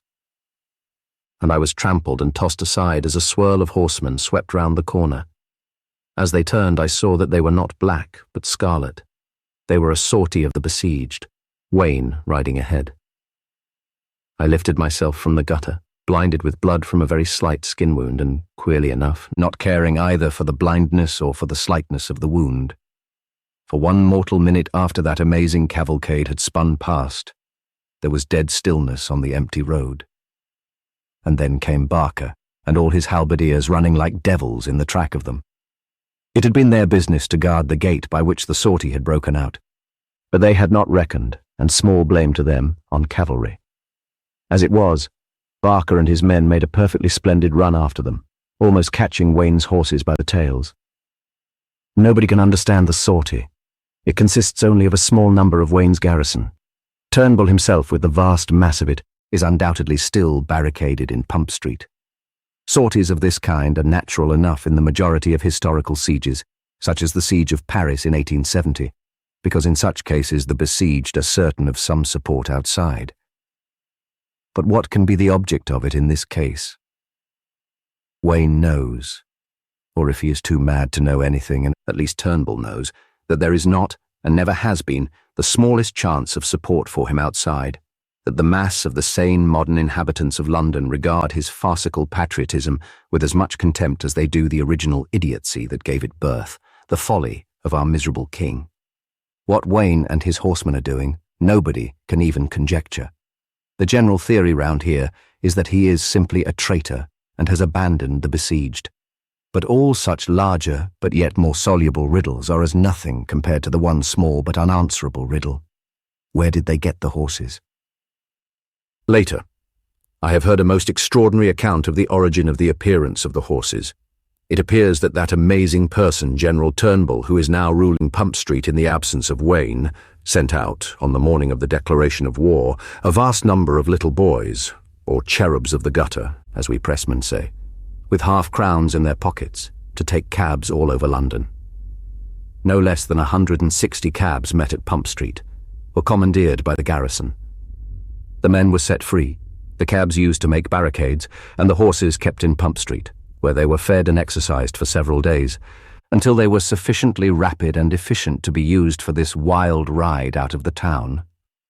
If this is so, and I have it on the best possible authority, the method of the sortie is explained, but we have no explanation of its object. Just as Barker's Blues were swinging round the corner after them, they were stopped, but not by an enemy, only by the voice of one man, and he a friend. Red Wilson of Bayswater ran alone along the main road like a madman, waving them back with a halberd snatched from a sentinel. He was in supreme command, and Barker stopped at the corner, staring and bewildered. We could hear Wilson's voice loud and distinct out of the dusk, so that it seemed strange that the great voice should come out of the little body. "Halt, South Kensington. Guard this entry, and prevent them returning. I will pursue. Forward, the Green Guards." A wall of dark blue uniforms and a wood of poleaxes was between me and Wilson, for Barker's men blocked the mouth of the road in two rigid lines. But through them, and through the dusk, I could hear the clear orders and the clank of arms, and see the green army of Wilson marching by towards the west. They were our great fighting men. Wilson had filled them with his own fire. In a few days they had become veterans. Each of them wore a silver medal of a pump to boast that they alone of all the Allied armies had stood victorious in Pump Street. I managed to slip past the detachment of Barker's Blues, who were guarding the end of Pembridge Road, and a sharp spell of running brought me to the tail of Wilson's Green Army as it swung down the road in pursuit of the flying Wayne. The dusk had deepened into almost total darkness. For some time I only heard the throb of the marching pace. Then suddenly there was a cry, and the tall fighting men were flung back on me, almost crushing me, and again the lanterns swung and jingled, and the cold nozzles of great horses pushed into the press of us. They had turned and charged us. "You fools," came the voice of Wilson, cleaving our panic with a splendid cold anger. "Don't you see? The horses have no riders." It was true. We were being plunged at by a stampede of horses with empty saddles. What could it mean? Had Wayne met some of our men and been defeated? Or had he flung these horses at us as some kind of ruse or mad new mode of warfare, such as he seemed bent on inventing? Or did he and his men want to get away in disguise? Or did they want to hide in houses somewhere? Never did I admire any man's intellect, even my own, so much as I did Wilson's at that moment. Without a word, he simply pointed the halberd, which he still grasped, to the southern side of the road. As you know, the streets running up to the ridge of Camden Hill from the main road are peculiarly steep. They are more like sudden flights of stairs. We were just opposite Aubrey Road, the steepest of all. Up that it would have been far more difficult to urge half-trained horses than to run up on one's feet. "Left wheel!" hallooed Wilson. "They have gone up here," he added to me, who happened to be at his elbow. "Why?" I ventured to ask. "Can't say for certain," replied the Bayswater general. "They've gone up here in a great hurry anyhow. They've simply turned their horses loose because they couldn't take them up. I fancy I know. I fancy they're trying to get over the ridge to Kensington or Hammersmith or somewhere. and are striking up here because it's just beyond the end of our line. Damn fools not to have gone further along the road, though. They've only just shaved our last outpost. Lambert is hardly 400 yards from here, and I've sent him word." "Lambert?" I said. "Not young Wilfred Lambert, my old friend." "Wilfred Lambert's his name," said the General. "Used to be a man about town, silly fellow with a big nose. That kind of man always volunteers for some war or other. And what's funnier, he generally isn't half bad at it. Lambert is distinctly good. The yellow West Kensingtons I always reckoned the weakest part of the army, but he has pulled them together uncommonly well, though he's subordinate to Swindon, who's a donkey. In the attack from Pembridge Road the other night he showed great pluck." "He has shown greater pluck than that," I said. "He has criticised my sense of humour. That was his first engagement." This remark was, I am sorry to say, lost on the admirable commander of the Allied forces. We were in the act of climbing the last half of Aubrey Road, which is so abrupt a slope that it looks like an old-fashioned map leaning up against the wall. There are lines of little trees, one above the other, as in the old-fashioned map. We reached the top of it, panting somewhat, and were just about to turn the corner by a place called, in chivalrous anticipation of our wars of sword and axe, Tower Cressy, when we were suddenly knocked in the stomach, I can use no other term, by a horde of men hurled back upon us. They wore the red uniform of Wayne. Their halberds were broken, their foreheads bleeding. But the mere impetus of their retreat staggered us as we stood at the last ridge of the slope. "Good old Lambert!" yelled out suddenly the stolid Mr. Wilson of Bayswater in an uncontrollable excitement. "Damn jolly old Lambert, he's got there already. He's driving them back on us. Hurrah! Hurrah! Forward, the Green Guards!" We swung round the corner eastwards, Wilson running first, brandishing the halberd. Will you pardon a little egotism? Everyone likes a little egotism, when it takes the form, as mine does in this case, of a disgraceful confession. The thing is really a little interesting because it shows how the merely artistic habit has bitten into men like me. It was the most intensely exciting occurrence that had ever come to me in my life, and I was really intensely excited about it. And yet, as we turned that corner, the first impression I had was of something that had nothing to do with the fight at all. I was stricken from the sky as by a thunderbolt, by the height of the Waterworks Tower on Campden Hill.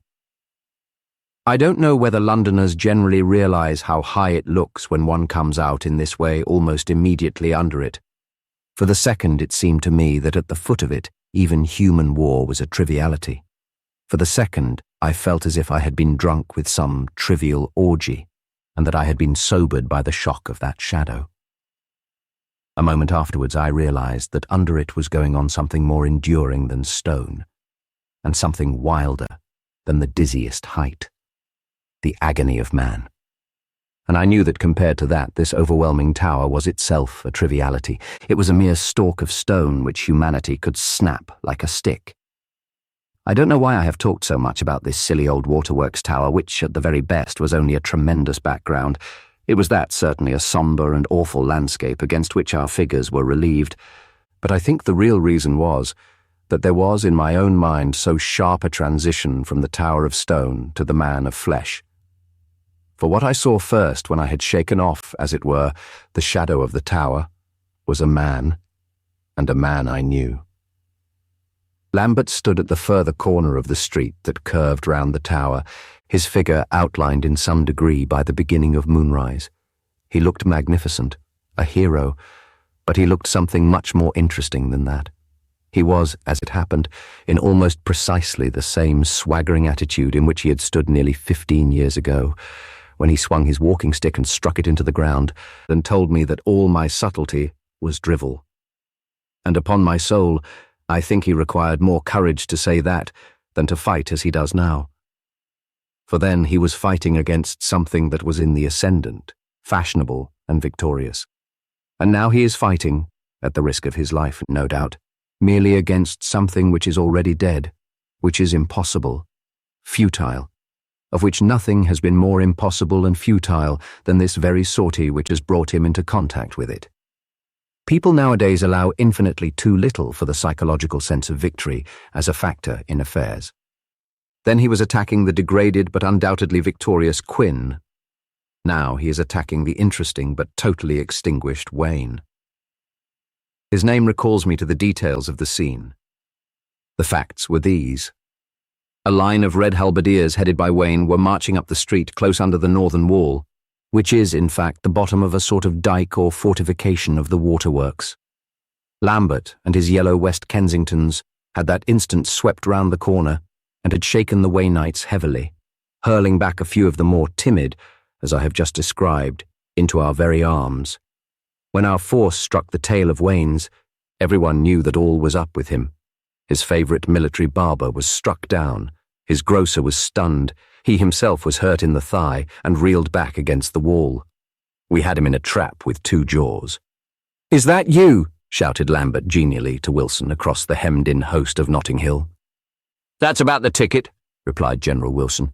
"Keep them under the wall." The men of Notting Hill were falling fast.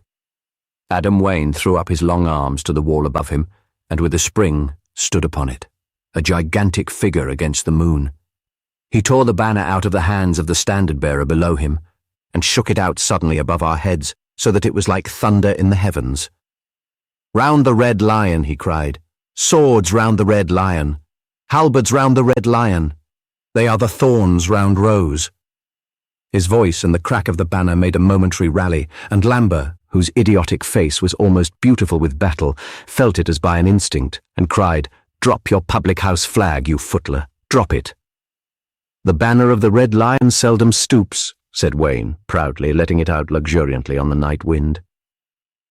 The next moment I knew that poor Adam's sentimental theatricality had cost him much. Lambert was on the wall at a bound, his sword in his teeth, and had slashed at Wayne's head before he had time to draw his sword, his hands being busy with the enormous flag. He stepped back only just in time to avoid the first cut, and let the flagstaff fall, so that the spear blade at the end of it pointed to Lambert. "The banner stoops," cried Wayne, in a voice that must have startled streets. "The banner of Notting Hill stoops to a hero." And with the words he drove the spear point and half the flagstaff through Lambert's body and dropped him dead upon the road below, a stone upon the stones of the street. "Notting Hill! Notting Hill!" cried Wayne in a sort of divine rage. "Her banner is all the holier for the blood of a brave enemy. Up on the wall, patriots, up on the wall, Notting Hill!" With his long, strong arm, he actually dragged a man up onto the wall to be silhouetted against the moon, and more men climbed up there, pulled themselves and were pulled, till clusters and crowds of the half-massacred men of Pump Street massed upon the wall above us. "Notting Hill, Notting Hill," cried Wayne unceasingly. "Well, what about Bayswater?" said a worthy working man in Wilson's army irritably. "Bayswater forever." "We have won!" cried Wayne, striking his flagstaff in the ground. "Bayswater forever! We have taught our enemies patriotism." "Oh, cut these fellows up and have done with it," cried one of Lambert's lieutenants, who was reduced to something bordering on madness by the responsibility of succeeding to the command. "Let us by all means try," said Wilson grimly, and the two armies closed round the third. I simply cannot describe what followed. I'm sorry, but there is such a thing as physical fatigue, as physical nausea, and I may add, as physical terror. Suffice it to say that the above paragraph was written about 11 p.m. and that it is now about 2 a.m. and that the battle is not finished and is not likely to be. Suffice it further to say that down the steep streets which lead from the Waterworks Tower to the Notting Hill High Road, blood has been running and is running in great red serpents that curl out into the main thoroughfare and shine in the moon. Later, the final touch has been given to all this terrible futility. Hours have passed, morning has broken, men are still swaying and fighting at the foot of the tower and round the corner of Aubrey Road. The fight has not finished. But I know it is a farce. News has just come to show that Wayne's amazing sortie, followed by the amazing resistance through a whole night on the wall of the waterworks, is as if it had not been. What was the object of that strange exodus we shall probably never know, for the simple reason that everyone who knew will probably be cut to pieces in the course of the next 2 or 3 hours. I have heard, about 3 minutes ago, that Buck and Buck's methods have won after all. He was perfectly right, of course, when one comes to think of it, in holding that it was physically impossible for a street to defeat a city. While we thought he was patrolling the eastern gates with his purple army, while we were rushing about the streets and waving halberds and lanterns, while poor old Wilson was scheming like Moltke, and fighting like Achilles to entrap the wild Provost of Notting Hill. Mr. Buck, retired draper, has simply driven down in a hansom cab and done something about as plain as butter and about as useful and nasty. He has gone down to South Kensington, Brompton and Fulham, and by spending about £4,000 of his private means, has raised an army of nearly as many men. That is to say, an army big enough to beat, not only Wayne, but Wayne and all his present enemies put together. The army, I understand, is encamped along High Street at Kensington, and fills it from the church to Addison Road Bridge. It is to advance by 10 different roads uphill to the north. I cannot endure to remain here. Everything makes it worse than it need be. The dawn, for instance, has broken round Camden Hill. Splendid spaces of silver, edged with gold, are torn out of the sky. Worse still, Wayne and his men feel the dawn. Their faces, though bloody and pale, are strangely hopeful, insupportably pathetic. Worst of all, for the moment, they are winning. If it were not for Buck and the new army, they might just, and only just, win. I repeat, I cannot stand it. It is like watching that wonderful play of old Maeterlinck's.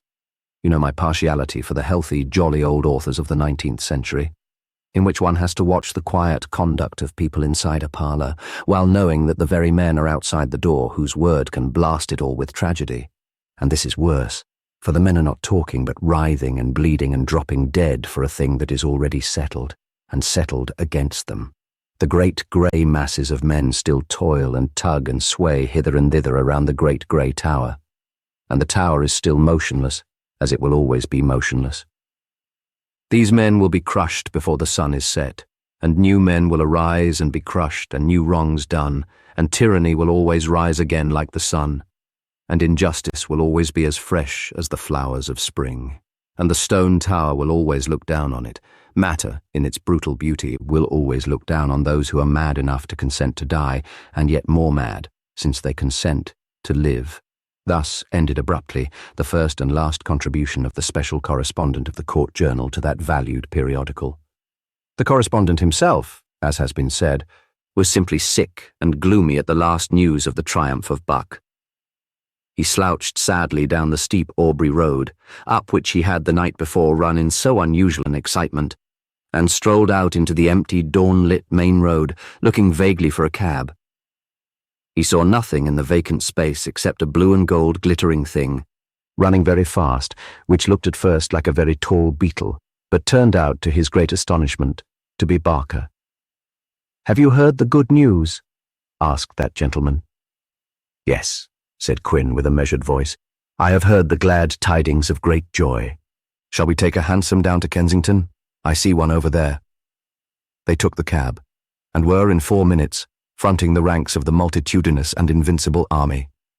Quin had not spoken a word all the way, and something about him had prevented the essentially impressionable Barker from speaking either. The great army, as it moved up Kensington High Street, calling many heads to the numberless windows, for it was long indeed, longer than the lives of most of the tolerably young, since such an army had been seen in London. Compared with the vast organisation which was now swallowing up the miles, with Buck at its head as leader, and the king hanging at its tail as journalist, the whole story of our problem was insignificant.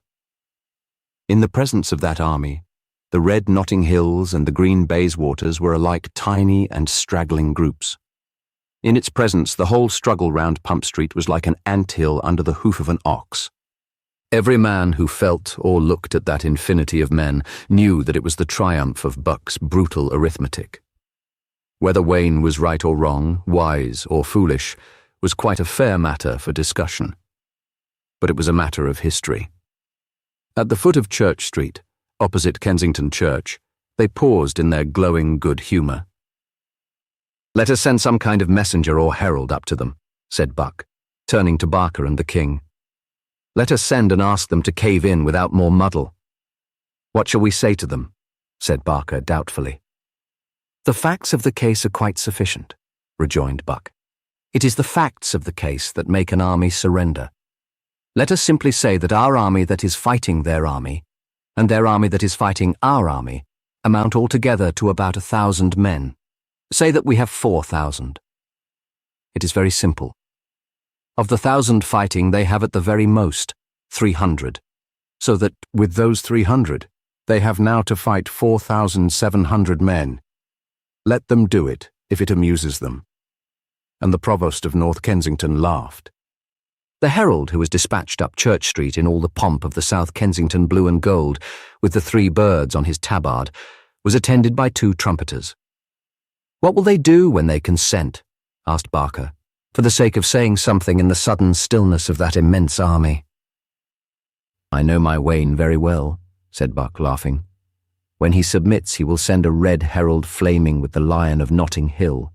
Even defeat will be delightful to him, since it is formal and romantic." The king, who had strolled up to the head of the line, broke silence for the first time. "I shouldn't wonder," he said, "if he defied you, and didn't send the herald after all. I don't think you do know your Wayne quite so well as you think." "All right, your Majesty," said Buck easily. "If it isn't disrespectful, I'll put my political calculations in a very simple form. I'll lay you £10 to a shilling the herald comes with the surrender." "All right," said Oberon. "I may be wrong, but it's my notion of Adam Wayne that he'll die in his city, and that till he is dead it will not be a safe property." "The bet's made, your Majesty," said Buck. Another long silence ensued, in the course of which Barker alone, amid the motionless army, strolled and stamped in his restless way. Then Buck suddenly leant forward. "It's taking your money, your Majesty," he said. "I knew it was. There comes the herald from Adam Wayne." "It's not," cried the king, peering forward also. "You brute, it's a red omnibus." "It's not," said Buck calmly, and the king did not answer, for down the centre of the spacious and silent Church Street was walking, beyond question, the herald of the Red Lion, with 2 trumpeters. Buck had something in him which taught him how to be magnanimous. In his hour of success he felt magnanimous towards Wayne, whom he really admired, magnanimous towards the king, off whom he had scored so publicly, and above all magnanimous towards Barker, who was the titular leader of this vast South Kensington army which his own talent had evoked. "General Barker," he said, bowing, "do you propose now to receive the message from the besieged?" Barker bowed also and advanced towards the herald. "Has your master, Mr. Adam Wayne, received our request for surrender?" he asked. The herald conveyed a solemn and respectful affirmative. Barker resumed, coughing slightly but encouraged. "What answer does your master send?" The herald again inclined himself submissively and answered in a kind of monotone. "My message is this. Adam Wayne, Lord High Provost of Notting Hill, under the charter of King Oberon, and the laws of God and all mankind, free and of a free city, greets James Barker, Lord High Provost of South Kensington, by the same rights free and honourable, leader of the Army of the South. With all friendly reverence, and with all constitutional consideration, he desires James Barker to lay down his arms, and the whole army under his command to lay down their arms also." Before the words were ended, the king had run forward into the open space with shining eyes. The rest of the staff and the forefront of the army were literally struck breathless. When they recovered, they began to laugh beyond restraint. The revulsion was too sudden. "The Lord High Provost of Notting Hill," continued the herald, "does not propose, in the event of your surrender, to use his victory for any of those repressive purposes which others have entertained against him. He will leave you your free laws and your free cities, your flags and your governments. He will not destroy the religion of South Kensington or crush the old customs of Bayswater." An irrepressible explosion of laughter went up from the forefront of the great army. "The king must have had something to do with this, Humour," said Buck, slapping his thigh. "It's too deliciously insolent. Barker, have a glass of wine." And in his conviviality he actually sent a soldier across to the restaurant opposite the church and brought out 2 glasses for a toast. When the laughter had died down, the herald continued quite monotonously. "In the event of your surrendering your arms and dispersing under the superintendence of our forces, these local rights of yours shall be carefully observed. In the event of your not doing so, the Lord High Provost of Notting Hill desires to announce that he has just captured the Waterworks Tower, just above you, on Campden Hill, and that within 10 minutes from now, that is, on the reception through me of your refusal, he will open the great reservoir and flood the whole valley where you stand in 30 feet of water. God save King Oberon." Buck had dropped his glass and sent a great splash of wine over the road. But, he said, and then by a last and splendid effort of his great sanity looked the facts in the face. "We must surrender," he said. "You could do nothing against 50,000 tons of water coming down a steep hill, 10 minutes hence. We must surrender. Our 4,000 men might as well be 4. Vicisti Galilei. Perkins, you may as well get me another glass of wine." In this way the vast army of South Kensington surrendered, and the Empire of Notting Hill began. One further fact in this connection is perhaps worth mentioning: the fact that, after his victory, Adam Wayne caused the great tower on Camden Hill to be plated with gold and inscribed with a great epitaph, saying that it was the monument of Wilfrid Lambert, the heroic defender of the place, and surmounted with a statue in which his large nose was done something less than justice to. On the evening of the 3rd of October, 20 years after the great victory of Notting Hill, which gave it the dominion of London, King Oberon came, as of old, out of Kensington Palace. He had changed little, save for a streak or two of grey in his hair, for his face had always been old, and his step slow, and, as it were, decrepit. If he looked old, it was not because of anything physical or mental. It was because he still wore, with a quaint conservatism, the frock coat and high hat of the days before the Great War. "I have survived the deluge," he said. "I am a pyramid, and must behave as such." As he passed up the street, the Kensingtonians, in their picturesque blue smocks, saluted him as a king, and then looked after him as a curiosity. It seemed odd to them that men had once worn so elvish an attire. The king, cultivating the walk attributed to the oldest inhabitant, Gaffer Oberon, his friends were now confidentially desired to call him, went toddling northward. He paused with reminiscence in his eye at the southern gate of Notting Hill, one of those 9 great gates of bronze and steel, wrought with reliefs of the old battles, by the hand of Chiffy himself. "Ah," he said, shaking his head and assuming an unnecessary air of age and a provincialism of accent. "Ah, I mind when there weren't none of this here."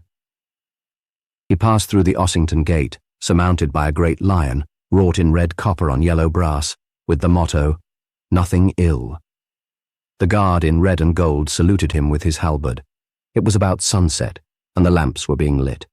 Oberon paused to look at them, for they were Chiffy's finest work, and his artistic eye never failed to feast on them. In memory of the great Battle of the Lamps, each great iron lamp was surmounted by a veiled figure, sword in hand, holding over the flame an iron hood or extinguisher, as if ready to let it fall if the armies of the south and west should again show their flags in the city. Thus no child in Notting Hill could play about the streets without the very lamp-posts reminding him of the salvation of his country in the dreadful year.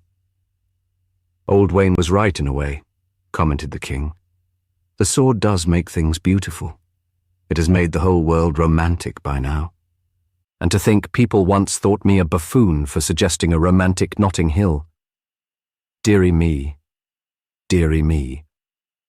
I think that is the expression. It seems like a previous existence." Turning a corner, he found himself in Pump Street, opposite the 4 shops which Adam Wayne had studied 20 years before. He entered idly the shop of Mr. Mead, the grocer. Mr. Mead was somewhat older, like the rest of the world, and his red beard, which he now wore with a moustache and long and full, was partly blanched and discoloured. He was dressed in a long and richly embroidered robe of blue, brown and crimson, interwoven with an Eastern complexity of pattern, and covered with obscure symbols and pictures, representing his wares passing from hand to hand and from nation to nation. Round his neck was the chain with the blue argosy cut in turquoise, which he wore as Grand Master of the grocers. The whole shop had the sombre and sumptuous look of its owner. The wares were displayed as prominently as in the old days, but they were now blended and arranged with a sense of tint and grouping, too often neglected by the dim grocers of those forgotten days. The wares were shown plainly, but shown not so much as an old grocer would have shown his stock, but rather as an educated virtuoso would have shown his treasures. The tea was stored in great blue and green vases, inscribed with the 9 indispensable sayings of the wise men of China. Other vases of a confused orange and purple, less rigid and dominant, more humble and dreamy, stored symbolically the tea of India. A row of caskets of a simple silvery metal contained tinned meats. Each was wrought with some rude but rhythmic form, as a shell, a horn, a fish, or an apple, to indicate what material had been canned in it. "Your Majesty," said Mr. Meade, sweeping an oriental reverence, "this is an honour to me, but yet more an honour to the city." Oberon took off his hat. "Mr. Meade," he said, "Notting Hill, whether in giving or taking, can deal in nothing but honour. Do you happen to sell licorice?" "Licorice, sire," said Mr. Meade, "is not the least important of our benefits out of the dark heart of Arabia." And going reverently towards a green and silver canister, made in the form of an Arabian mosque, he proceeded to serve his customer. "I was just thinking, Mr. Meade," said the king reflectively. "I don't know why I should think about it just now, but I was just thinking of 20 years ago. Do you remember the times before the war?" The grocer, having wrapped up the licorice sticks in a piece of paper inscribed with some appropriate sentiment, lifted his large grey eyes dreamily and looked at the darkening sky outside. "Oh yes, Your Majesty," he said. "I remember these streets before the Lord Provost began to rule us. I can't remember how we felt very well. All the great songs and the fighting change one so, and I don't think we can really estimate all we owe to the Provost. But I can remember his coming into this very shop 22 years ago, and I remember the things he said. The singular thing is that, as far as I remember, I thought the things he said odd at that time. Now it's the things that I said, as far as I can recall them, that seem to me odd as a madman's antics." "Ah," said the king, and looked at him with an unfathomable quietness. "I thought nothing of being a grocer then," he said. "Isn't that odd enough for anybody? I thought nothing of all the wonderful places that my goods come from, and wonderful ways that they are made. I did not know that I was for all practical purposes a king with slaves spearing fishes near the secret pool and gathering fruits in the islands under the world. My mind was a blank on the thing. I was as mad as a hatter." The king turned also and stared out into the dark, where the great lamps that commemorated the battle were already flaming. "And is this the end of poor old Wayne?" he said, half to himself. "To inflame everyone so much that he has lost himself in the blaze? Is this his victory, that he, my incomparable Wayne, is now only one in a world of Waynes? Has he conquered and become by conquest commonplace? Must Mr. Meade, the grocer, talk as high as he? Lord, what a strange world in which a man cannot remain unique, even by taking the trouble to go mad." And he went dreamily out of the shop. He paused outside the next one, almost precisely as the Provost had done 2 decades before. "How uncommonly creepy this shop looks," he said. "But yet somehow encouragingly creepy, invitingly creepy. It looks like something in a jolly old nursery story in which you are frightened out of your skin, and yet know that things always end well. The way those low, sharp gables are carved like great black bats' wings folded down, and the way those queer-coloured bowls underneath are made to shine like giants' eyeballs. It looks like a benevolent warlock's hut. It is apparently a chemist's." Almost as he spoke, Mr. Bowles, the chemist, came to his shop door in a long black velvet gown and hood, monastic as it were, but yet with a touch of the diabolic. His hair was still quite black, and his face even paler than of old. The only spot of colour he carried was a red star cut in some precious stone of strong tint, hung on his breast. He belonged to the Society of the Red Star of Charity, founded on the lamps displayed by doctors and chemists. "A fine evening, sir," said the chemist. "Why, I can scarcely be mistaken in supposing it to be Your Majesty. Pray step inside and share a bottle of sal volatile, or anything that may take your fancy. As it happens, there is an old acquaintance of Your Majesty's in my shop carousing, if I may be permitted the term, upon that beverage at this moment." The king entered the shop, which was an Aladdin's garden of shades and hues, for as the chemist's scheme of colour was more brilliant than the grocer's scheme, so it was arranged with even more delicacy and fancy. Never, if the phrase may be employed, had such a nosegay of medicines been presented to the artistic eye. But even the solemn rainbow of that evening interior was rivalled or even eclipsed by the figure standing in the centre of the shop. His form, which was a large and stately one, was clad in a brilliant blue velvet, cut in the richest Renaissance fashion, and slashed so as to show gleams and gaps of a wonderful lemon or pale yellow. He had several chains round his neck, and his plumes, which were of several tints of bronze and gold, hung down to the great gold hilt of his long sword. He was drinking a dose of sal volatile and admiring its opal tint. The king advanced with a slight mystification towards the tall figure, whose face was in shadow. Then he said, "By the great Lord of Luck, Barker." The figure removed his plumed cap, showing the same dark head and long, almost equine face which the king had so often seen rising out of the high collar of Bond Street. Except for a grey patch on each temple, it was totally unchanged. "Your Majesty," said Barker, "this is a meeting nobly retrospective, a meeting that has about it a certain October gold. I drink to old days." And he finished his sal volatile with simple feeling. "I am delighted to see you again, Barker," said the king. "It is indeed long since we met. What with my travels in Asia Minor and my book having to be written, you have read my Life of Prince Albert for children, of course, we have scarcely met twice since the Great War. That is 20 years ago." "I wonder," said Barker thoughtfully, "if I might speak freely to your Majesty?" "Well," said Oberon, "it's rather late in the day to start speaking respectfully. Flap away, my bird of freedom." "Well, your Majesty," replied Barker, lowering his voice, "I don't think it will be so long to the next war." "What do you mean?" asked Oberon. "We will stand this insolence no longer," burst out Barker fiercely. "We are not slaves because Adam Wayne 20 years ago cheated us with a water pipe. Notting Hill is Notting Hill. It is not the world. We in South Kensington, we also have memories, aye, and hopes. If they fought for these trumpery shops and a few lamp-posts, shall we not fight for the great High Street and the sacred Natural History Museum?" "Great heavens," said the astounded Oberon. "Will wonders never cease? Have the two greatest marvels been achieved? Have you turned altruistic, and has Wayne turned selfish? Are you the patriot, and he the tyrant?" "It is not from Wayne himself altogether that the evil comes," answered Barker.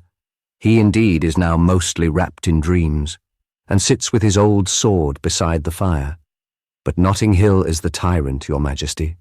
Its council and its crowds have been so intoxicated by the spreading over the whole city of Wayne's old ways and visions, that they try to meddle with everyone, and rule everyone, and civilize everyone, and tell everyone what is good for him. I do not deny the great impulse which his old war, wild as it seemed, gave to the civic life of our time. It came when I was still a young man, and I admit it enlarged my career. But we are not going to see our own cities flouted and thwarted from day to day because of something Wayne did for us all nearly a quarter of a century ago. I am just waiting here for news upon this very matter. It is rumoured that Notting Hill has vetoed the statue of General Wilson they are putting up opposite Chepstow Place. If that is so, it is a black and white shameless breach of the terms on which we surrendered to Turnbull after the Battle of the Tower. We were to keep our own customs and self-government. If that is so, it is so, said a deep voice, and both men turned round. A burly figure in purple robes with a silver eagle hung round his neck, and moustaches almost as florid as his plumes, stood in the doorway. "Yes," he said, acknowledging the king's start. "I am Provost Buck, and the news is true. These men of the hill have forgotten that we fought round the tower as well as they, and that it is sometimes foolish as well as base to despise the conquered." "Let us step outside," said Barker with a grim composure. Buck did so, and stood rolling his eyes up and down the lamplit street. "I would like to have a go at smashing all this," he muttered, "though I am over 60. I would like—" His voice ended in a cry, and he reeled back a step and with his hands to his eyes, as he had done in those streets 20 years before. "Darkness!" he cried. "Darkness again! What does it mean?" For in truth, every lamp in the street had gone out, so that they could not see even each other's outline, except faintly. The voice of the chemist came with startling cheerfulness out of the density. "Oh, don't you know?" he said. "Did they never tell you this is the Feast of the Lamps? The anniversary of the great battle that almost lost and just saved Notting Hill?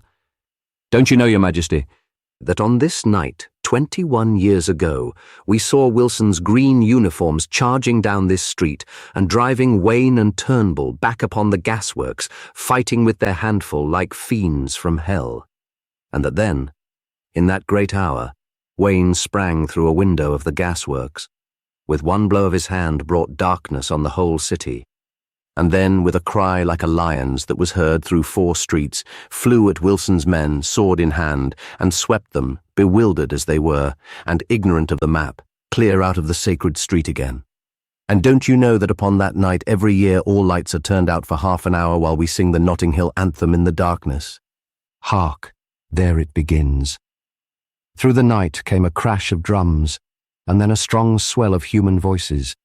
When the world was in the balance, there was night on Notting Hill. There was night on Notting Hill. It was nobler than the day.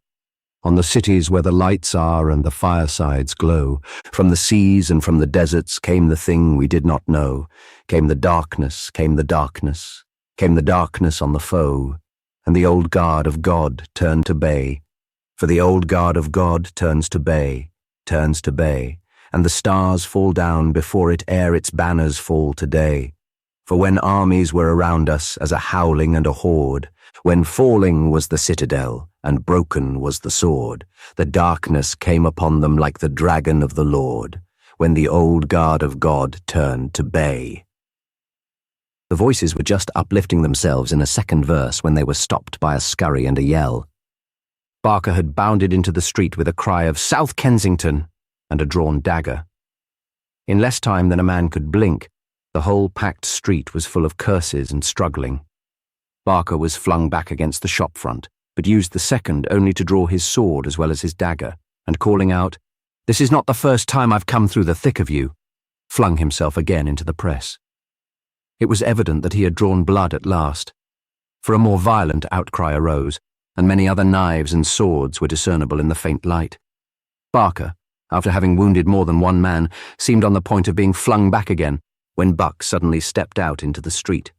He had no weapon, for he affected rather the peaceful magnificence of the great burgher than the pugnacious dandyism which had replaced the old sombre dandyism in Barker.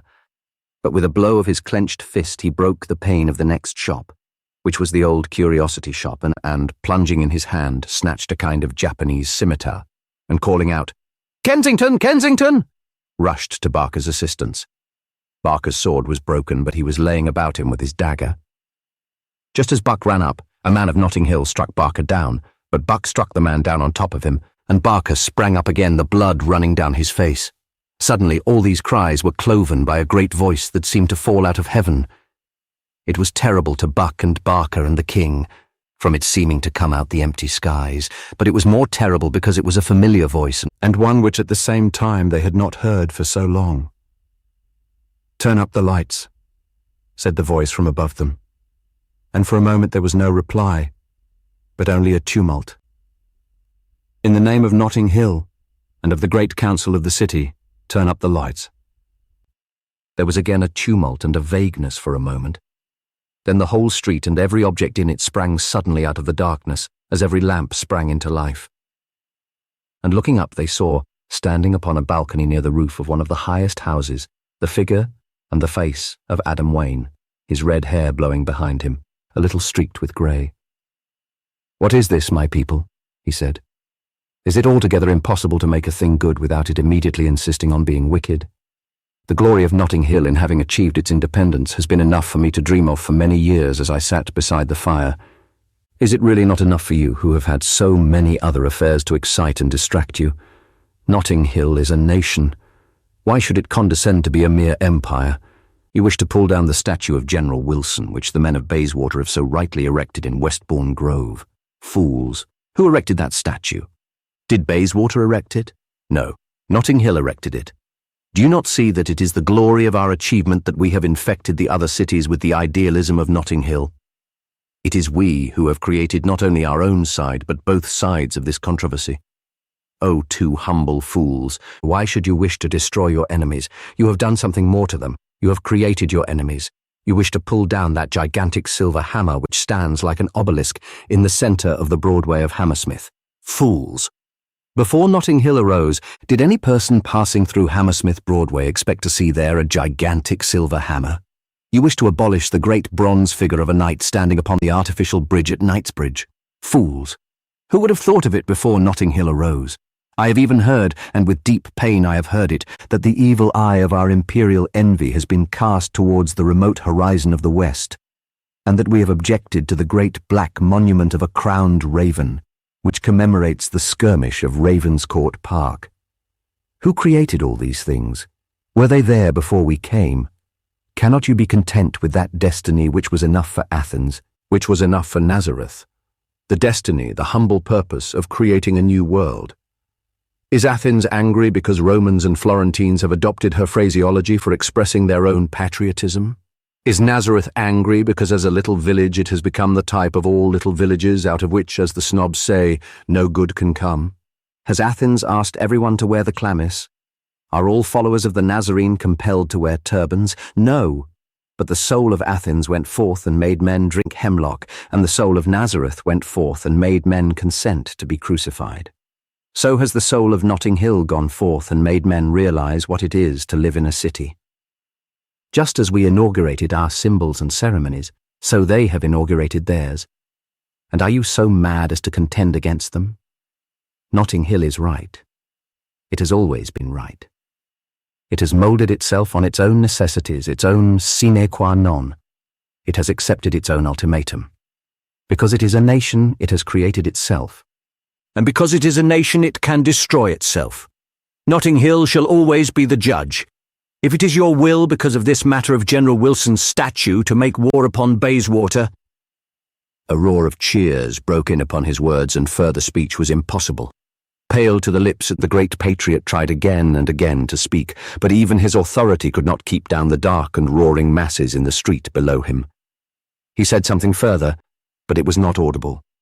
He descended at last sadly from the garret in which he lived, and mingled with the crowd at the foot of the houses. Finding General Turnbull, he put his hand on his shoulder with a queer affection and gravity and said, "Tomorrow, old man, we shall have a new experience, as fresh as the flowers of spring. We shall be defeated. You and I have been through 3 battles together, and have somehow or other missed this peculiar delight. It is unfortunate that we shall not probably be able to exchange our experiences because, as it most annoyingly happens, we shall probably both be dead." Turnbull looked dimly surprised. "I don't mind so much about being dead," he said, "but why should you say that we shall be defeated?" "The answer is very simple," replied Wayne calmly. "It is because we ought to be defeated. We have been in the most horrible holes before now, but in all those I was perfectly certain that the stars were on our side, and that we ought to get out. Now I know that we ought not to get out, and that takes away from me everything with which I won." As Wayne spoke, he started a little, for both men became aware that a third figure was listening to them, a small figure with wondering eyes. "Is it really true, my dear Wayne," said the king, interrupting, "that you think you will be beaten tomorrow?" "There can be no doubt about it whatever," replied Adam Wayne. "The real reason is the one of which I have just spoken.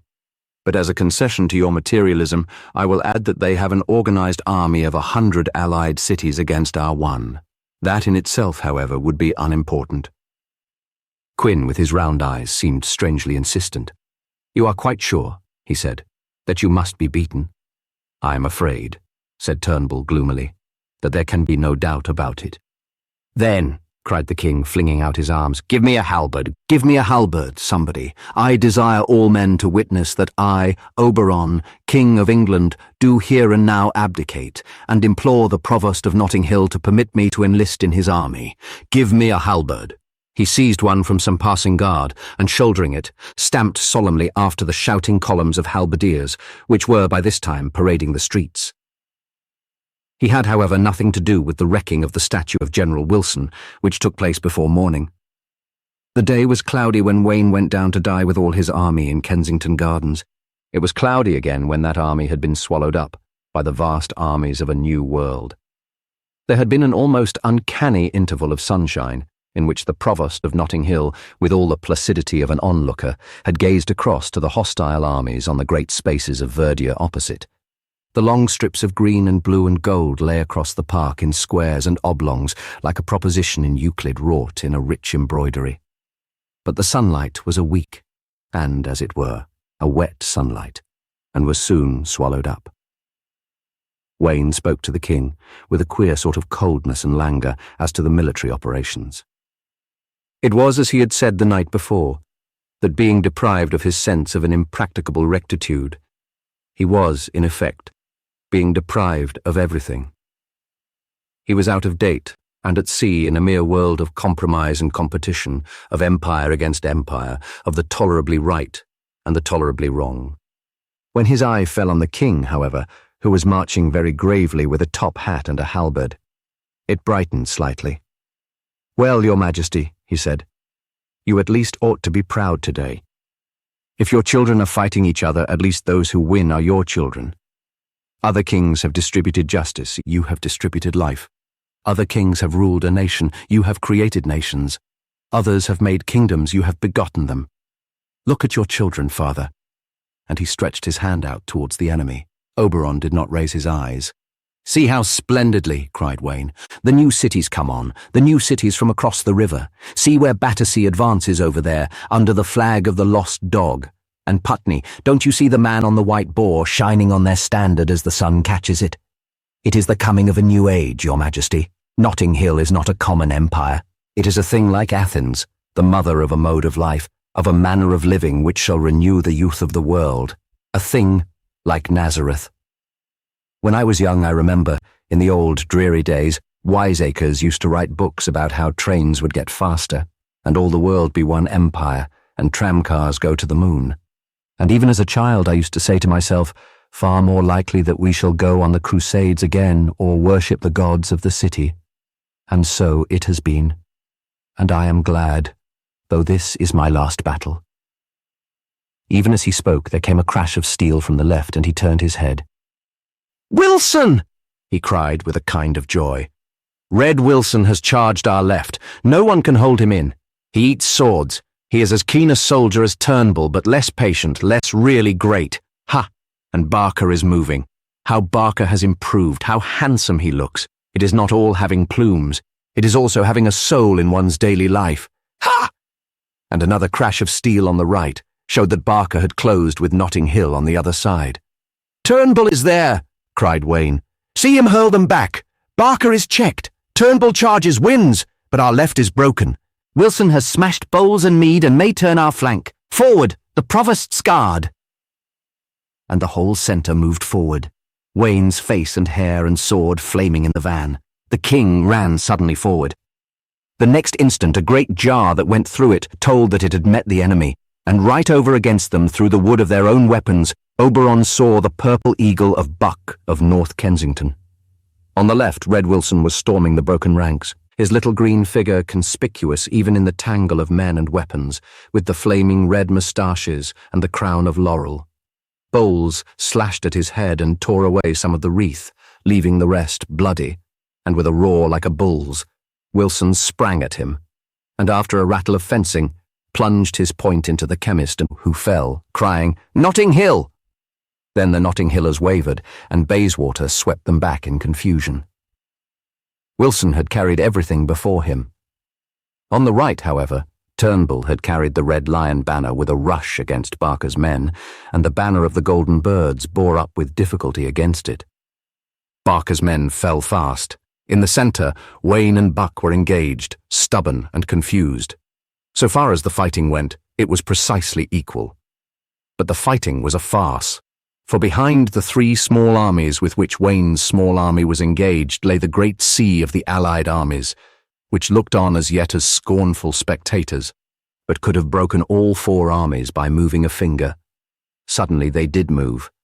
Some of the front contingents, the pastoral chiefs from Shepherd's Bush, with their spears and fleeces, were seen advancing, and the rude clans from Paddington Green. They were advancing for a very good reason. Buck, of North Kensington, was signalling wildly.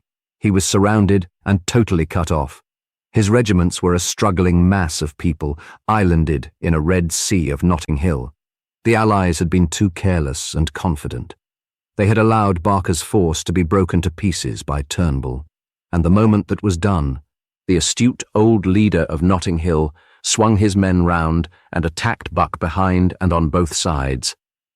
At the same moment, Wayne cried, "Charge!" and struck him in front like a thunderbolt. 2/3 of Buck's men were cut to pieces before their allies could reach them. Then the sea of cities came on with their banners like breakers and swallowed Notting Hill forever. The battle was not over, for not one of Wayne's men would surrender, and it lasted till sundown and long after. But it was decided. The story of Notting Hill was ended. When Turnbull saw it, he ceased a moment from fighting and looked around him. The evening sunlight struck his face. It looked like a child's. "I have had my youth," he said. Then, snatching an axe from a man, he dashed into the thick of the spears of Shepherd's Bush and died somewhere far in the depths of their reeling ranks. Then the battle roared on. Every man of Notting Hill was slain before night. Wayne was standing by a tree alone after the battle. Several men approached him with axes. One struck at him. His foot seemed partly to slip, but he flung his hand out and steadied himself against the tree. Barker sprang after him, sword in hand and shaking with excitement. "How large now, my lord," he cried, "is the empire of Notting Hill?" Wayne smiled in the gathering dark. "Always as large as this," he said, and swept his sword round in a semicircle of silver. Barker dropped, wounded in the neck, and Wilson sprang over his body like a tiger cat, rushing at Wayne. At the same moment there came behind the Lord of the Red Lion a cry and a flare of yellow, and a mass of the West Kensington halberdiers ploughed up the slope knee-deep in grass, bearing the yellow banner of the city before them, and shouting aloud. At the same second, Wilson went down under Wayne's sword, seemingly smashed like a fly. The great sword rose again like a bird, but Wilson seemed to rise with it, and his sword being broken sprang at Wayne's throat like a dog. The foremost of the yellow halberdiers had reached the tree and swung his axe above the struggling Wayne. With a curse the king whirled up his own halberd and dashed the blade in the man's face. He reeled and rolled down the slope just as the furious Wilson was flung on his back again. And again he was on his feet, and again at Wayne's throat. Then he was flung again, but this time laughing triumphantly. Grasped in his hand was the red and yellow favour that Wayne wore as Provost of Notting Hill. He had torn it from the place where it had been carried for 25 years. With a shout, the West Kensington men closed round Wayne, the great yellow banner flapping over his head. "Where is your favour now, Provost?" cried the West Kensington leader, and a laugh went up. Adam struck at the standard-bearer and brought him reeling forward. As the banner stooped, he grasped the yellow folds and tore off a shred. A halberdier struck him on the shoulder, wounding bloodily. "Here is one colour," he cried, pushing the yellow into his belt. "And here," he cried, pointing to his own blood, "here is the other." At the same instant, the shock of a sudden and heavy halberd laid the king stunned or dead. In the wild visions of vanishing consciousness, he saw again something that belonged to an utterly forgotten time, something that he had seen somewhere long ago in a restaurant. He saw, with his swimming eyes, red and yellow, the colours of Nicaragua. Quinn did not see the end. Wilson, wild with joy, sprang again at Adam Wayne, and the great sword of Notting Hill was whirled above once more. Then men ducked instinctively at the rushing noise of the sword coming down out of the sky, and Wilson of Bayswater was smashed and wiped down upon the floor like a fly. Nothing was left of him but a wreck.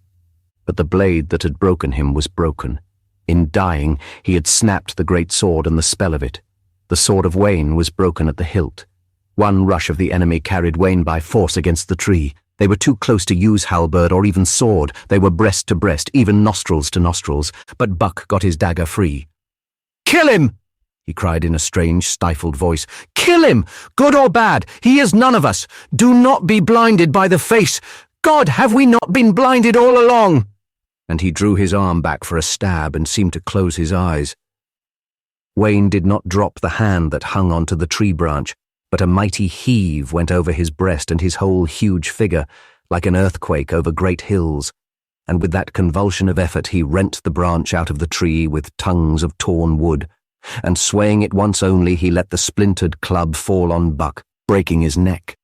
The planner of the great road fell face foremost dead, with his dagger in a grip of steel. "For you and me, and for all brave men, my brother," said Wayne in his strange chant, "there is good wine poured in the inn at the end of the world." The packed men made another lurch or heave towards him. It was almost too dark to fight clearly. He caught hold of the oak again, this time getting his hand into a wide crevice and grasping, as it were, the bowels of the tree. The whole crowd, numbering some 30 men, made a rush to tear him away from it.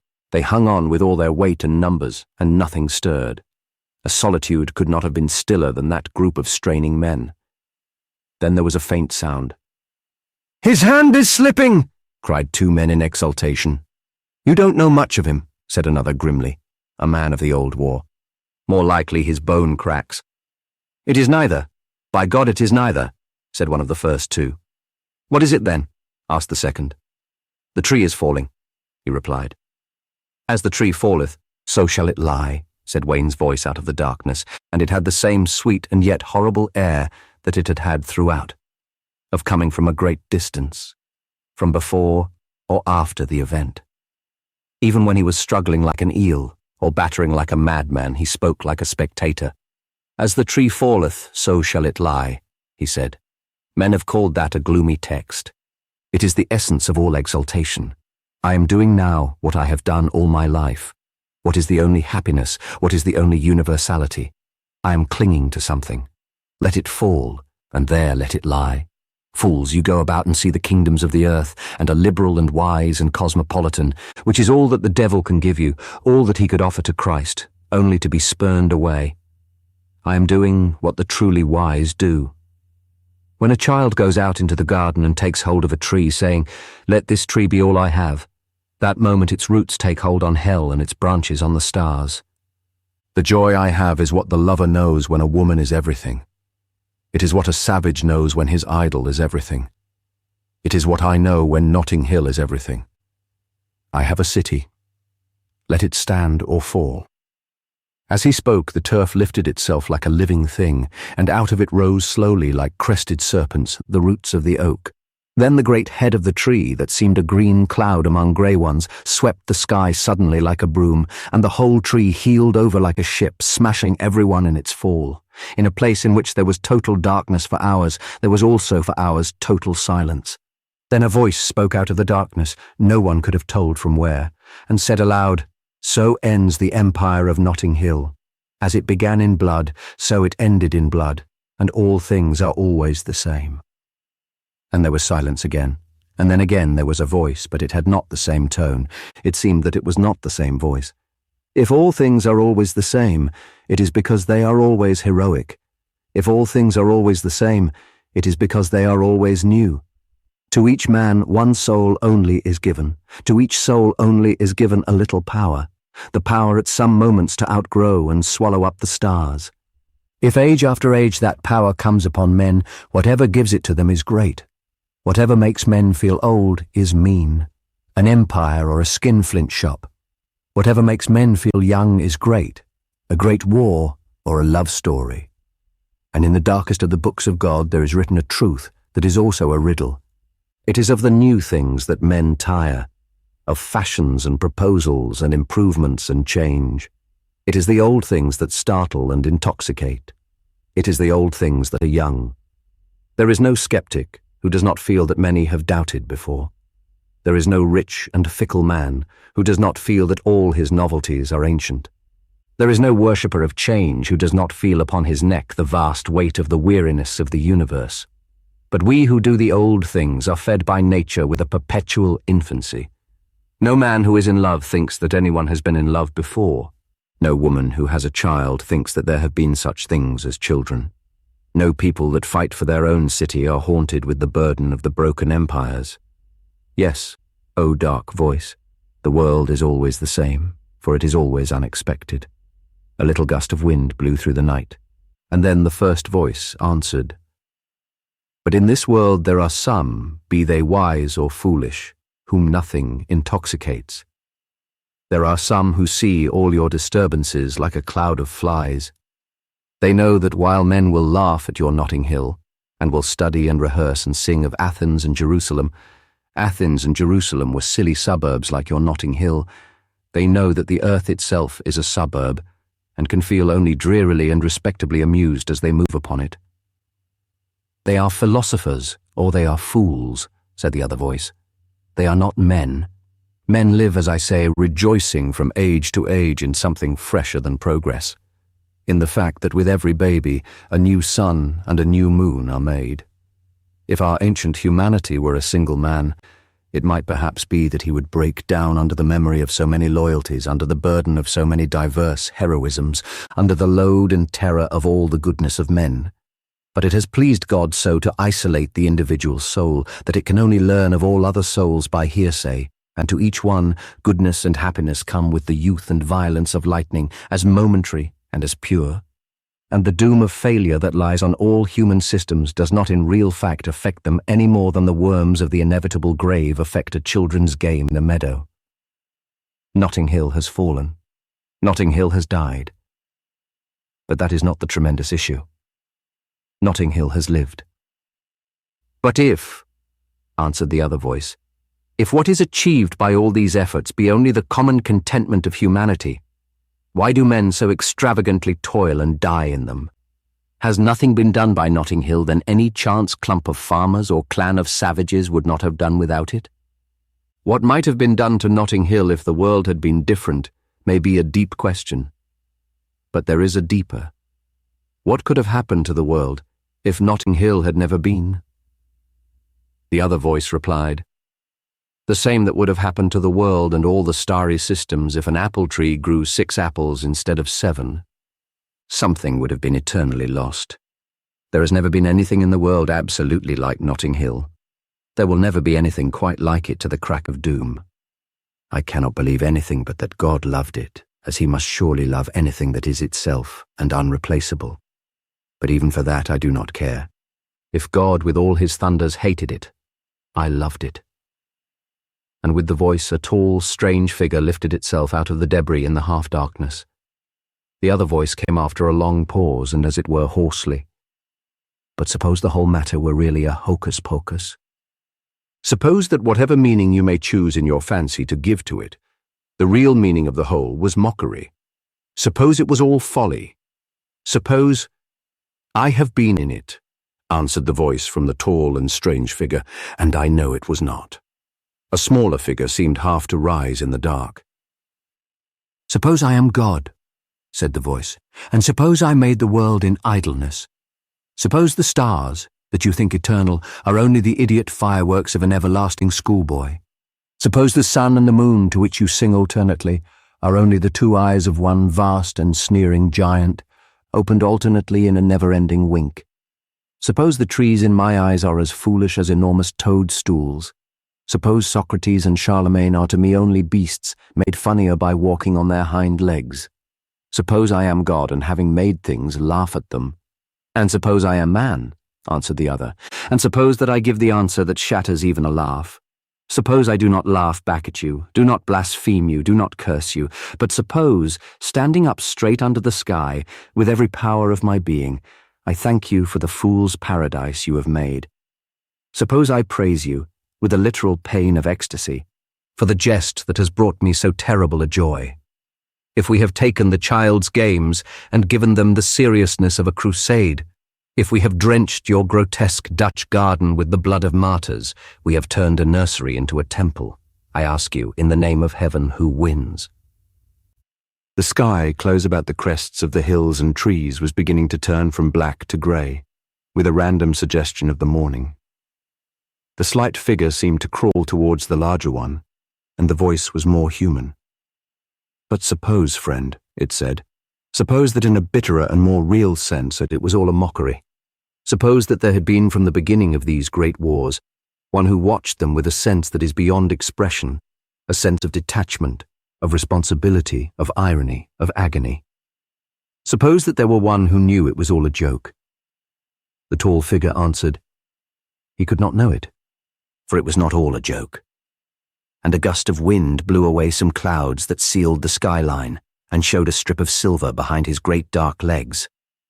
Then the other voice came, having crept nearer still. Adam Wayne, it said, there are men who confess only in articulo mortis. There are people who blame themselves only when they can no longer help others. I am one of them. Here, upon the field of the bloody end of it all, I come to tell you plainly what you would never understand before, Do you know who I am?"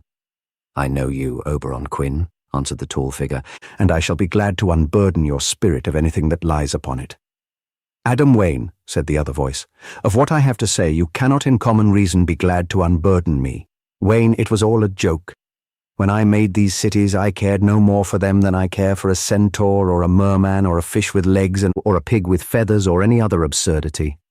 When I spoke to you solemnly and encouragingly about the flag of your freedom and the peace of your city, I was playing a vulgar practical joke on an honest gentleman, a vulgar practical joke that has lasted for 20 years. Though no one could believe it of me, perhaps, it is the truth that I am a man both timid and tender-hearted. I never dared in the early days of your hope or the central days of your supremacy to tell you this. I never dared to break the colossal calm of your face. God knows why I should do it now when my farce has ended in tragedy and the ruin of all your people. But I say it now, Wayne, it was done as a joke." There was silence, and the freshening breeze blew the sky clearer and clearer, leaving great spaces of the white dawn. At last, Wayne said, very slowly, "You did it all only as a joke?" "Yes," said Quinn briefly. "When you conceived the idea," went on Wayne dreamily, "of an army for Bayswater and a flag for Notting Hill, there was no gleam, no suggestion in your mind that such things might be real and passionate." "No," answered Oberon, turning his round white face to the morning with a dull and splendid sincerity. "I had none at all." Wayne sprang down from the height above him and held out his hand. "I will not stop to thank you," he said with a curious joy in his voice, "for the great good for the world you have actually wrought. All that I think of that I have said to you a moment ago, even when I thought that your voice was the voice of a derisive omnipotence, its laughter older than the winds of heaven. But let me say what is immediate and true. You and I, Oberon Quinn, have both of us throughout our lives been again and again called mad. And we are mad. We are mad because we are not two men, but one man. We are mad because we are two lobes of the same brain, and that brain has been cloven in two. And if you ask for the proof of it, it is not hard to find. It is not merely that you, the humorist, have been in these dark days stripped of the joy of gravity. It is not merely that I, the fanatic, have had to grope without humour. It is that, though we seem to be opposite in everything, we have been opposite like man and woman, aiming at the same moment at the same practical thing. We are the father and the mother of the charter of the cities."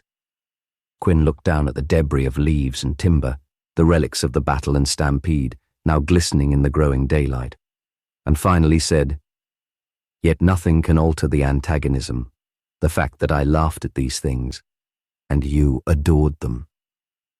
Wayne's wild face flamed with something godlike as he turned it to be struck by the sunrise. "I know of something that will alter that antagonism, something that is outside us, something that you and I have all our lives perhaps taken too little account of. The equal and eternal human being will alter that antagonism, for the human being sees no real antagonism between laughter and respect. The human being and the common man whom mere geniuses like you and me can only worship like a god. When dark and dreary days come, you and I are necessary, the pure fanatic, the pure satirist. We have between us remedied a great wrong. We have lifted the modern cities into that poetry which everyone who knows mankind knows to be immeasurably more common than the commonplace. But in healthy people there is no war between us. We are but the two lobes of the brain of a ploughman. Laughter and love are everywhere. The cathedrals built in the ages that loved God are full of blasphemous grotesques. The mother laughs continually at the child. The lover laughs continually at the lover. The wife at the husband. The friend at the friend. Oberon Quinn, we have been too long separated. Let us go out together. You have a halberd, and I a sword. Let us start our wanderings over the world, for we are its two essentials. Come, it is already day. In the blank white light, Oberon hesitated a moment. Then he made the formal salute with his halberd, and they went away together, into the unknown world. The end. Thank you for listening. Have a wonderful day.